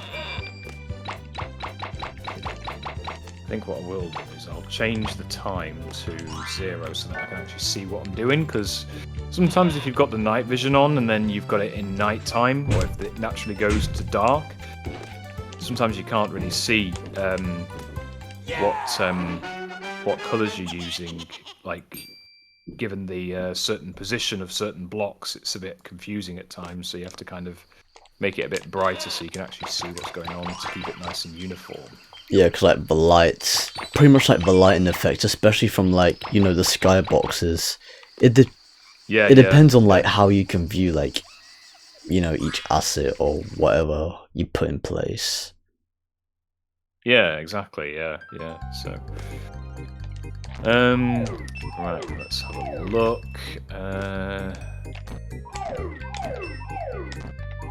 I'm just kind of making it like not like an exact uniform roof, but just a little bit of a neater roof. Let's say it's just with a little bit of a difference, I'd say.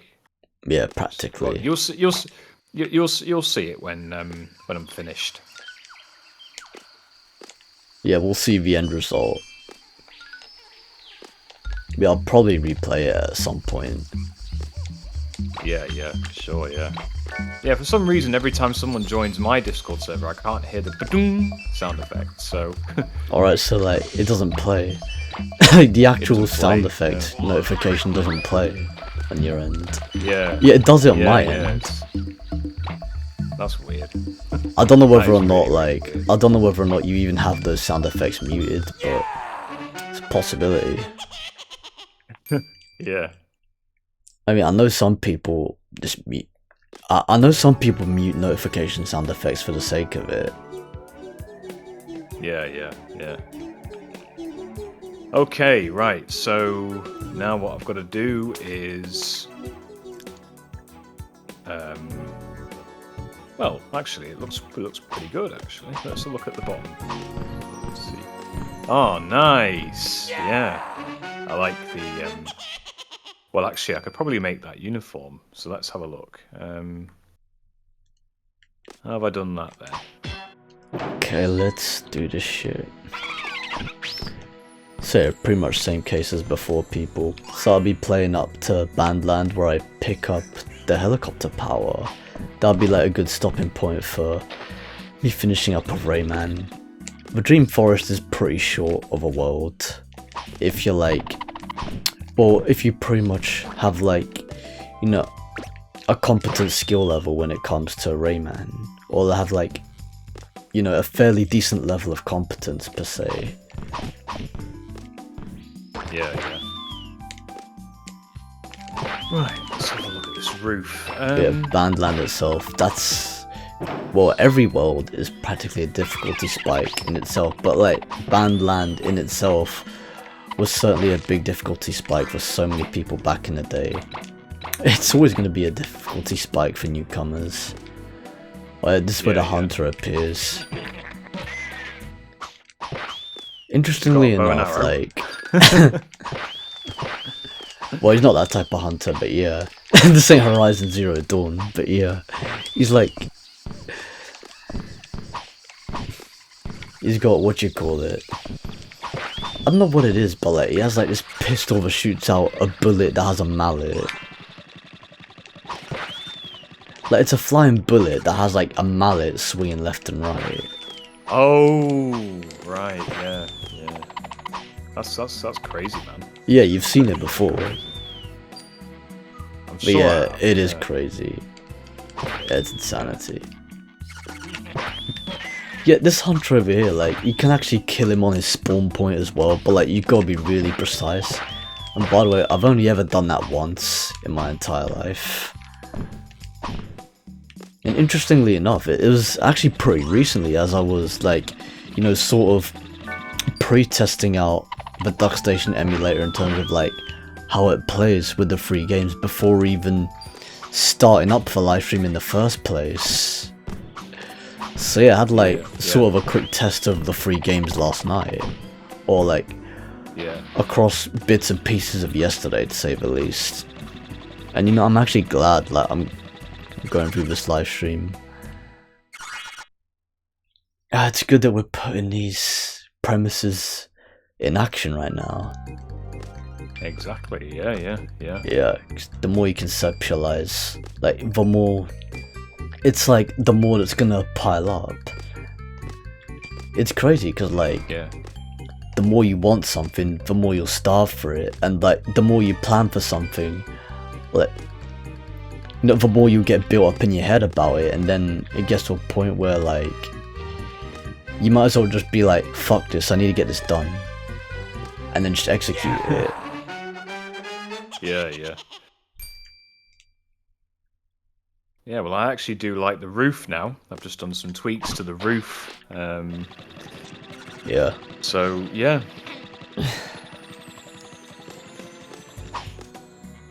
Okay, right. So, guys, there we go. That's the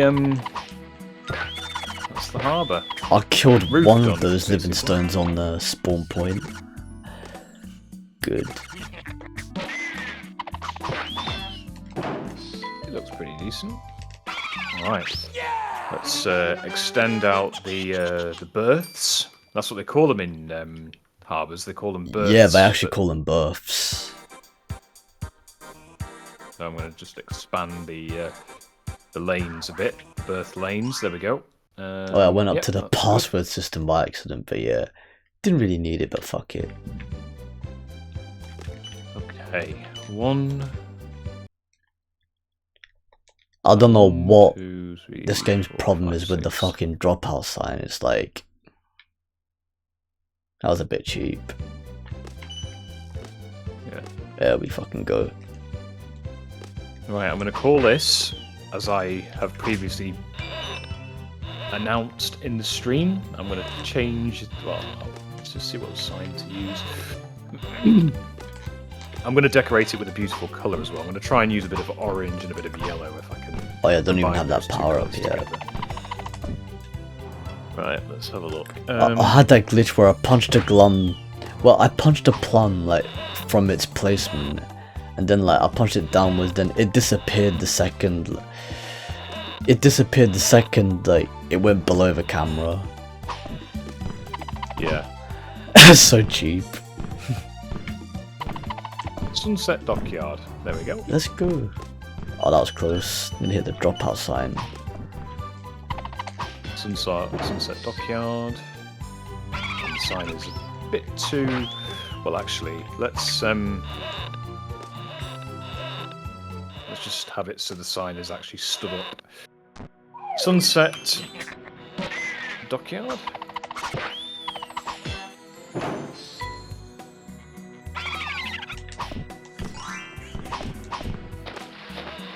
Okay, that was a. I managed to like punch for distance. I managed to punch the plum to a really far distance there. It was like almost halfway across the river. Oh, I can't remember what All right. it is now. Okay, approaching the Blizzard boss fight. What was that item that allows you to create like an outline for the text? It's like it's not like bone. Is it bone meal? I tried the bone meal, but that didn't work. I don't even remember. Or do you have to throw at it? Well, I could change the colour of the text, but I just can't remember how you make it a bit brighter.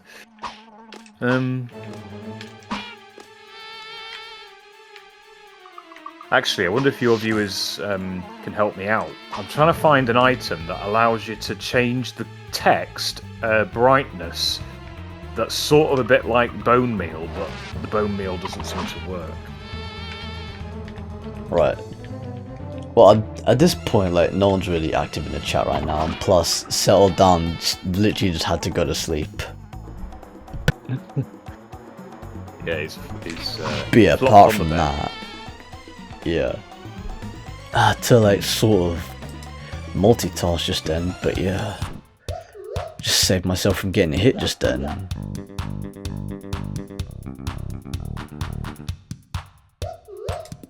I honestly cannot remember what the item was. It's been a while since I played Minecraft. Yeah, likewise. It's been ages since I played Minecraft.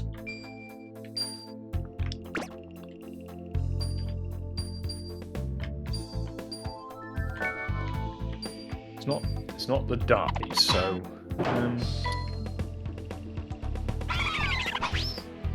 but was it actually bone meal?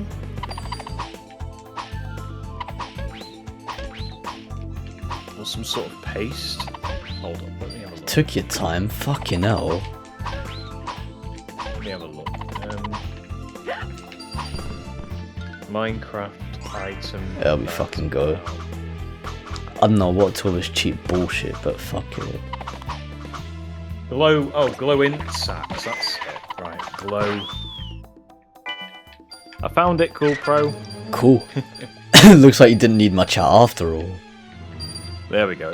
It was only a matter of time. It was only a matter of time. Look at it. I didn't even fucking touch that. anything. That's so stupid. So. Look at that. Look at that.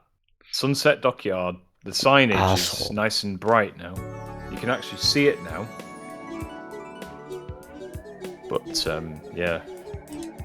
Yeah, just a quick. Oh, that's quick looking Google pretty search, cool. Yeah. But if I put the night vision on so you can see. There you go. Look at that.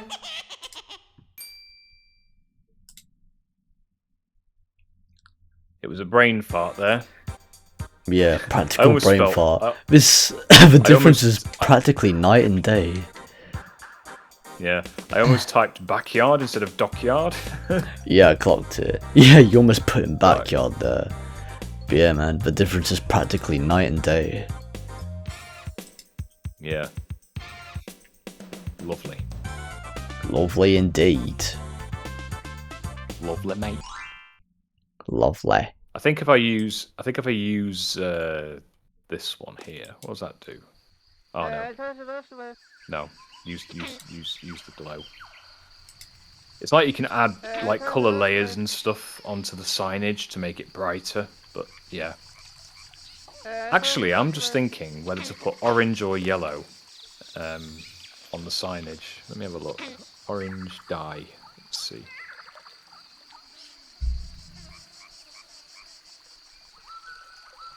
Well, the orange makes it a bit darker, but I don't know whether to use yellow and orange or just one or the other. Because the yellow is a bit brighter and the orange is a little bit darker.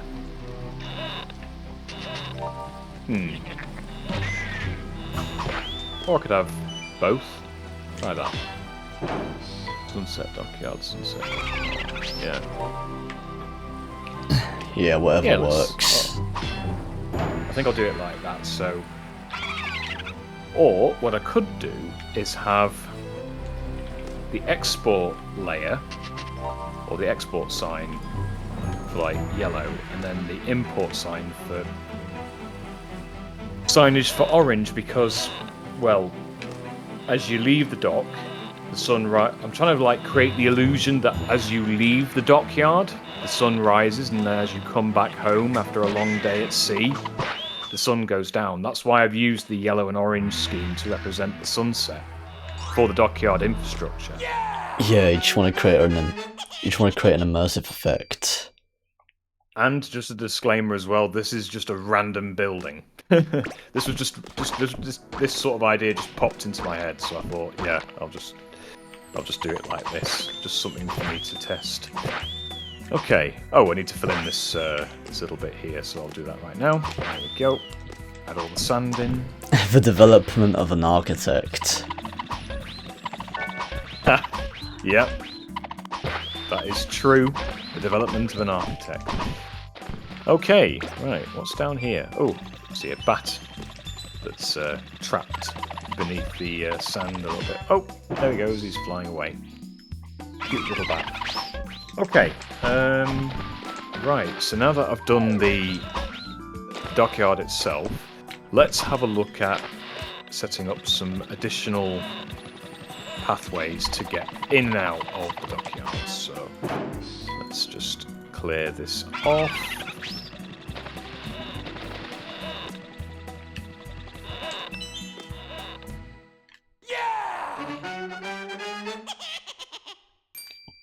Okay, so Swamps of Forgetfulness is almost complete. Says I'm literally just on the final phase of that level right now. It's certainly one of the easier levels, well, debatably one of the easier levels. I mean, I just say it's one of the easier levels because you don't even have to backtrack to it for anything. You can get literally all the cages all in one go on the first visit. On the first, gameplay session. Okay, another one of these challenges. There we go, there's the staircase now, or the steps now built and everything. Pretty much. Just keeping it uniform.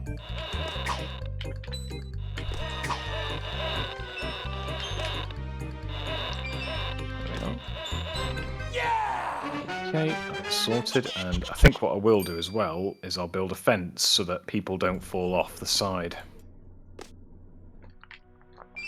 Yeah, otherwise that'll be a health and safety violation code right there. Yeah, exactly. And I just got hit by it's like cool the building inspectors. Oh, exactly, yeah. I just got hit by a bot, so let's get rid of you. What, did you just get hit by one?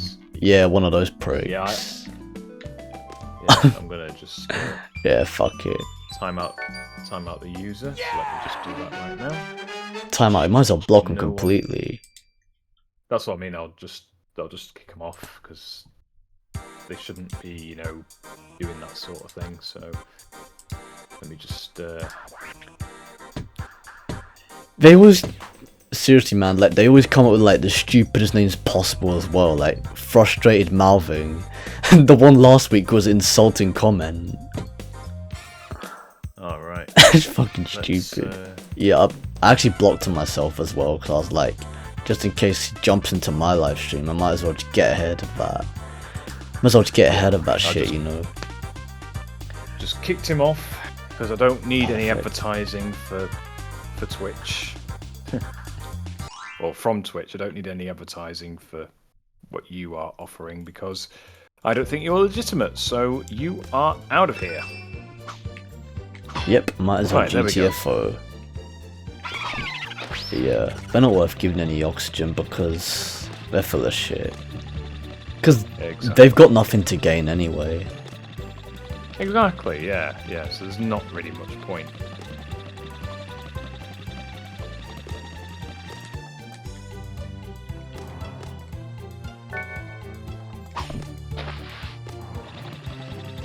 So yeah, for those of you who are... So yeah, pretty much for those of you... Wait, let me get past this. So yeah, pretty much... Oh, this son of a bitch. That was a stupid time and place for a piranha to fly up at. But fuck it.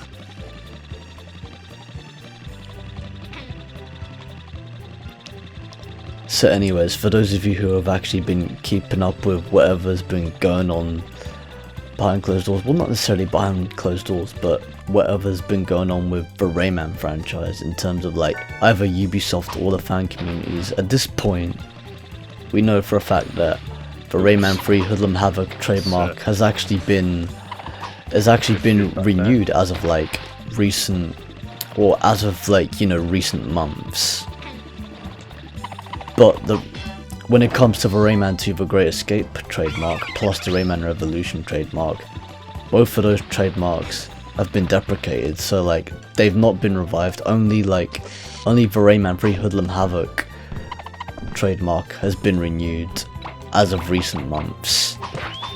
And because of that, a lot of people are speculating, well, a lot of the fans are actually speculating that, well, a lot of people that are Rayman fans are actually speculating that we could potentially be getting an actual official Rayman 3 Hoodlum Havoc remake in the works. Okay. But of course that's just it's all just speculation. This is mentioned in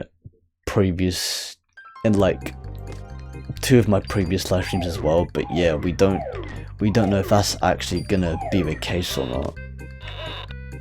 But last time they did that, they made Rayman 3 HD when they renewed the contract, like previously. So now, like, because every time you renew it, it's like, you know, it lasts for like, the trademark is like active for another 10 years until like it can be like either until a company decides to either renew it again or just completely just let it go past the date, or just retire it completely, or just let it get deprecated, which is what they did for Rayman 2. Right, okay, on that note, I'm just going to put on the BRB scene, and yeah, we'll continue on with the fencing for the entrance and exit pathways, and yeah, and I'm going to do some tweaks to the stream in the background as well. So I'll be right back, people, so see you in a bit. Okay, see you in a bit, Rob, if that means for the commentary as well. No, not for the commentary. I'm just okay, I was gonna say it's just for the chat. I'm just gonna look for my phone because I've somehow lost it. All right, that makes sense. Yeah, that makes even more sense. So yeah. Well, lose your phone during a live stream. That's definitely that's the last thing you want, bro.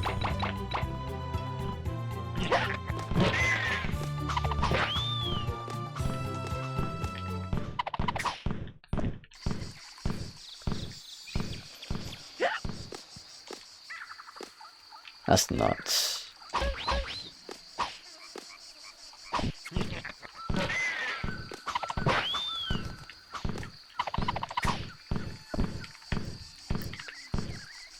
Okay, so apart from like what Ubisoft might or might not have in the works, like at least, you know, we have fans that are actually, you know, putting work in to delivering what Ubisoft are not putting themselves up to delivering at this point. They're not really. So yeah, the fans are actually, well, fan communities are actually providing us with what Ubisoft are not succeeding to provide at this point in time. So as I've mentioned previously, we have Rayman 2 Redreamed. So yeah, as mentioned previously, we have Rayman 2 Redreamed, developed by New Dawn Games. We have Rayman Mystery of Polycus, developed by Sick Robo Pirate. And we also have the Rayman 3 Hoodlum Havoc fan remake, developed by Markers Unreal. Those are certainly 3 projects that I'm certainly pumped for. Like, it's stuff like this that makes you appreciate fan games a lot more. Like, it gives you a much deeper appreciation for fan games, especially like when I saw and played both Crash Bandicoot It's About Time and Crash Bandicoot Respawn. They're both proper faithful to the original trilogy. And same goes for the Rayman franchise, for the games that are currently in development. They haven't released any demos yet, apart from what you call it, Rayman Mystery Apollycus, which was previously called just Rayman Mystery until he decided to update the game. Well, until he decided to update the title, and it was the same case for Rayman 2 Redreamed. Originally it was just called Rayman 2 The Great Escape HD, or just simply Rayman 2 HD. And then they just decided to update it to Rayman 2 Redreamed, which in a way is actually a more fitting title per se, because it's like, it sort of presents the game for what it is. It presents, not just a game, it presents the project for what it is. That's a better way to put it. Because it presents the project for its like actual core purpose, as opposed to just being a Rayman 2 remake. It's more than just that. It's a complete reconstruction of Rayman 2. It's effectively like a new game that's sort of retelling the story of Rayman 2. It actually is Rayman 2, because some parts are the same. Some parts of the levels are actually the same, but there are like completely different levels in the process that feature, you know, parts of the levels that were structured the way they were originally in Rayman 2 The Great Escape. So yeah, Rayman 2 Redreamed is actually shaping up to be pretty cool. Same goes for Rayman Mystery of Pollucus and the Rayman 3 Hoodlum Havoc remake. And the Rayman 3 Hoodlum Havoc fan remake. Right, I'm going to go back to streaming, so just give me a couple of seconds, Cool Pro, before you cool. continue with the commentary. So just give me... That's fine, man. Because I've just been checking the replay as well, and there was too much bass. So what I've done is I've turned off the custom Dolby Atmos config, and I've set it to one of the default game configs on Dolby Atmos that you can buy on Microsoft Store. Oh, fair enough. Hopefully this time it'll be good, because I want to just make sure that the sound is a bit more clearer, because every time you're talking there's so much bass coming out of the speakers, so I've just lowered the bass. So alright, so it's turned down the bass a bit. Yeah, makes sense. Yeah, I've lowered the bass down. So yeah, too much DTS. If you just give me a couple of seconds, yeah. Way too much DTS. But yeah, that fucking piranha, man, I don't know what was going on there. It's fucking bullshit. Alright guys, we're back, and we're going to be continuing on with the fence line. Now I know that from hearing a bit of the replay on the live stream on my desktop, I apologise for the feedback that occurred earlier on. It turned out that because I've tweaked my speaker settings to have a bit more stronger bass with the Dolby Atmos surround sound plugin configured as well, I've just done some tweaks on there. So where were we? Let's have a look and see what we've done so far. So we've done the dockyard. Oh, that was it. We're going to be doing the fence line for the security of the pathways. So let's find some fences that would allow us to have a bit of consistency. So let's use birch, I think, and we'll have some actual gates as well, so let's work on that. This is also in single player, by the way, guys, so if you do want me to have a Minecraft server with this world, I would be more than happy to put that in and consider that, and potentially have this on a, future live stream. But yeah, just, let me know, and if you would like that, and if you would, then yeah, we'll definitely consider that. Right, so that's good. Finally, that plum appears. I don't think I've seen your Minecraft avatar, Cool Pro. To be fair, I don't know if you have. I don't know if you've got a custom one, but yeah, it'd be nice if you still have a Minecraft Java account, yeah, or a Bedrock account. Probably. I mean, it's been ages since I even used Minecraft. Period. So I don't even remember whether or not I even have a custom Minecraft avatar. But there's that. It's been ages. Yeah. It's been fucking ages. Oh, I'll get back to the chat, people. Don't worry. But yeah, it's, Right, there we go. I don't know why we were having like a few problems here in the previous phase of this level, but especially in terms of like both the fucking piranhas and the plum. But here we go.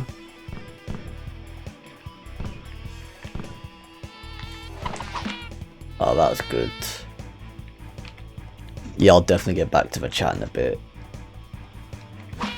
Okay, Viastrite says, happy Saturday, Cool Pro, cool to catch a live stream of yours. And cheers for stopping by on top of that, and I appreciate you stopping by for the previous one as well. Honestly, like, I've been live streaming for quite a while now, and I'll be finishing up with Bandland later on. I'll just play to the end of Allegro Presto where I pick up the helicopter power, and that'll pretty much be it. So yeah, that'll pretty much be the end of it. And also, by the way, I'm actually, at the same time, Rob is also currently doing a live stream of his own. So yeah, the person guest commentating is also doing his own live stream at this point in time, which also happens to be a live stream test. So yeah, a bit of a Periscope effect going on there. Exactly, yeah. I was going to say, don't forget the word Periscope. Yeah, man, like, Periscope is the operative word. Exactly, yeah. Precisely. So whilst Cool Pro was reviewing his chat, I've just been working on sorting out the fence line. As you can see, it looks quite nice and consistent and uniform with the textures. So yeah, I'm just going to work on the inner portion, which is sort of like as you go out of the harbour or dockyard. As you can see, there's a massive crater of sand, so I'm going to fill that in. And yeah, and since I'm in creative, because I'm just, like I say, test live streaming, I'm not going to be playing this like legitimately, unless I'm going to be playing a survival challenge or, you know, modded Minecraft or something. Right, here we go. Likewise. So I've just hopefully the sound. I'm just hoping that the sound this time will be a bit more clearer and not have too much bass, because I do love the bass in the sound. Yeah, bass is cool and all as a feature. But I think because of the fact that I've set it up so there's too much bass on the playback, it's a bit ugh. Sometimes you can't tell. It's like vibration of the ears and everything. Yeah, sometimes it's a bit much. Oh yeah, and as you can see, I've just been pulling off some speedrun strats in terms of like how you can utilize the flying rings in the original Rayman. So yeah, like in order to pick up all that speed as you're like, you know, propelling yourself off from those flying rings, as you like sort of disconnect from them, you just hold up as you swing from them, and that's pretty much it.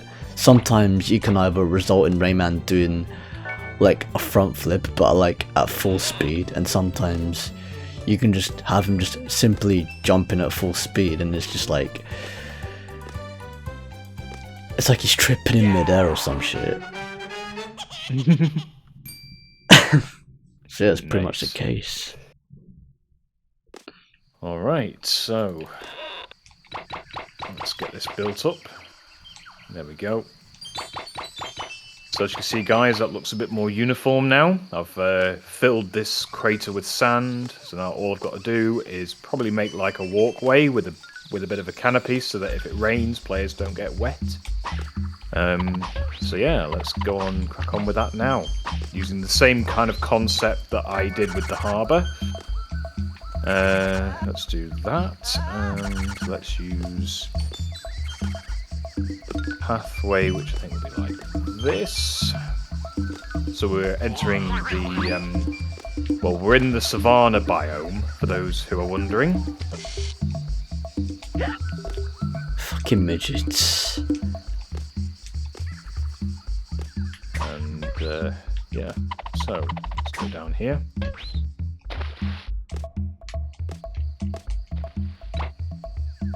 There we go. And I can see a villager with a llama, an alpaca. There's a name for that, I think. Oh, wandering trader. Yeah, it's a wandering trader that's made an appearance. But because he's going to fall into the crevasse, I don't want him. Well, into the crater. I don't want him to. So I'm hoping that he will actually just move away from the crater, so that I don't have to witness him dying, basically. Pretty much. Whilst I make this fence line, especially if he's got an alpaca, because obviously I know that it's an AI controlling the wandering villager, but I don't want his alpaca to just fall into the crater and die, because, well, that wouldn't be good for the wandering villagers. So I'm going to try and put some security in. But as I say, the villagers are... Yeah, set it up. Yeah, they're pretty much dumb by default unless you try and guide them or place them into certain positions so that they don't, like, fall off and what have you. So I'm just going to add a bit of security onto the crater, which will protect not just the wandering villager, but also its alpaca just up there. So, yeah. Just going to pull this up. There we go. And so far, my live stream is actually doing better than last time, which is good. Yeah, it's definitely shaping up to be pretty decent. Yeah. Yeah, it's shaping up well. I got a new Wi-Fi card, so this should potentially help. Because I had a very cheap USB one, which was a bit rubbish, and the actual plug got bent. Not the actual female port, but the male port was a bit bent, so I was getting latency increases and frame rate drops and stuff, and signal drops, so I got a new Wi-Fi card with antennas on that you have to actually prod in manually, but yeah, it was all sorted. Yeah, I can't plug if it's bent. It sounds like it's an old one as well. Well, I got it last year, I think, but they're not as good, really, as the M.2 Wi-Fi cards. Honestly, I'd just get, like, a network plug and call it a day. Yeah, like a Wi-Fi extender, sort of. Yeah. Well, not even that, like an Ethernet, like, you know, network plug, which you can, like, you know, plug into the wall. And plug into your PC. And then, like, oh, yeah, like it goes through the electricity of your house. Oh yeah, like and then the extenders, like the boosters. Yeah, like it feeds through to it feeds through to your modem. Yeah, that's pretty much what I'm using right now. Yeah, that does help. Yeah, prioritize. Yeah, that's pretty solid wired actually. Over wireless. Like what Pseudo said, he said prioritize wired over wireless, which precisely. Yeah. It's not always prioritize wired over wireless. I mean, yeah, there are some impracticalities that either one of them bring, but like, wired ultimately does give you, like, it does typically give you better results, because, yeah, not just guaranteed results, yeah, better results and guaranteed speed, because, like, there's no interference when it comes to, what you call it, there's no interference when it comes to, like, you know, the connection. Yeah. But yeah. Alright, guys. Speeds pretty much. That's good. Right, let's build that outline. There we go.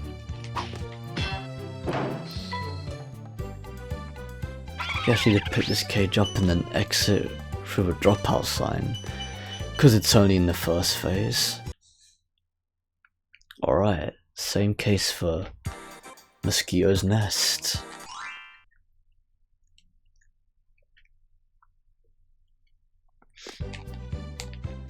Alright, let's have a look at the Discord.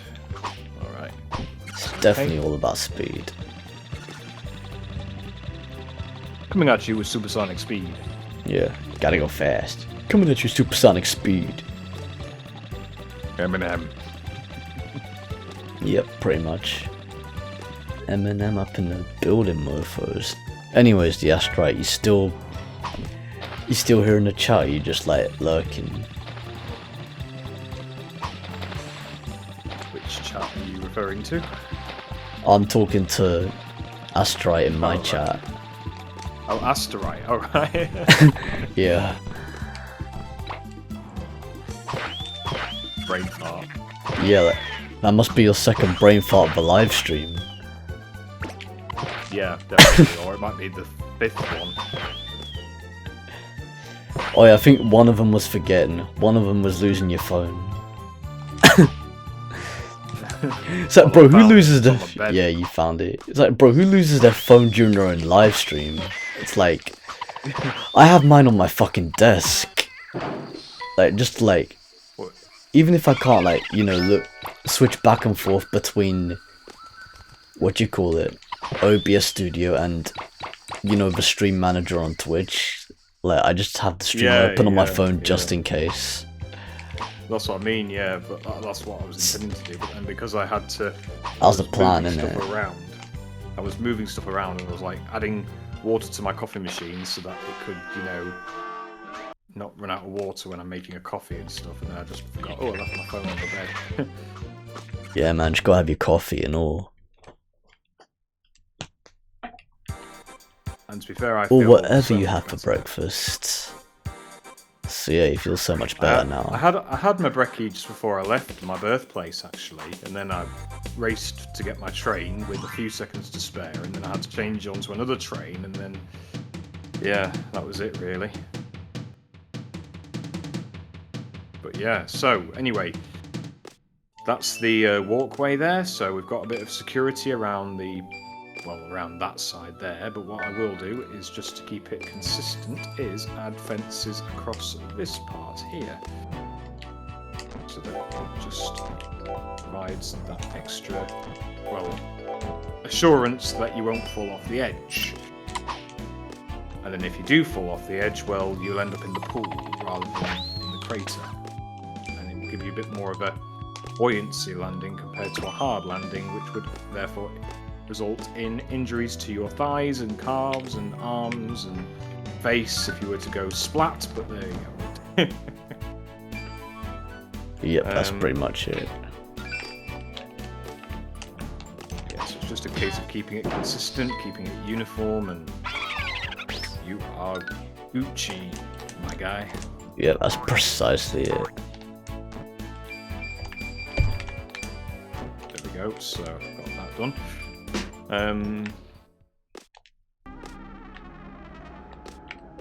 Bring that forward. There we go.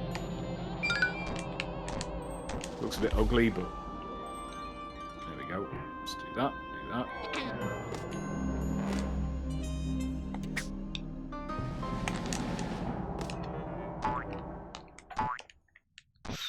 Okay, so Viastri, I don't know whether or not you were here in the previous live stream where I was talking about all the Rayman fan games, but yeah, like, the Rayman fan games that are currently in development, they're looking sick so far, especially the Rayman 3 Hoodlum Havoc remake, the Rayman 3 Hoodlum Havoc fan remake, developed by Marked as Unreal. As a matter of fact, I mentioned this in the previous live stream as well, and he recently made an update video regarding that as well, and he implemented like 3 new features. Well, I'd say 3 new features, but like, one of them is kind of like a bonus feature and the rest are kind of mandatory.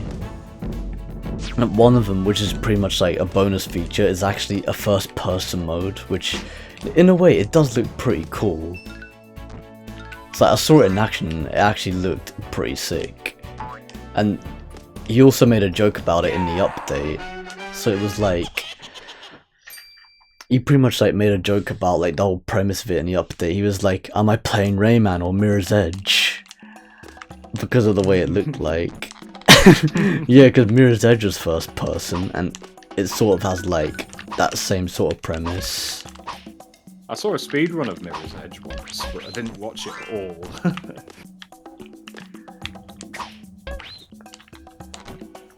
Yeah, sometimes it's like that, like, you don't have time to watch full runs. Yeah. Okay, guys. I do tend to. It just depends on the game sometimes. There is our fence line right there, so let's just do this. Just to fill in the gap. There we go. So now as you walk through, you won't fall off. So yeah, within that update video, he also, pretty much the majority of it was a time lapse of him actually building, well, actually rebuilding the helicopter asset from Rayman 3 Hoodlum Havoc in Teensy Highway. That was a stupid way to die, by the way, but fuck it. But yeah, pretty much like the majority of it was a time lapse of him actually rebuilding the helicopter asset that from Teensy Highway that both the Teensy and Glowbox actually ride on. The one that actually rescues you when you fall off a platform in Teensy Highway with Rayman on that hoverboard. So yeah, he pretty much rebuilt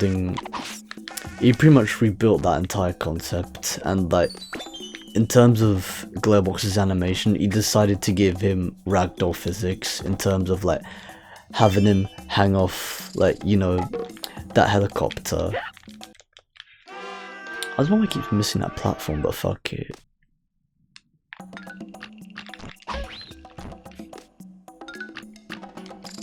There we go, guys. But yeah, he just has him hanging off like that. Hey Abdul, welcome to the live stream. Artificial Star just jumped in. He said, "Good day, Mr. Cool Prawn." He said, "Good day, Mr. Cool Prawn Kappa. Good day, Mr. Arstool." Right back at ya. But yeah, nah, cheers for stopping by, bro. I appreciate it. But yeah, like these fan-made remakes of Rayman are looking pretty sick. My dockyard and fences and entrances. Well, I've only got one entrance and one exit, but if you were to look on my stream, this is what it actually looks like right now from a distance.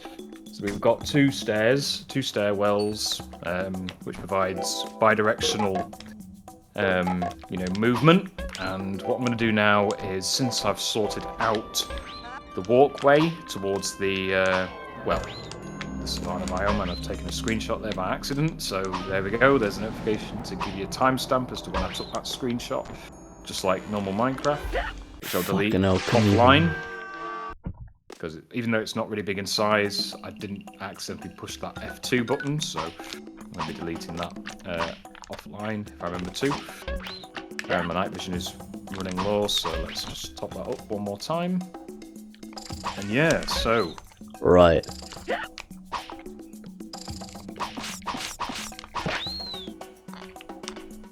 Yeah, and I'll only be streaming for like another 20 minutes, I think, and then I'll stream later on tonight.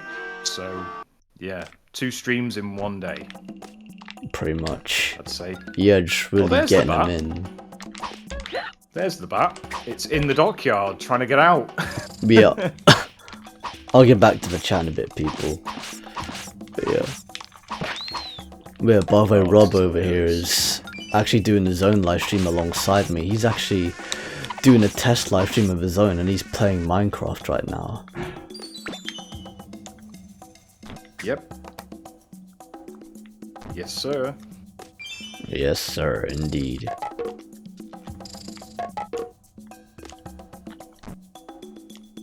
Yeah, I'm playing Minecraft, and for those who are on my side of the Periscope, CoolPro195 is playing Rayman. Is it the original Rayman that you're playing? Yep, I'm playing the original Rayman right now. Yeah, so I've seen that before on a couple of live streams that CoolPro's made. So yeah, that's what he's doing at the moment. He's just testing out DuckStation, the DuckStation emulator, because I remember being involved in the RetroArch test stream, which is another emulator. Yep, that was the previous one. There's pretty much a monopoly of emulators at this rate, so... Practically. Yeah, that's basically what it is. It's practically a monopoly of emulators. Yeah. Most of them are multi-system emulators as well. Okay, he actually made that jump. Okay. Okay, nice. Alright, let's do this shit. Yeah, I'll get back to your comments a bit. So yeah, what you call it?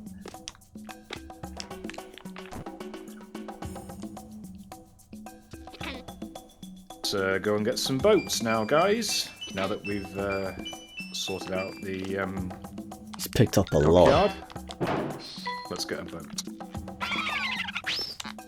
And this time, just like every other updated version of Minecraft, we've got oars that we can use to row the boat. So let's use a birch one, just because it's bright and easy to spot.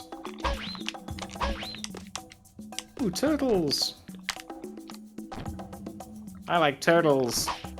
There's 3 of them just on the edge of the banking of the shoreline.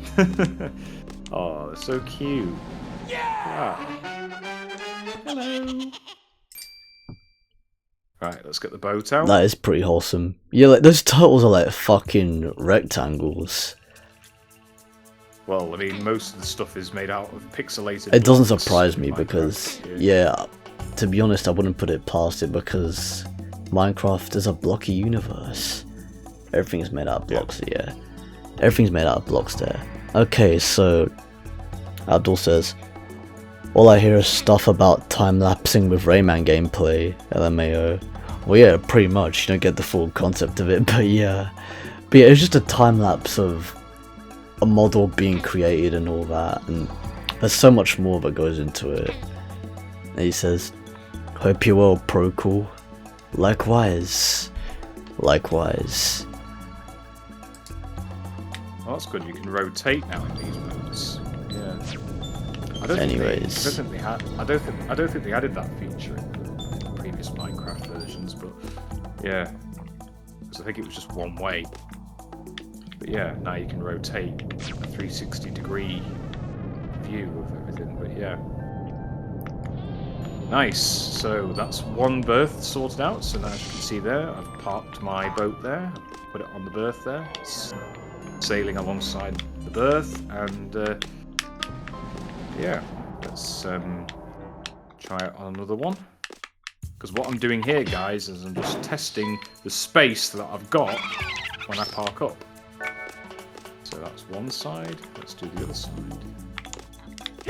Try and do a bit of parallel parking, even though there's no other boats right beside me. I'm just the only one. Pretty much. Single player. And hopefully because I know that sometimes if you touch, let's say, a block, if you try and penetrate a block, it breaks the boat, so I'm going to try not to do that. So I'm just doing a bit of reversal here. There we go. It's quite funny that my arm keeps moving up and down, that's just the animation of me reversing the boat. There we go. That makes sense. Side. Awesome, yep. It's passing its tests, we're doing well. 2 out of 3 tests complete. That's so fucking stupid. The way that happened just then. Alright, I got that cage, see. but you know. Yeah. Right, one more test on the 3rd berth, which is kind of like a joint one to the 2nd berth, because it's using the same, well, the same pier, really. Yeah. And there we go. Awesome. Okay, pick up that checkpoint. Yeah, they've I think they've definitely optimized the what's it? They've optimized the boats, and so that if you touch, let's say, the edge of the banking and what have you, it doesn't break the boat if you keep at least about a millimeter away, somewhat. Anyway, I don't know if it's exact, but there you go. Right, so now let's leave the port and let's see if the other side, because we came in from the right-hand side, even though, well, actually I could just do that. So we came from that side there, so now we're going to go out of that side there. So let's give it a try. Fucking hell, didn't even pick up that thing.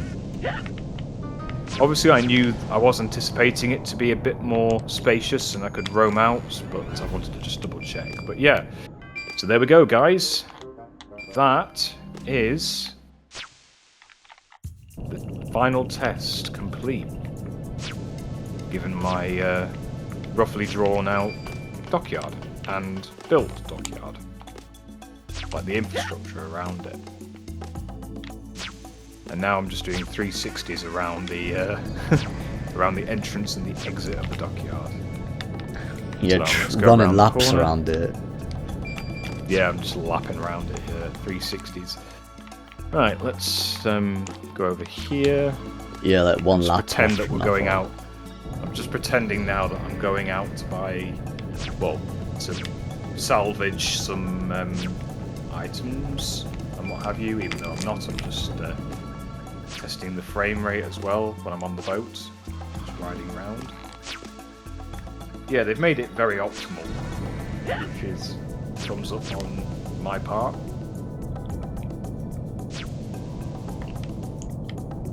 Bit of ASMR there with the oars. Pretty much. Splashing of the water. Minecraft or ASMR. Minecraft or ASMR. Oh, this guy can piss off. There we go.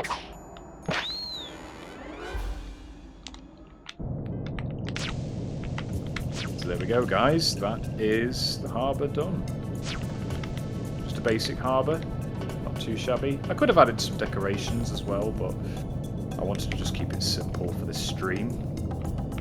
But yeah, so pretty much. Let's just reverse it out again. I keep thinking it's a Sunday when it's not, it's a Saturday. I don't know why, but yeah. Right, so Yeah, leave that vote in has there, that I think. vibe, you know. Your mind's just sort of ahead in a way. Yeah, exactly, yeah. Thanks to work and everything. Shit for work. Yeah, man, that's what it does right. to you. Yeah. And then you lose your train of thought, and it's like, oh. Right. Next steps. Okay, right, so what I'll do in the meantime is just finish off the fencing a little bit. There we go. Just keep it nice and uniform so that people are protected and don't fall into the side of the dockyard. There we go. Adding security to keep it nice and safe. I think with these fences it feels like I'm creating scaffold holes, as if you're constructing the actual dockyard, even though in real life you wouldn't see fences like this, but because it's Minecraft it's best to just have fence lines around so that you don't accidentally whack yourself into the building and then fall over, so it's always good to do that. Put a bit of security around the area. Fucking hell, he didn't even bother to like catch it properly.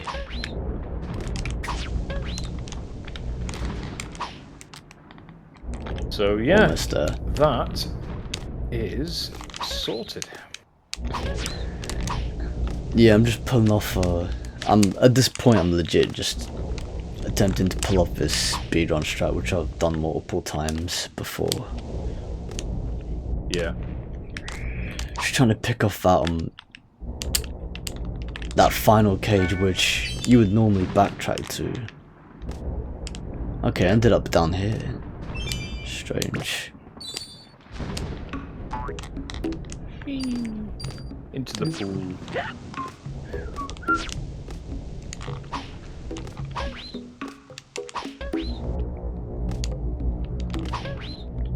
I could probably get a bit more improvements on the walls, but hey-oh, it's just a random build, so yeah. It's really nice, that. Let's go up the steps and check out the roof side of it. There we go. As you can see, orange on the inner, yellow on the outer. What if I do that? What would that do? Oh, right, that does that. Okay. Let's just do that there. Just do that there. Okay, yeah, just leave it like that. Alright, guys and girls, we are done. Okay, you built your model. There we fucking go.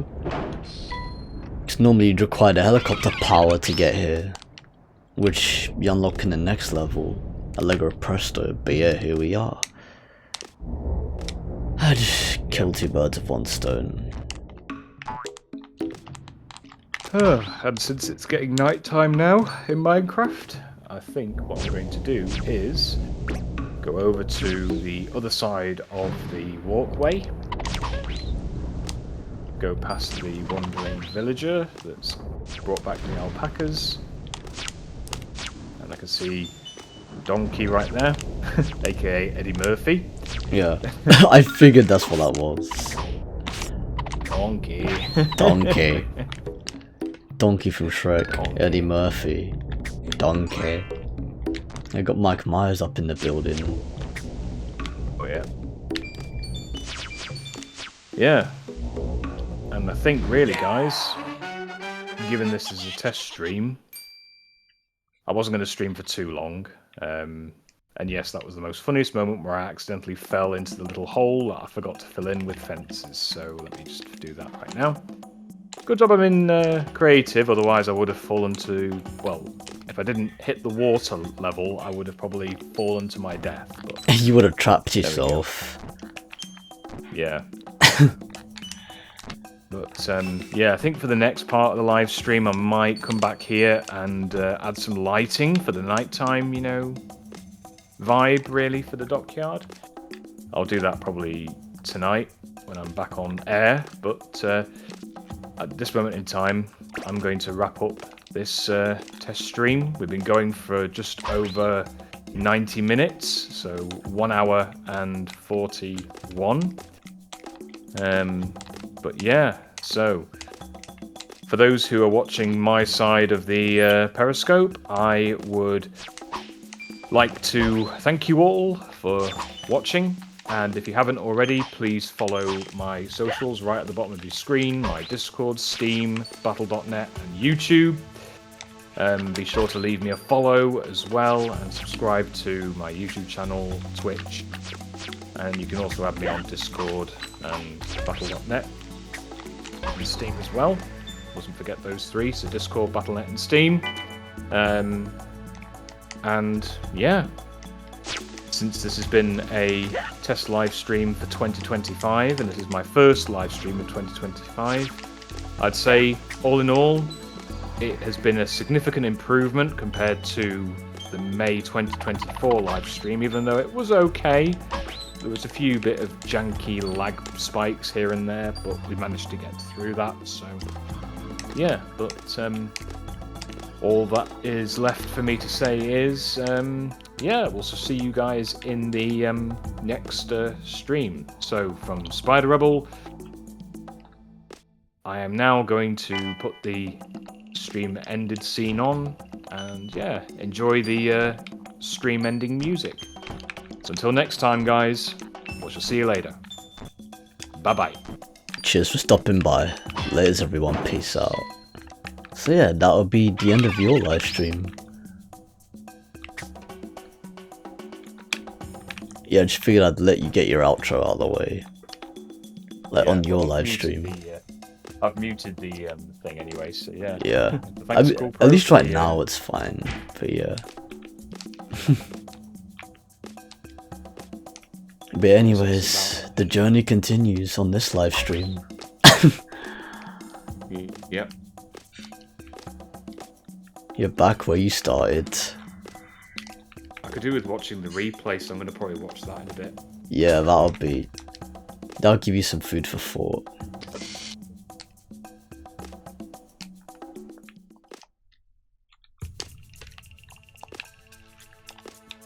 So yeah, back to what I was discussing earlier on, before this whole Minecraft discussion and everything. Yeah, it's... as of like this recent update, like I've already discussed the part where like the majority of his update was practically a time lapse of him building the model, well, the helicopter model from the Teensy Highway levels, which you'd find where Rayman's riding on a surfboard. The one that rescues you when you like fall off a platform in Teensy High. Well, in any one of the Teensy Highway levels in Rayman 3, you pretty much like... part of it was also him showcasing like the pain system as well, as in like dealing damage. So like part of it as well, like he was showcasing Rayman actually taking damage, which he's also implemented. So like he showcased it in terms of Rayman plummeting from such a high point in the game. So it's like, or at least such a high point in the level the Fairy Council in Rayman 3. So it's like, in a way, he was demonstrating full damage, and on top of that, he was demonstrating him sort of getting shot as well, but not as like a direct update per se. But in the process, like, it also showcased like a recreation of the game over screen from Rayman 3 as well, where the text comes up where like the text pops up after you run out of HP.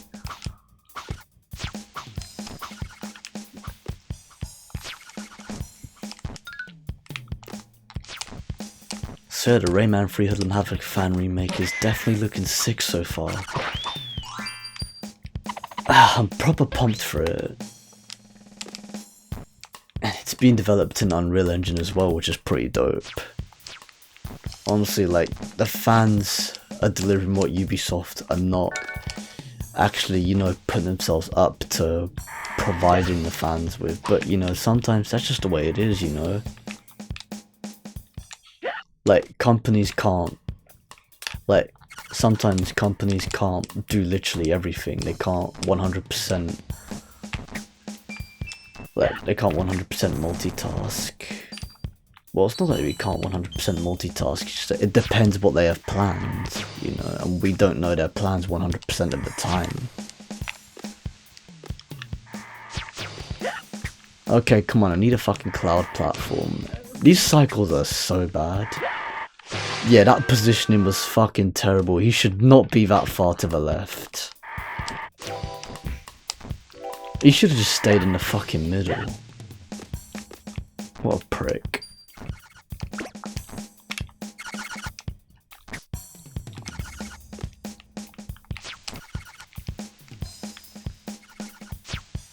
So yeah, what else did he bring up in that? Oh yeah, I remember now. He also showcased a different, what do you call it?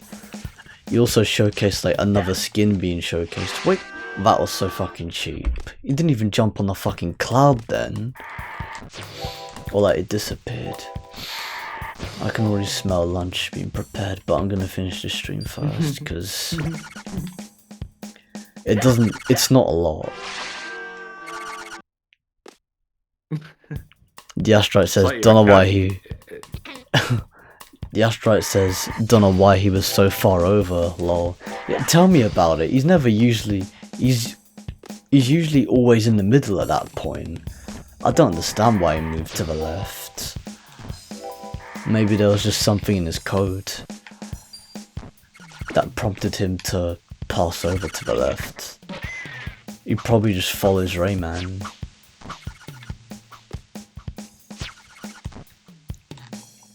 Fucking hell, that was so poorly timed. This isn't even a hard phase either. Or at least not in terms of my level of competence with this game anyway.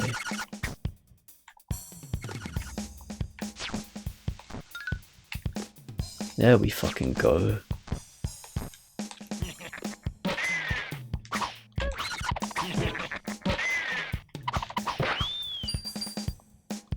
So yeah, I was about to say before I was rudely interrupted by in-game piss takes. Like they also presented another model which is, or another skin, like another like Rayman skin model provided by like, you know, the Rayman fan community, and it's pretty much like a remodel of, you know, that Tarzan Rayman, or Tarzan, however you pronounce his name. But yeah, I think it's Tarzan, and it looks pretty cool so far. And also, like, it's pretty wholesome how like they're actually, how Marked as Unreal is actually letting people, is actually like, you know, letting people from the Rayman fan community actually make their own skins for the game as well, which is pretty fucking cool.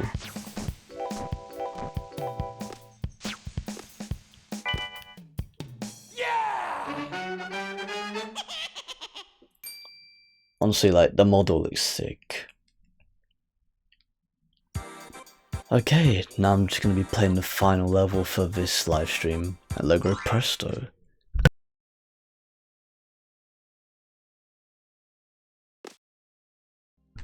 Okay, so here we go. I had to circumvent that dropout sign there. Fucking hell. Okay, here we go.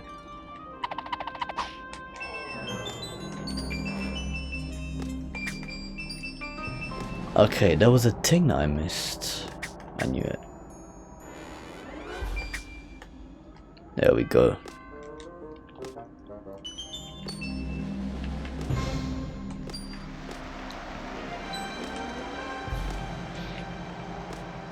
Honestly, in terms of Rayman 3, I do like the combat system. I like how they improved the combat system compared to Rayman 2, because it was like particle shots and shit. It was like particle shots in Rayman 2, so like, and then Rayman 3, they like revisited they sort of revisited the boomerang fist type of mechanic from the original Rayman, and they translated it into 3D, which is pretty cool. Not only that, but they made it so Rayman can curve his punches as well, so it's not just straight shooting.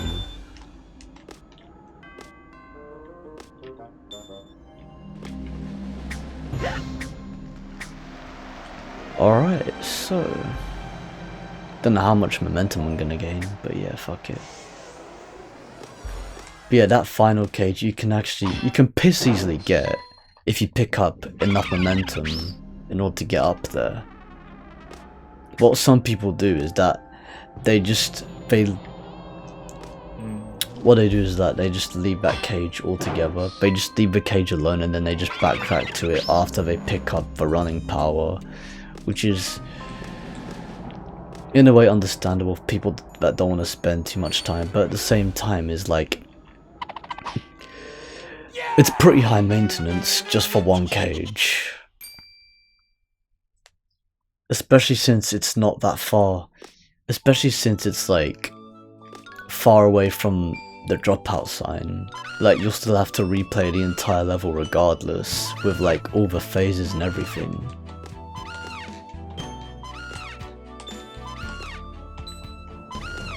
So that's what some people do, they just tend to completely forget about the cage on the first visit as opposed to like one cycling it.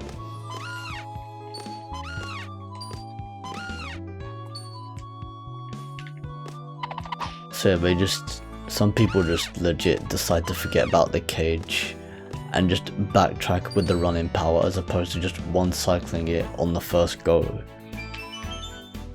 But yeah, like, more power to people for their decisions, but you know.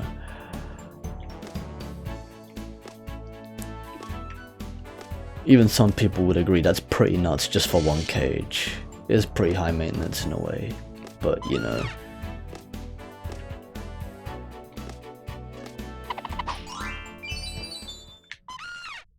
More power to you.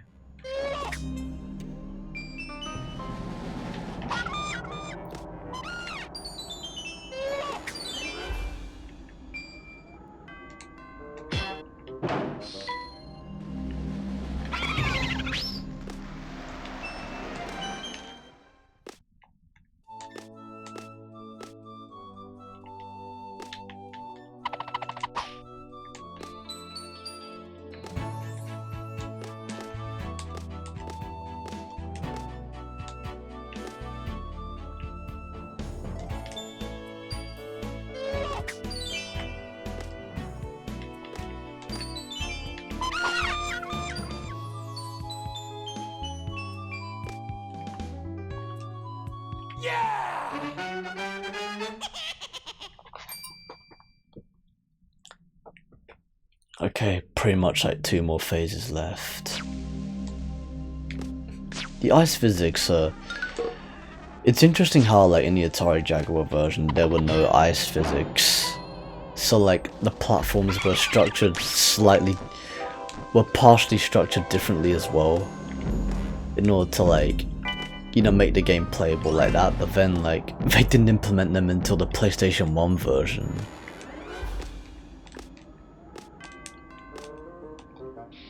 It's kind of interesting. It's also interesting how in the Jaguar version, in terms of the fist power up, in a way it's brutal because it fucks over the player at the same time.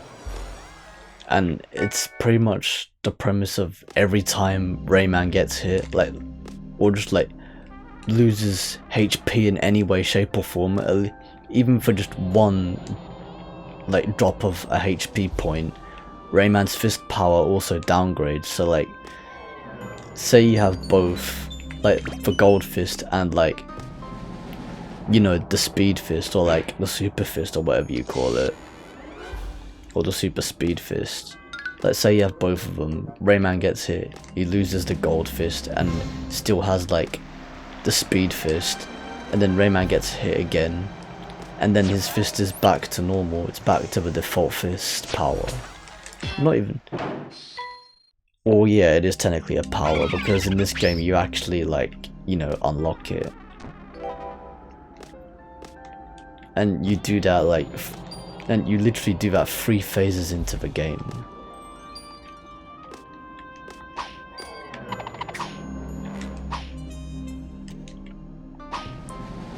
Well, yeah, it's actually interesting the way they came up with the premise.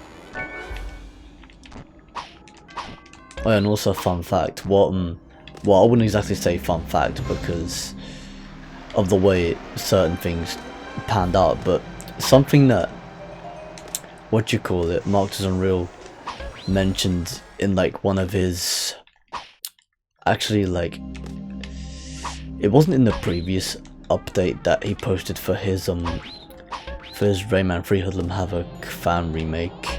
It was in the update before that one. I think it was the first one of this year actually.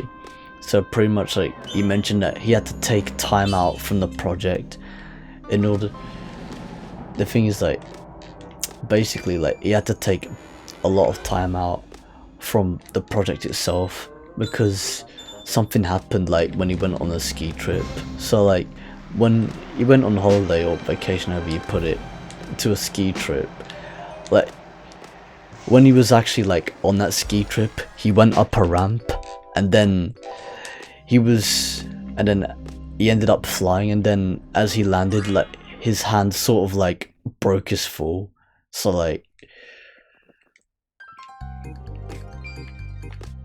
then like he had to go get surgery for his hand, and he was fighting tooth and nail in order to like get the surgery for it. But like he made a joke about it though, about how he broke his hand. He was like, also my hand flew off my, it's like my fist flew off my body like Rayman does. He's like, I made my hand fly off my own body like Rayman does when he shoots a fist. That was pretty much the joke that he made, because like he went flying and then like as he extended his hand, like as like he was gonna crash land, he extended his hand just in time. Well, he extended his arm just in time in order to like sort of partially break his fall, but then he ended up breaking his hand in the process. It's fucked up, but at the same time, like, you know, it's pretty wholesome that he made that type of joke about it, because sometimes even if things that bad, sometimes, you know, you just gotta throw in a wholesome joke. Just like focus on the positives, you know, focus on the positive aspects of it. I mean, sure, it's a painful experience, but he got something out of it at least. Although, like, the people that he was like talking to the phone, I can't even fucking structure this, man. If I can even structure this properly. But yeah, the people that he was talking to over the phone, he was like he was trying to, he was literally fighting tooth and nail to get the surgery for his hand. Like, just to, I don't know how this even fucking works. Apparently there was like some sort of approval system for the surgery or whatever, and it's like, if something's calling you, if you're calling someone, like if someone's calling you because like if someone's calling your department because like your hand, because like you broke your hand and all that, of course you're gonna need to like approve the surgery.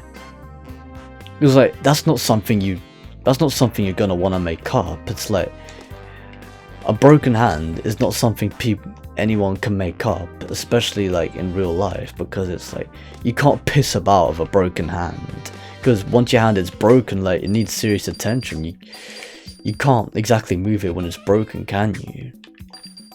So like you can't piss about with a broken hand, just like you can't piss about with chest pain.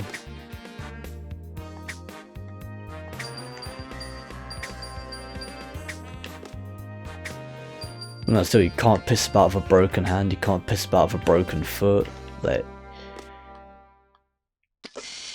but yeah, it's good that he's like, honestly, like, it was nice for him to sort of like find a bright side to that situation. But yeah, it's good that they finally approved the surgery, because he fucking well deserved it and he fucking well needed it on top of that. Okay, so yeah, this is the final proper phase before the phase we go to pick up the helicopter power. Fiastra, it says, never played the Atari Jaguar version. That's interesting. Never played the Atari version. Yeah, it's the original version of the game. Well, it was the first final version of the game before it was, I wouldn't say ported to the PlayStation, before it was transported to the PlayStation as well, because technically the PlayStation version plus the Sega Saturn version, those two versions are also base versions of the game, along with the PC version as well. Okay, so like, that's the end of this phase. There's the Mr. Sax boss fight, which, you know, he just makes a bit of a slight cameo appearance before its actual boss fight, but you only fight him in the actual level, Mr. Sax's Hullabaloo. But of course we won't be doing that, since this is the final phase here, which I pick up the helicopter power. Okay, no time at the present to utilize Rayman's helicopter power. Helicopter, helicopter. Paracoffer. I hate how like, I stumbled mid-speech just then, but fuck it. I fucking hate it, but it happens sometimes. Especially when you just want to say something, you know. Yeah. But yeah, man. That reference never gets old. Helicopter, helicopter. That became a huge meme on Rico Animations. Yep. It became a massive meme. Yeah, in Rico Animations. It became a meme on practically almost every single platform. Have you seen that Especially Instagram? TikTok. Have you seen that Instagram thing from Rico Animations where the guys are just like running to toilets? It's like when your dream comes true, and then they like end up running to the toilet. Well, this sort of character runs to the toilet and he goes, "Come on, come on!" Urinates, and then in reality he's in bed and he hears like the alarm, and he's like, "Oh, I've taken a massive shit in the bed." He's like, "No, no, no, no, no, no, no." Yeah, it was fucking crazy. But yeah, I've definitely remember that. Rico's animations, man, they just come with the most priceless shit possible.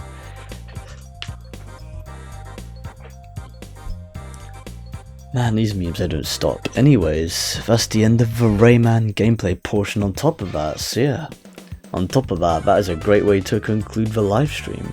And also, since you've already finished your test live stream, I'm gonna have to look for someone else to raid in the process. Well, you know, they can always add me on, you know, Discord and... Yep, they can always follow you on Twitch, add you on Discord. That's Spider Rebel, aka Spidey. And for Discord, Spidey244. Yep, Spidey244 on Discord.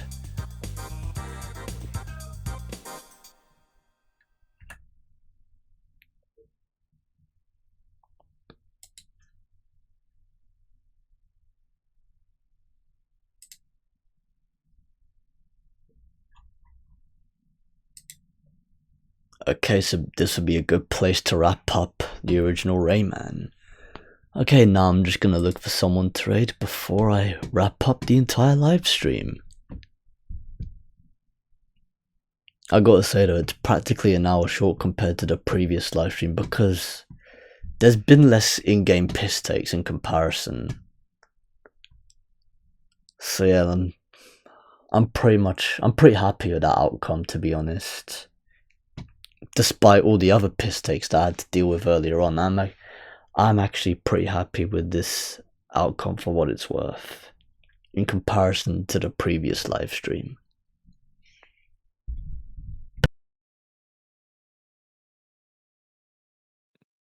Alright. Okay, so I'm gonna see who's live streaming Crash Bandicoot, Rayman, I'm going to use live streaming Crash Bandicoot, Pac-Man World, or Rayman. Before I proceed to raiding them, or before I proceed to I proceed to raiding whoever possible.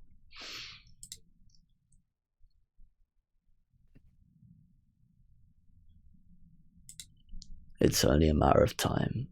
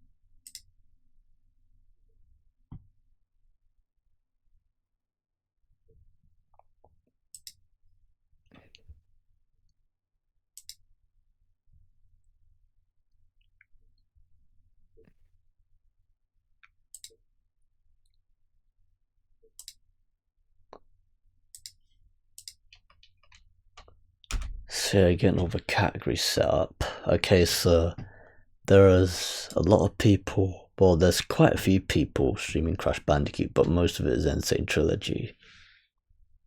Oh, one of them is Crash Mind Over Mutant. Interesting.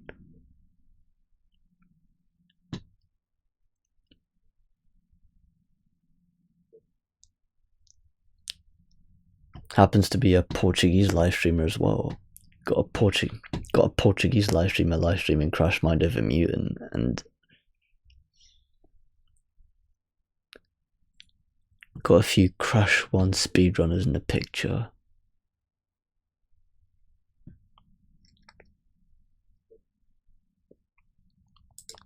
There's no one live streaming Pac-Man World at the moment. We have a French person live streaming the original Rayman. He's on Picture City right now. Also, in terms of Rayman 3 Hoodlum Havoc, we have VXterra doing Rayman 3 Hoodlum Havoc speedruns. He's doing any percent speedruns in Rayman 3 Hoodlum Havoc. So yeah, VXterra, just so some of you, just in case some of you don't know who he is, he's a Rayman speedrunner. He speedruns multiple Rayman games. He speedrun every version, but he speedrun every single version of the original Rayman as well.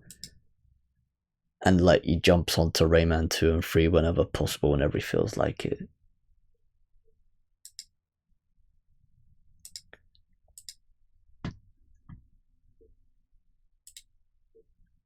Okay, so I'm just gonna double check before I even think about raiding.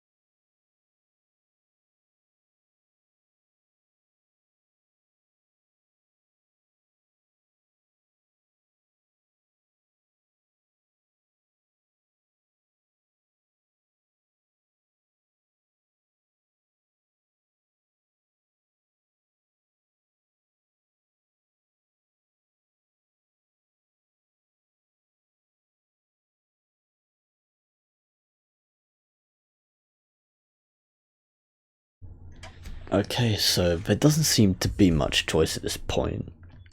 So yeah, I think I'm gonna raid Totemic SK, who's currently live streaming Crash Bandicoot Insane Trilogy right now. He's playing Crash 1 within the Crash Bandicoot Insane Trilogy build, so yeah.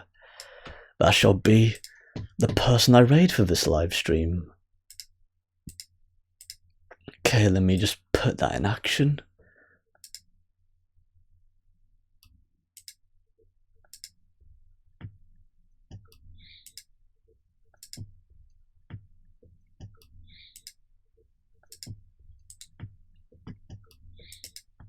That'll certainly be the case. Okay.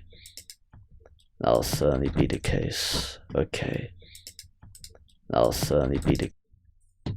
I'm not being funny, but I didn't exactly have my channel unmuted like that, so I don't know why it unmuted itself, but fuck it. I was not expecting that, but fuck it.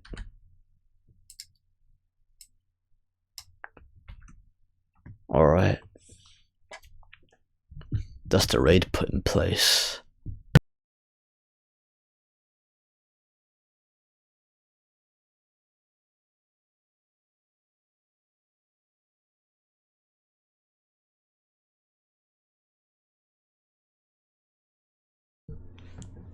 Okay, so that's officially raid put in place. For those of you who are sticking around, feel free and be sure to stick around for the raid as I raid Totemic SK. At least I think that's how you pronounce his username. But yeah, as mentioned, he's playing Crash Bandicoot 1 within Insane Trilogy, so... And I think he's doing PB attempts as well, I'm not entirely sure, but we'll get to that. So yeah, anyways, it's been fun. It's been nice, everyone. It's been nice having all the people that popped up in the chat, like, you know, jump in. Nice to see people popping in, and it's also nice to be doing sort of like a Periscope livestream with Spidey over here for the first time. So yeah, he just finished his livestream test, and now I'm just about to finish up mine. So now yeah, there's no time like the present. Now be the best time to wrap it up. Okay, so for those of you who are watching this live on Twitch, feel free and be sure to drop a follow to my Twitch channel in order to keep yourself updated with future live streams for whenever they may happen, and also stick around for the raid.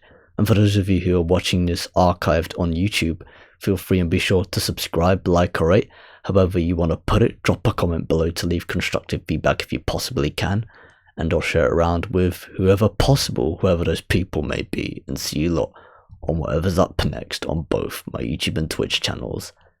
Until then, laters everyone, peace out. Bye guys.